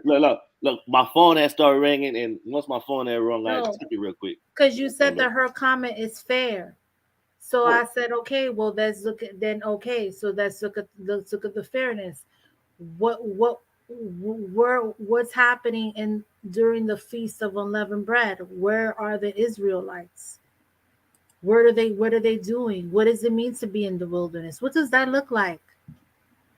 And hey, if you just got to eat bread for the whole week, you know what? Thank thank Yah you have bread to eat. Thank listen. Yah that you could even swallow the bread and chew the bread. There's some people on feeding tubes, Thanks. so that's what leads me, but I don't Yep. argue with anyone, because I that's not my portion, and I don't believe that was anyone's portion to beat anybody over the head, right? One plants the seed, one waters, Yah gives the increase.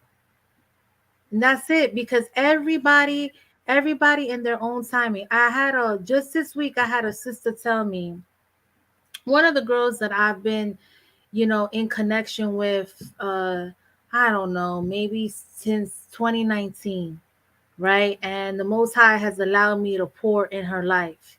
And the Most High used Rose and I to help her in her awakening. And she was telling me, I spoke to her this week, and I was like, how's your friend such and such? And she was like, oh, I don't really talk to her much because, she refused to listen to the truth. She refused to accept who she is. I tell her who she is. I tell her about this awakening. I tell her about keeping the Sabbath, and she just don't want to listen. I said, okay, but hold on, wait. And this is her friend that we was talking about is a young lady in scripture. She said, oh, well, she don't want to be, she don't believe in scripture. She don't want to be in scripture. She don't believe the truth. And she said she was saying these things because the girl didn't understand, couldn't understand, or wasn't her time to receive her awakening as to who she really was and the truth, right? And I said, well, wait, hold on 1 second. Because what about when I met you? I was keeping the Sabbath or Shabbats, and you were going on church on Sundays. What about when I was celebrating Passover and you were still doing Christmas? And matter of fact, even after I told you what Christmas was, you still went out Christmas shopping. So what about that?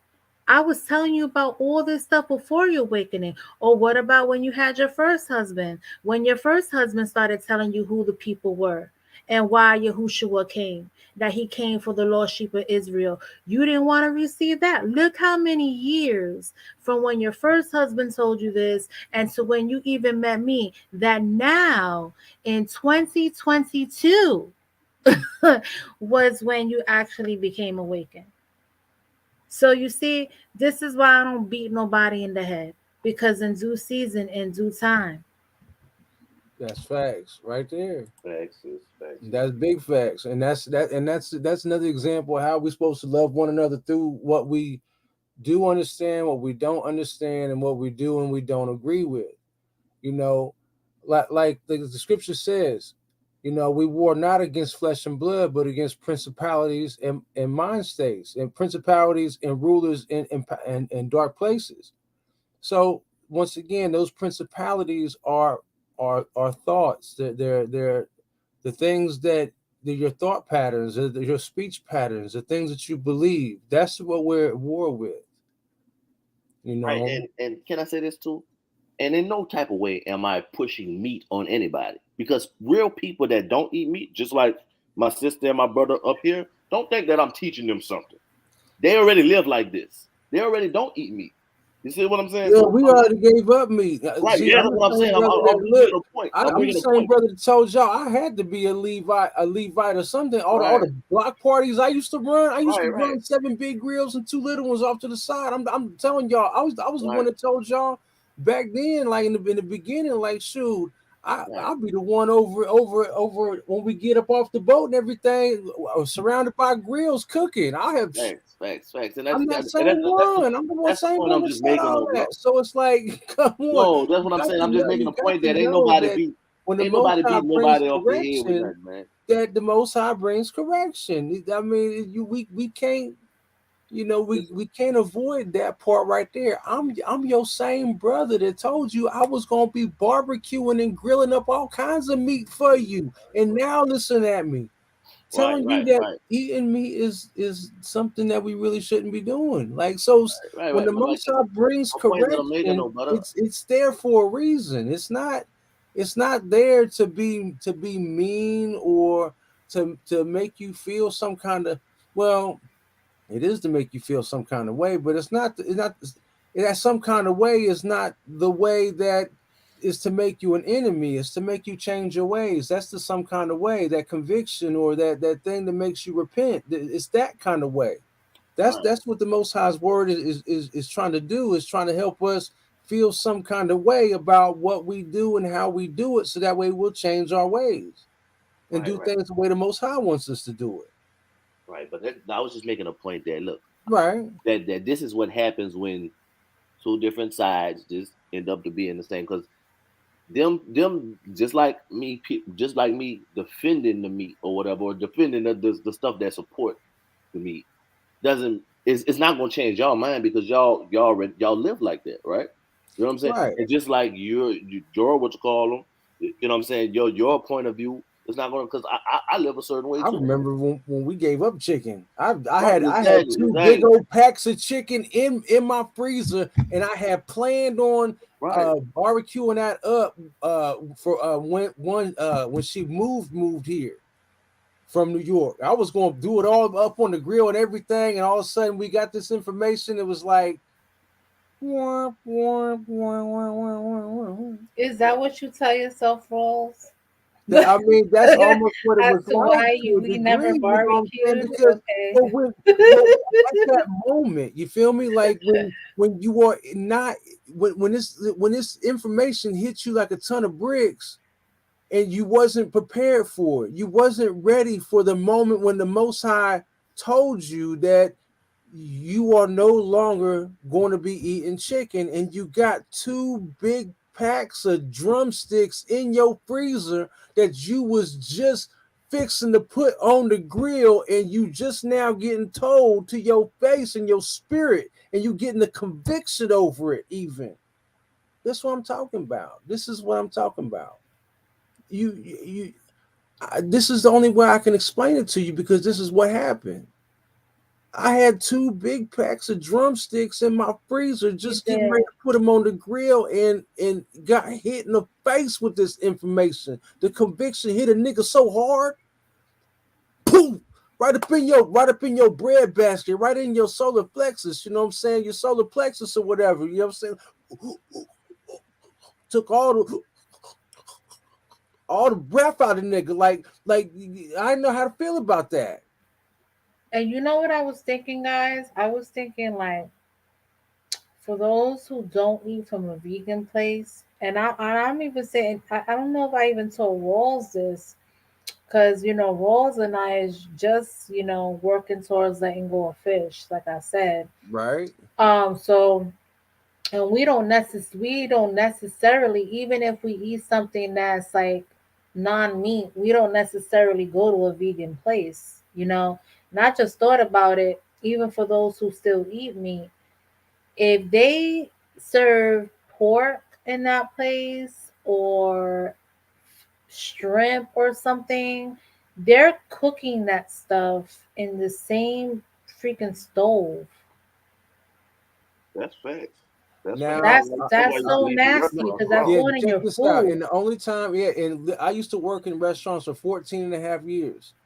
And so the only time that they make sure to re-scrub those bars or flat top to where it's not a mix of fish, shrimp, chicken, beef, and whatnot upon that flat top or on those bars is when someone has a gluten allergy, or not just gluten, but if they say they have celiac disease, which makes them allergic to bread and all forms of it. And then they have to, all the breading has to get all the flat top, all of everything has to get scraped and scrubbed down.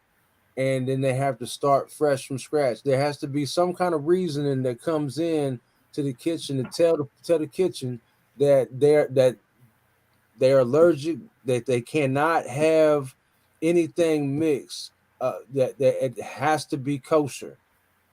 And then Yeah, they'll scrape it all the way down, clean it all the way down, get the vinegar out and everything, and while it's hot, and burn the vinegar on top of the flat top and scrape everything all the way off, get it all the way down, all right, babe, bars you got too, it. all that. And I'm thinking like if for those people who are like not meat eaters like me, there'll be times where I'm like, dang, I'm starved, man. I didn't eat nothing. There's no plant-based thing over here. All right, let me go pick me up some French fries from this place. And I'm realizing like they could fry shrimp in that grease. They could fry chicken in that grease. Like, like what is that oil made of? Like, these are all things that came to me. Especially like even those who don't eat meat, did y'all even know that McDonald's French fries are not vegan? Like somebody said something about beef. I don't know.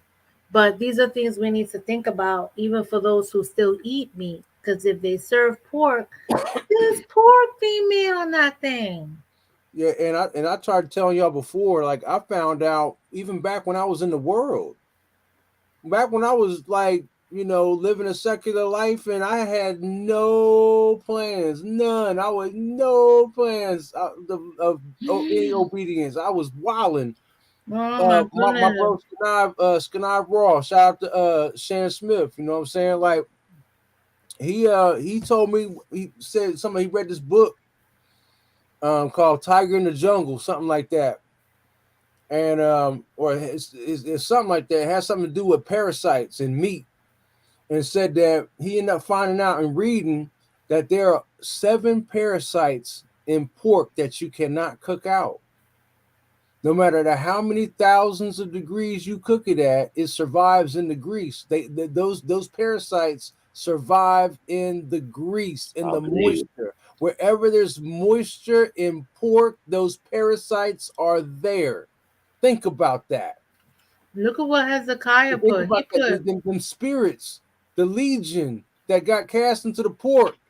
Think about that. Them 7 parasites you cannot cook out of the pork. That's them parasites. It's demons. There's some demons. You can't cook them out. Think about it. Oh my goodness. Like, yeah. So just like Popeye's chicken cooks chicken and pork lard. Yep, that part. I used to work KFC.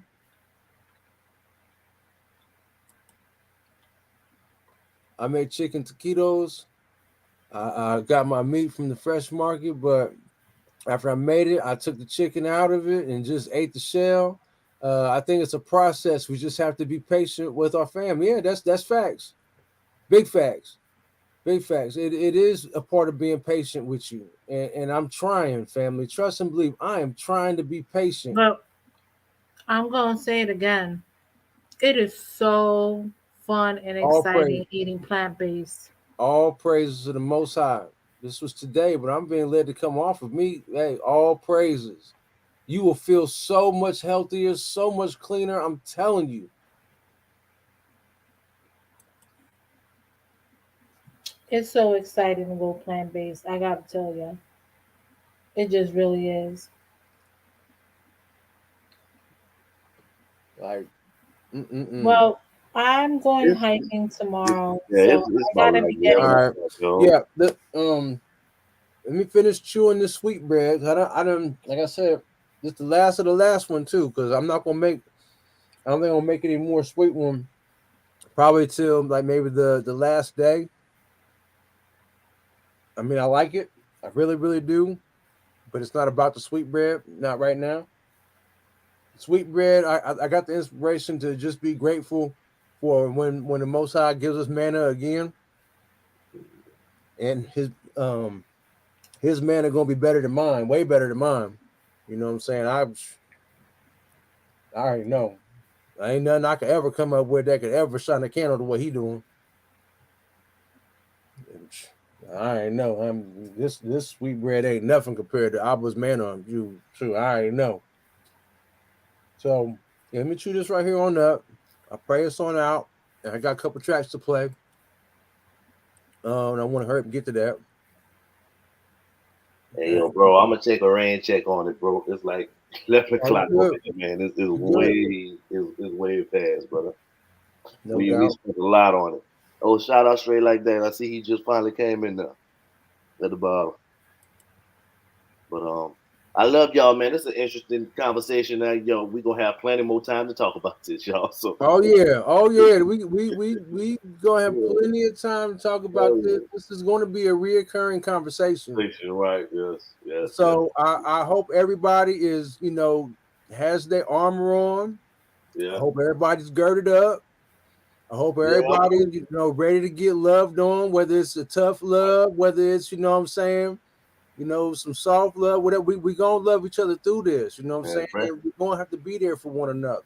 right. Bring You y'all know what I'm first saying? aid kit. We gotta shine an example. We gotta be the light and be a lighting example. Like even if we have a disagreement, how we gonna get over that disagreement with one another? Yeah, What does that look like?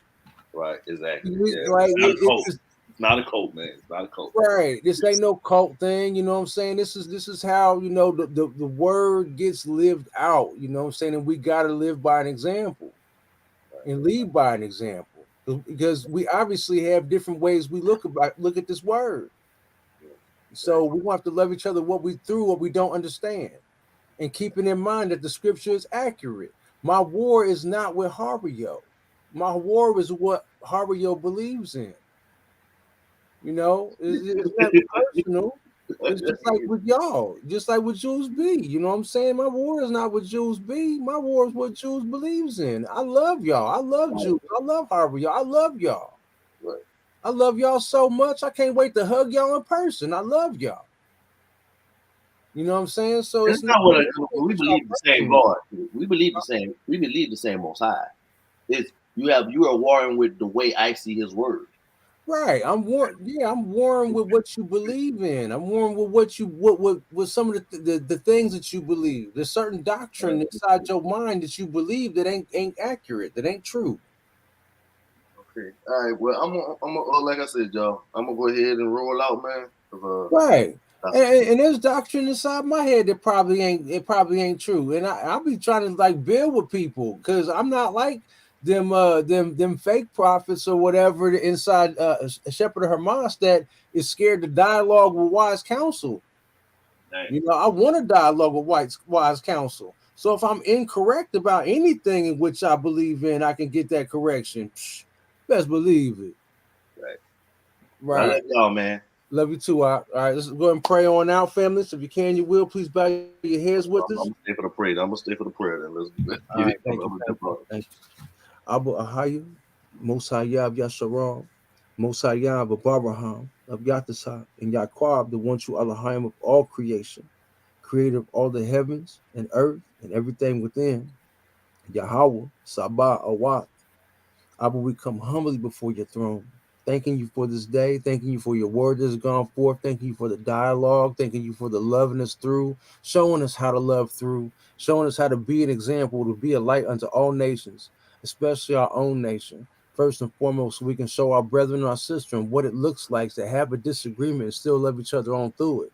You know, to give this word of encouragement to change the way we eat, change the way we think, change the way we live. Thank you, Abba, for this word of purification that's gone out and gone forth to let us know that your unleavened bread is to purify us, to detoxify us from everything we've been putting in our systems all throughout the year. Everything that goes in with the bitter herbs and goes into the unleavened bread is to detox and purify our bodies and our minds so that way our minds operate pure and clean. That way, hopefully, through your grace and your mercy and everything else that we would take into ourselves would also change our intentions, to keep our intentions pure all throughout the year. And everything that we set forth our hand to do is pure and based in your law, statutes, commandments, and judgments. You said in your word earlier on that 2 weeks ago, you told us in your word that we are to bind your law to our hand, so everything that we set forth our hand to do, we do it in service to you, Abba. We do it by showing you how much we love you, and we do it by showing our neighbor how much we love them as we love ourselves. We do this because this shows that we are your servants. And we do it this way because you have shown us the way to do the life in which we are to live, because this is the way of truth. Thank you, Abba. In Yahweh Shai holy name we pray. Amen. Hallelujah.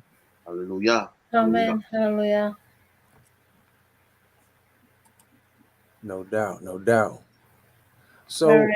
I'm going to get off as well. all right. Love you Boss, back. please check your text. I'm going to text you now. Okay. Shalom, everybody. Good night.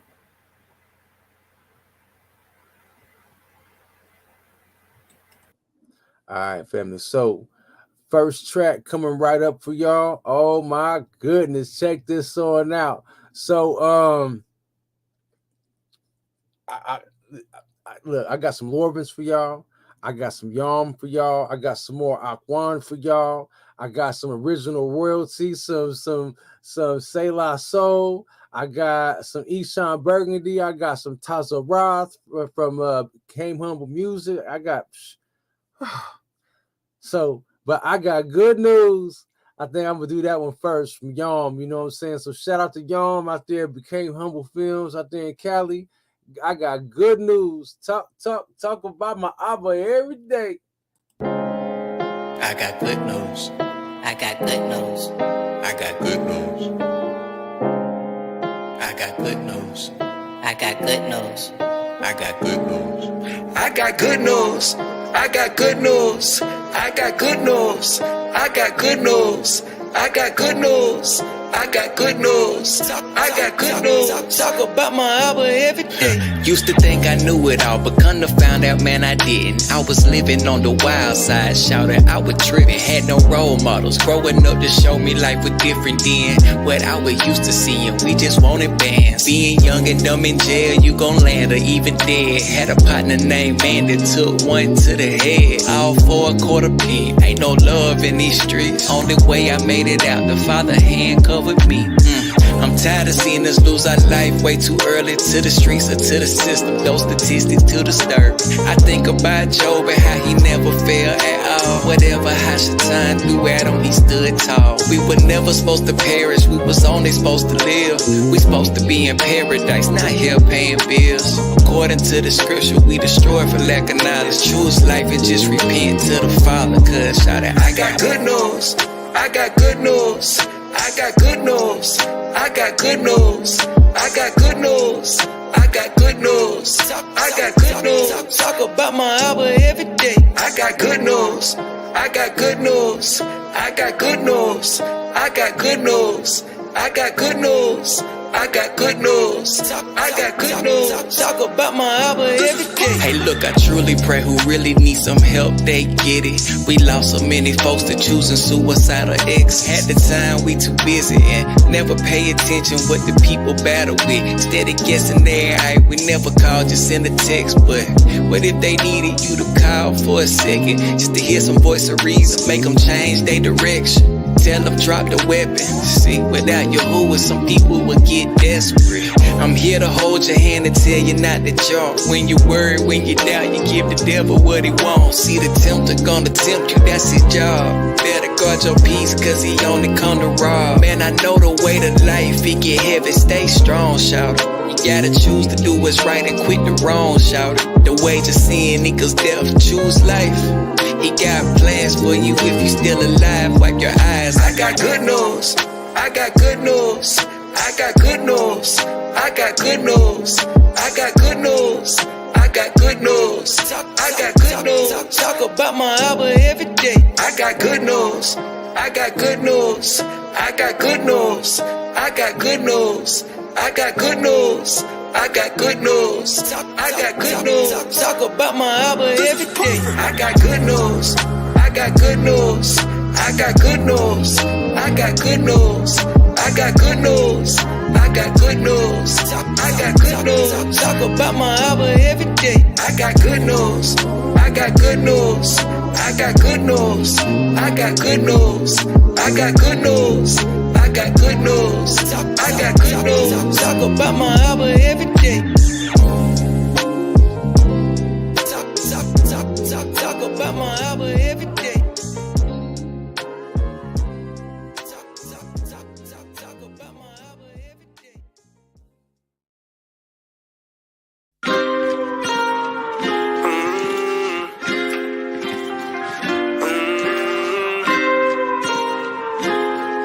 Yeah.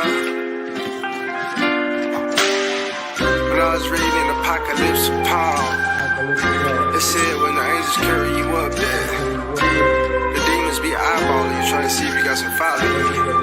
Yeah. But I won't let it go, no, I won't let it go. I won't let it go, I won't let it go. The Reaper trying to steal my soul, no, I won't let it go. I won't let it go, I won't let it go. Cause the kid gotta get it, gotta get it, gotta get it.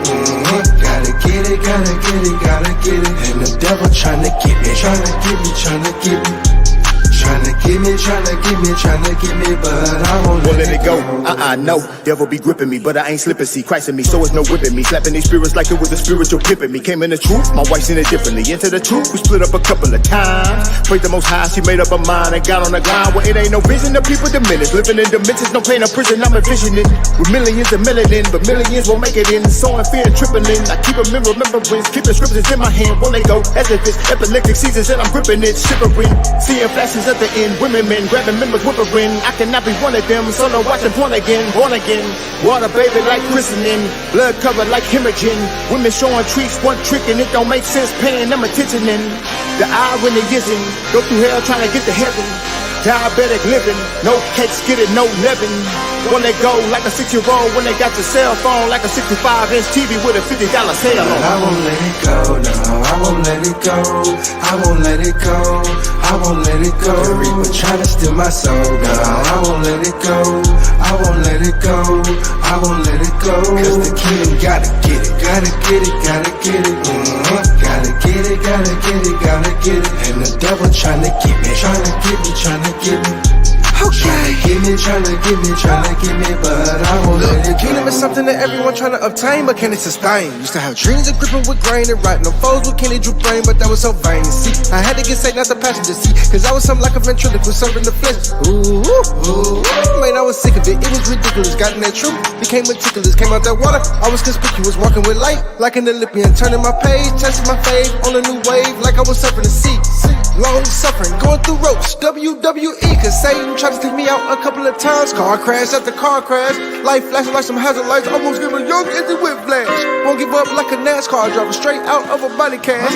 I'ma keep having tunnel vision, cause turning back into kitchen flames, and all I see is flames. And you must be insane, thinking that hell and option rain is like walking through the walking dead. I know they want your brains, but I'm like me, Sean, with that sword, I'm on the chain, I won't let it go, I won't let it go, I won't let it go. The Reaper trying to steal my soul, no, I won't let it go, I won't let it go, I won't let it go. Cause the kid gotta get it, gotta get it, gotta get it, gotta get it, gotta get it, gotta get it. And the devil trying to get me, trying to get me, trying to get me, trying to get me, trying to get me, trying to get me, but I won't let it go.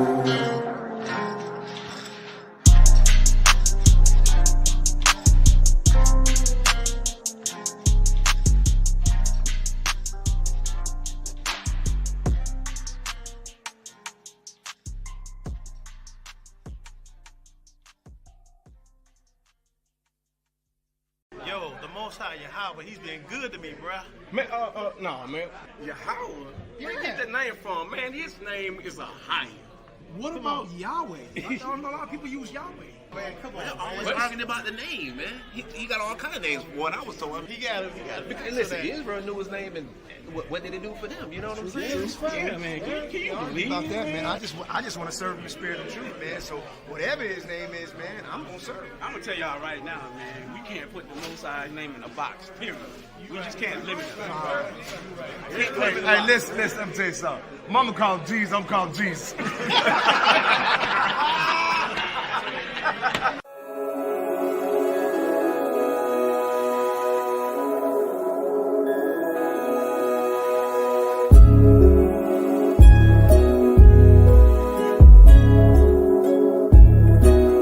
I'm gonna say his name, Yahuwah. I am not ashamed.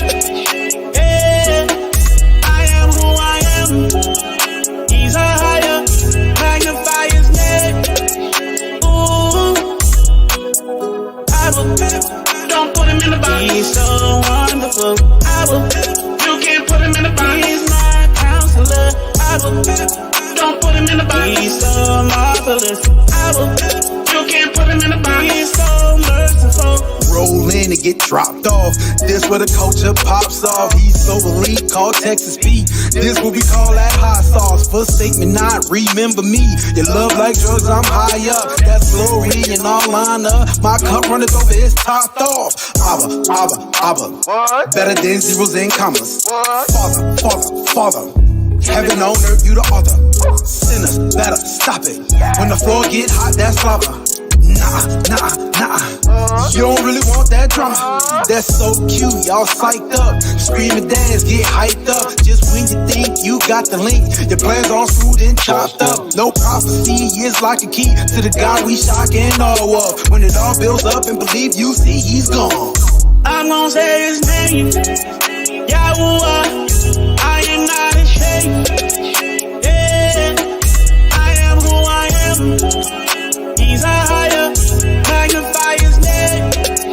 Ooh, I will, don't put him in the box. He's so wonderful. I will, you can't put him in the box. He's my counselor.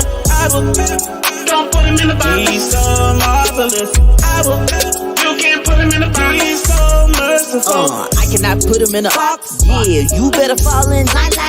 That's where delivery stops. Yeah, fight over package like mine. What you selling, I cannot shop. Yeah, he the real thing, no discount. How you put the tablets in the wristwatch?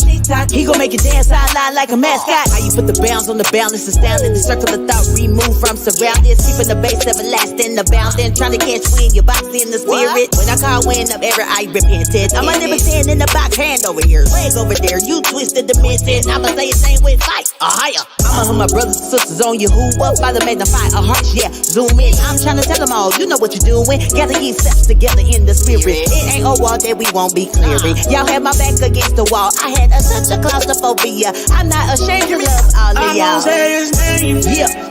Yahuwah. What? I am not ashamed. Yeah. I am who I am. He's a higher. Magnify his name. Ooh. I will, don't put him in the box. He's so wonderful. I will, you can't put him in the box. He's my counselor. I will, don't put him in the box. He's so marvelous. I will, you can't put him in the box. He's so merciful. We gon' slowly take this higher, going higher than crescendo. Time is getting shorter and it's closing like a window. Shout out to my melanated Israelite people. But we gotta repent, we can't be out here acting single. Who would've thought? Our Father in heaven, he holding the fort. Don't play with Yahusha, cause he coming back with the sword. He's got so many names, you can put him in a box. He's the highest, and he got it. I'm gonna say his name, Yahuwah. I am not ashamed. Yeah, I am who I am. He's a higher, magnify his name. Ooh, I will, don't put him in the box. He's so wonderful. I will, you can't put him in the box. He's my counselor. I will, don't put him in the box. He's so marvelous. I will, you can't put him in the box. He's so merciful. What I love about this assembly is that they don't put the Most High in a box. No, sir. You know, a lot of people, they limit him. Some say Yahuwah, some say Yahweh, some say God. But his characteristic, he's everything. He's omnipotent. He's omniscient. How can you put something like that in a box?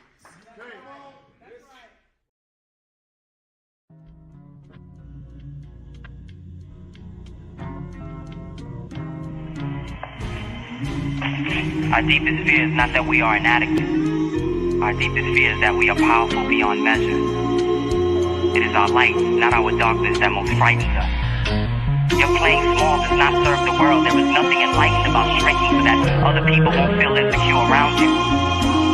We were all meant to shine as children. It's not just in some of us, it's in everyone.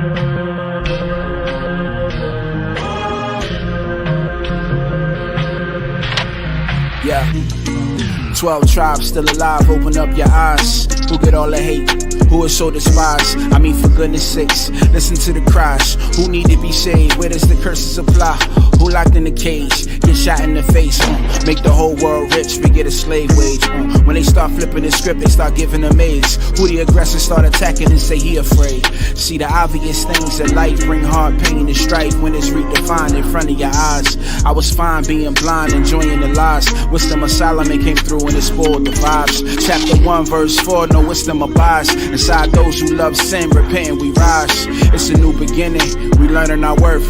Precious stones and Aaron's ephod, Yah put out the earth. We await Malachi 3:17, and they shall be mine according to the Elohim of hosts. And that day when I make up my jewels, and I will spare them as a man spareth his own son that serveth him. Exodus 28:21, and the stone shall be with the names of the children of Israel, 12, according to their names, like the engravings of a signet. Everyone with his name shall they be, according to the 12 tribes.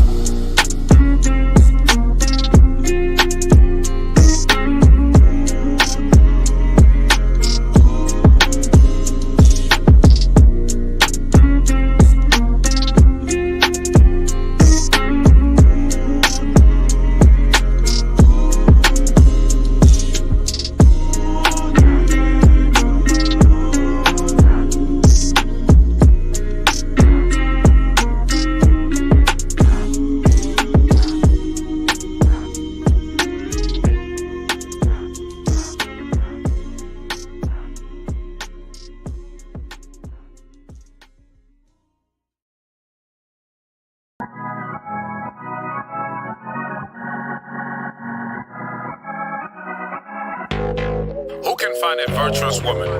For her prices fall above rubies.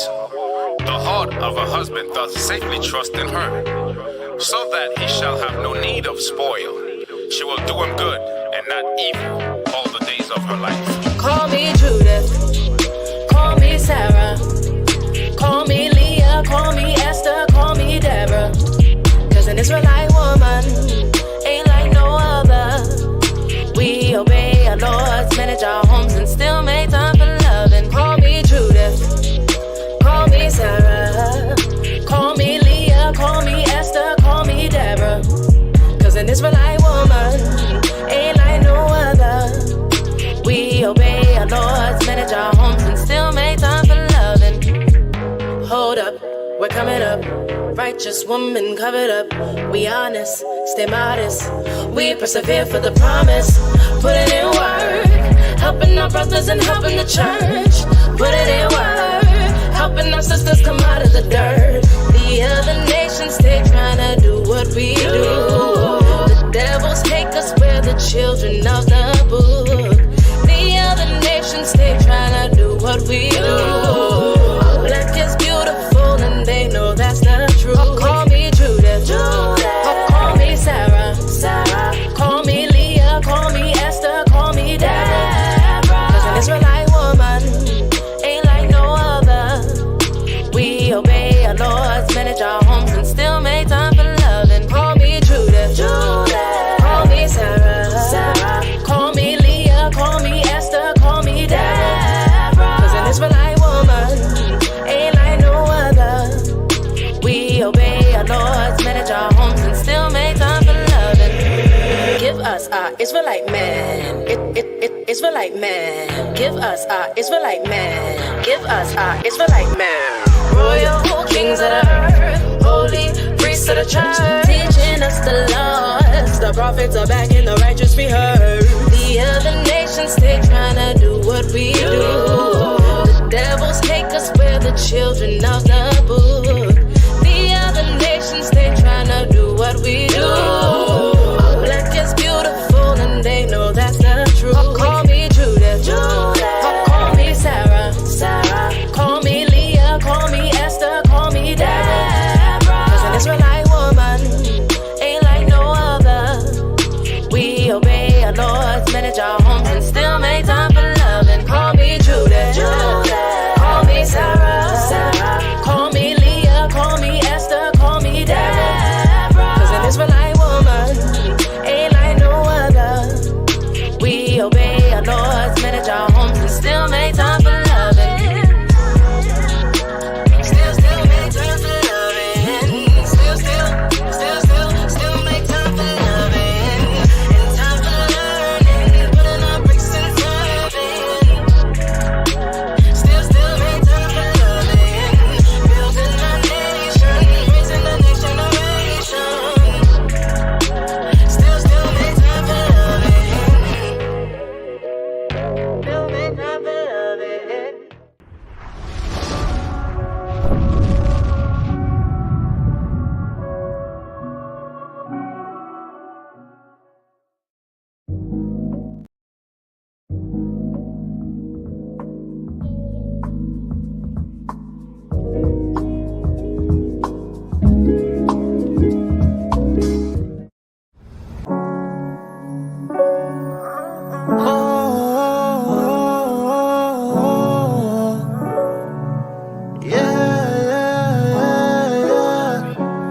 people you'll cry for, cry for you. Some people you'll die for, die for you. Some people you'll rock, won't roll for you. Some people you don't follow, won't follow you. They rather see what you've been doing than to follow you. They rather slap a stranger music than to vibe with you. If we'll start vertical, you'll probably share no cover. Or maybe I'm being unbiased from the lack of comfort. Or maybe I'm trying to deny it cause I hate these thoughts. How can I say I'm being righteous with these hateful thoughts? The Father said die daily, I'm ready to perish. But not to leave up off this earth, left my spirit in heaven. And I done cried,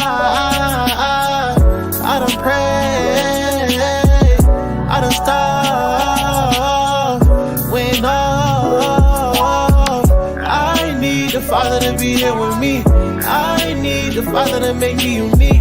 I need the Abba to be here with me. I need the Father to make me unique.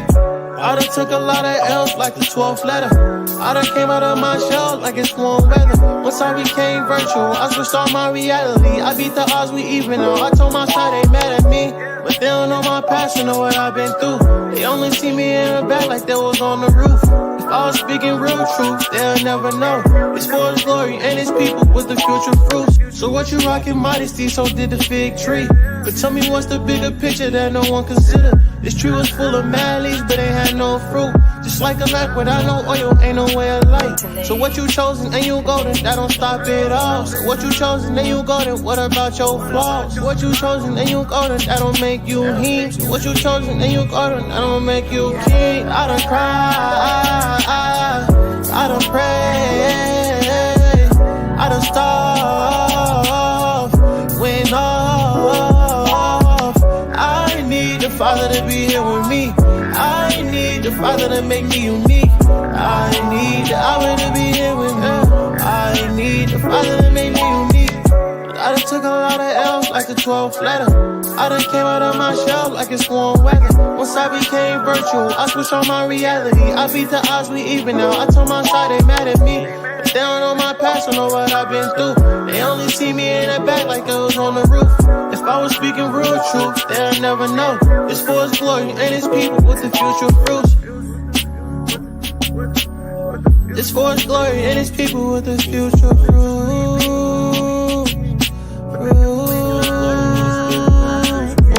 I done cried, I done lied, so lies, I done bled. I need the Father to be here with me. I need the Abba to be here with me. I need the presence to be here with me. I need the Spirit up inside of me. Oh, oh, oh. Oh, oh, oh, oh. Oh, oh, oh.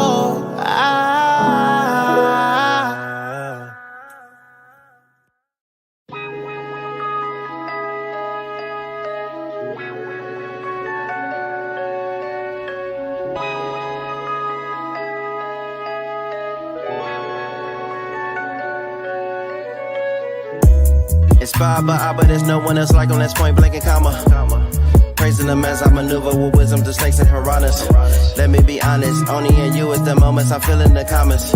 We shake the enemy, no need to energy, need everything that is promised. The world is behaving dishonest, but Abba returning regardless. It's funny how most ain't discerning the times at the end while they eating, they vomit. Man, that is unhealthy like some Ty Robin. So sick and tired of earthy deposit. I gave enough, but it was nothing return. These are thoughts that were plaguing subconscious. Just stop all your bullshit complaining. You speaking loud out your anus. You speaking death without holding your breath. I mean all in all spiritually draining. Real talk, life and death in the words, silence is always preferred. Slower to speak, would be eager to listen. The only true way to observe, for real though. All praises to Yahuwah, my Father, the ruler, your majesty. The fire that you left inside is kindled and burned like a calorie. I work for salary, this is your harvest, Yahuwah Academy. I do not know anything but my Father.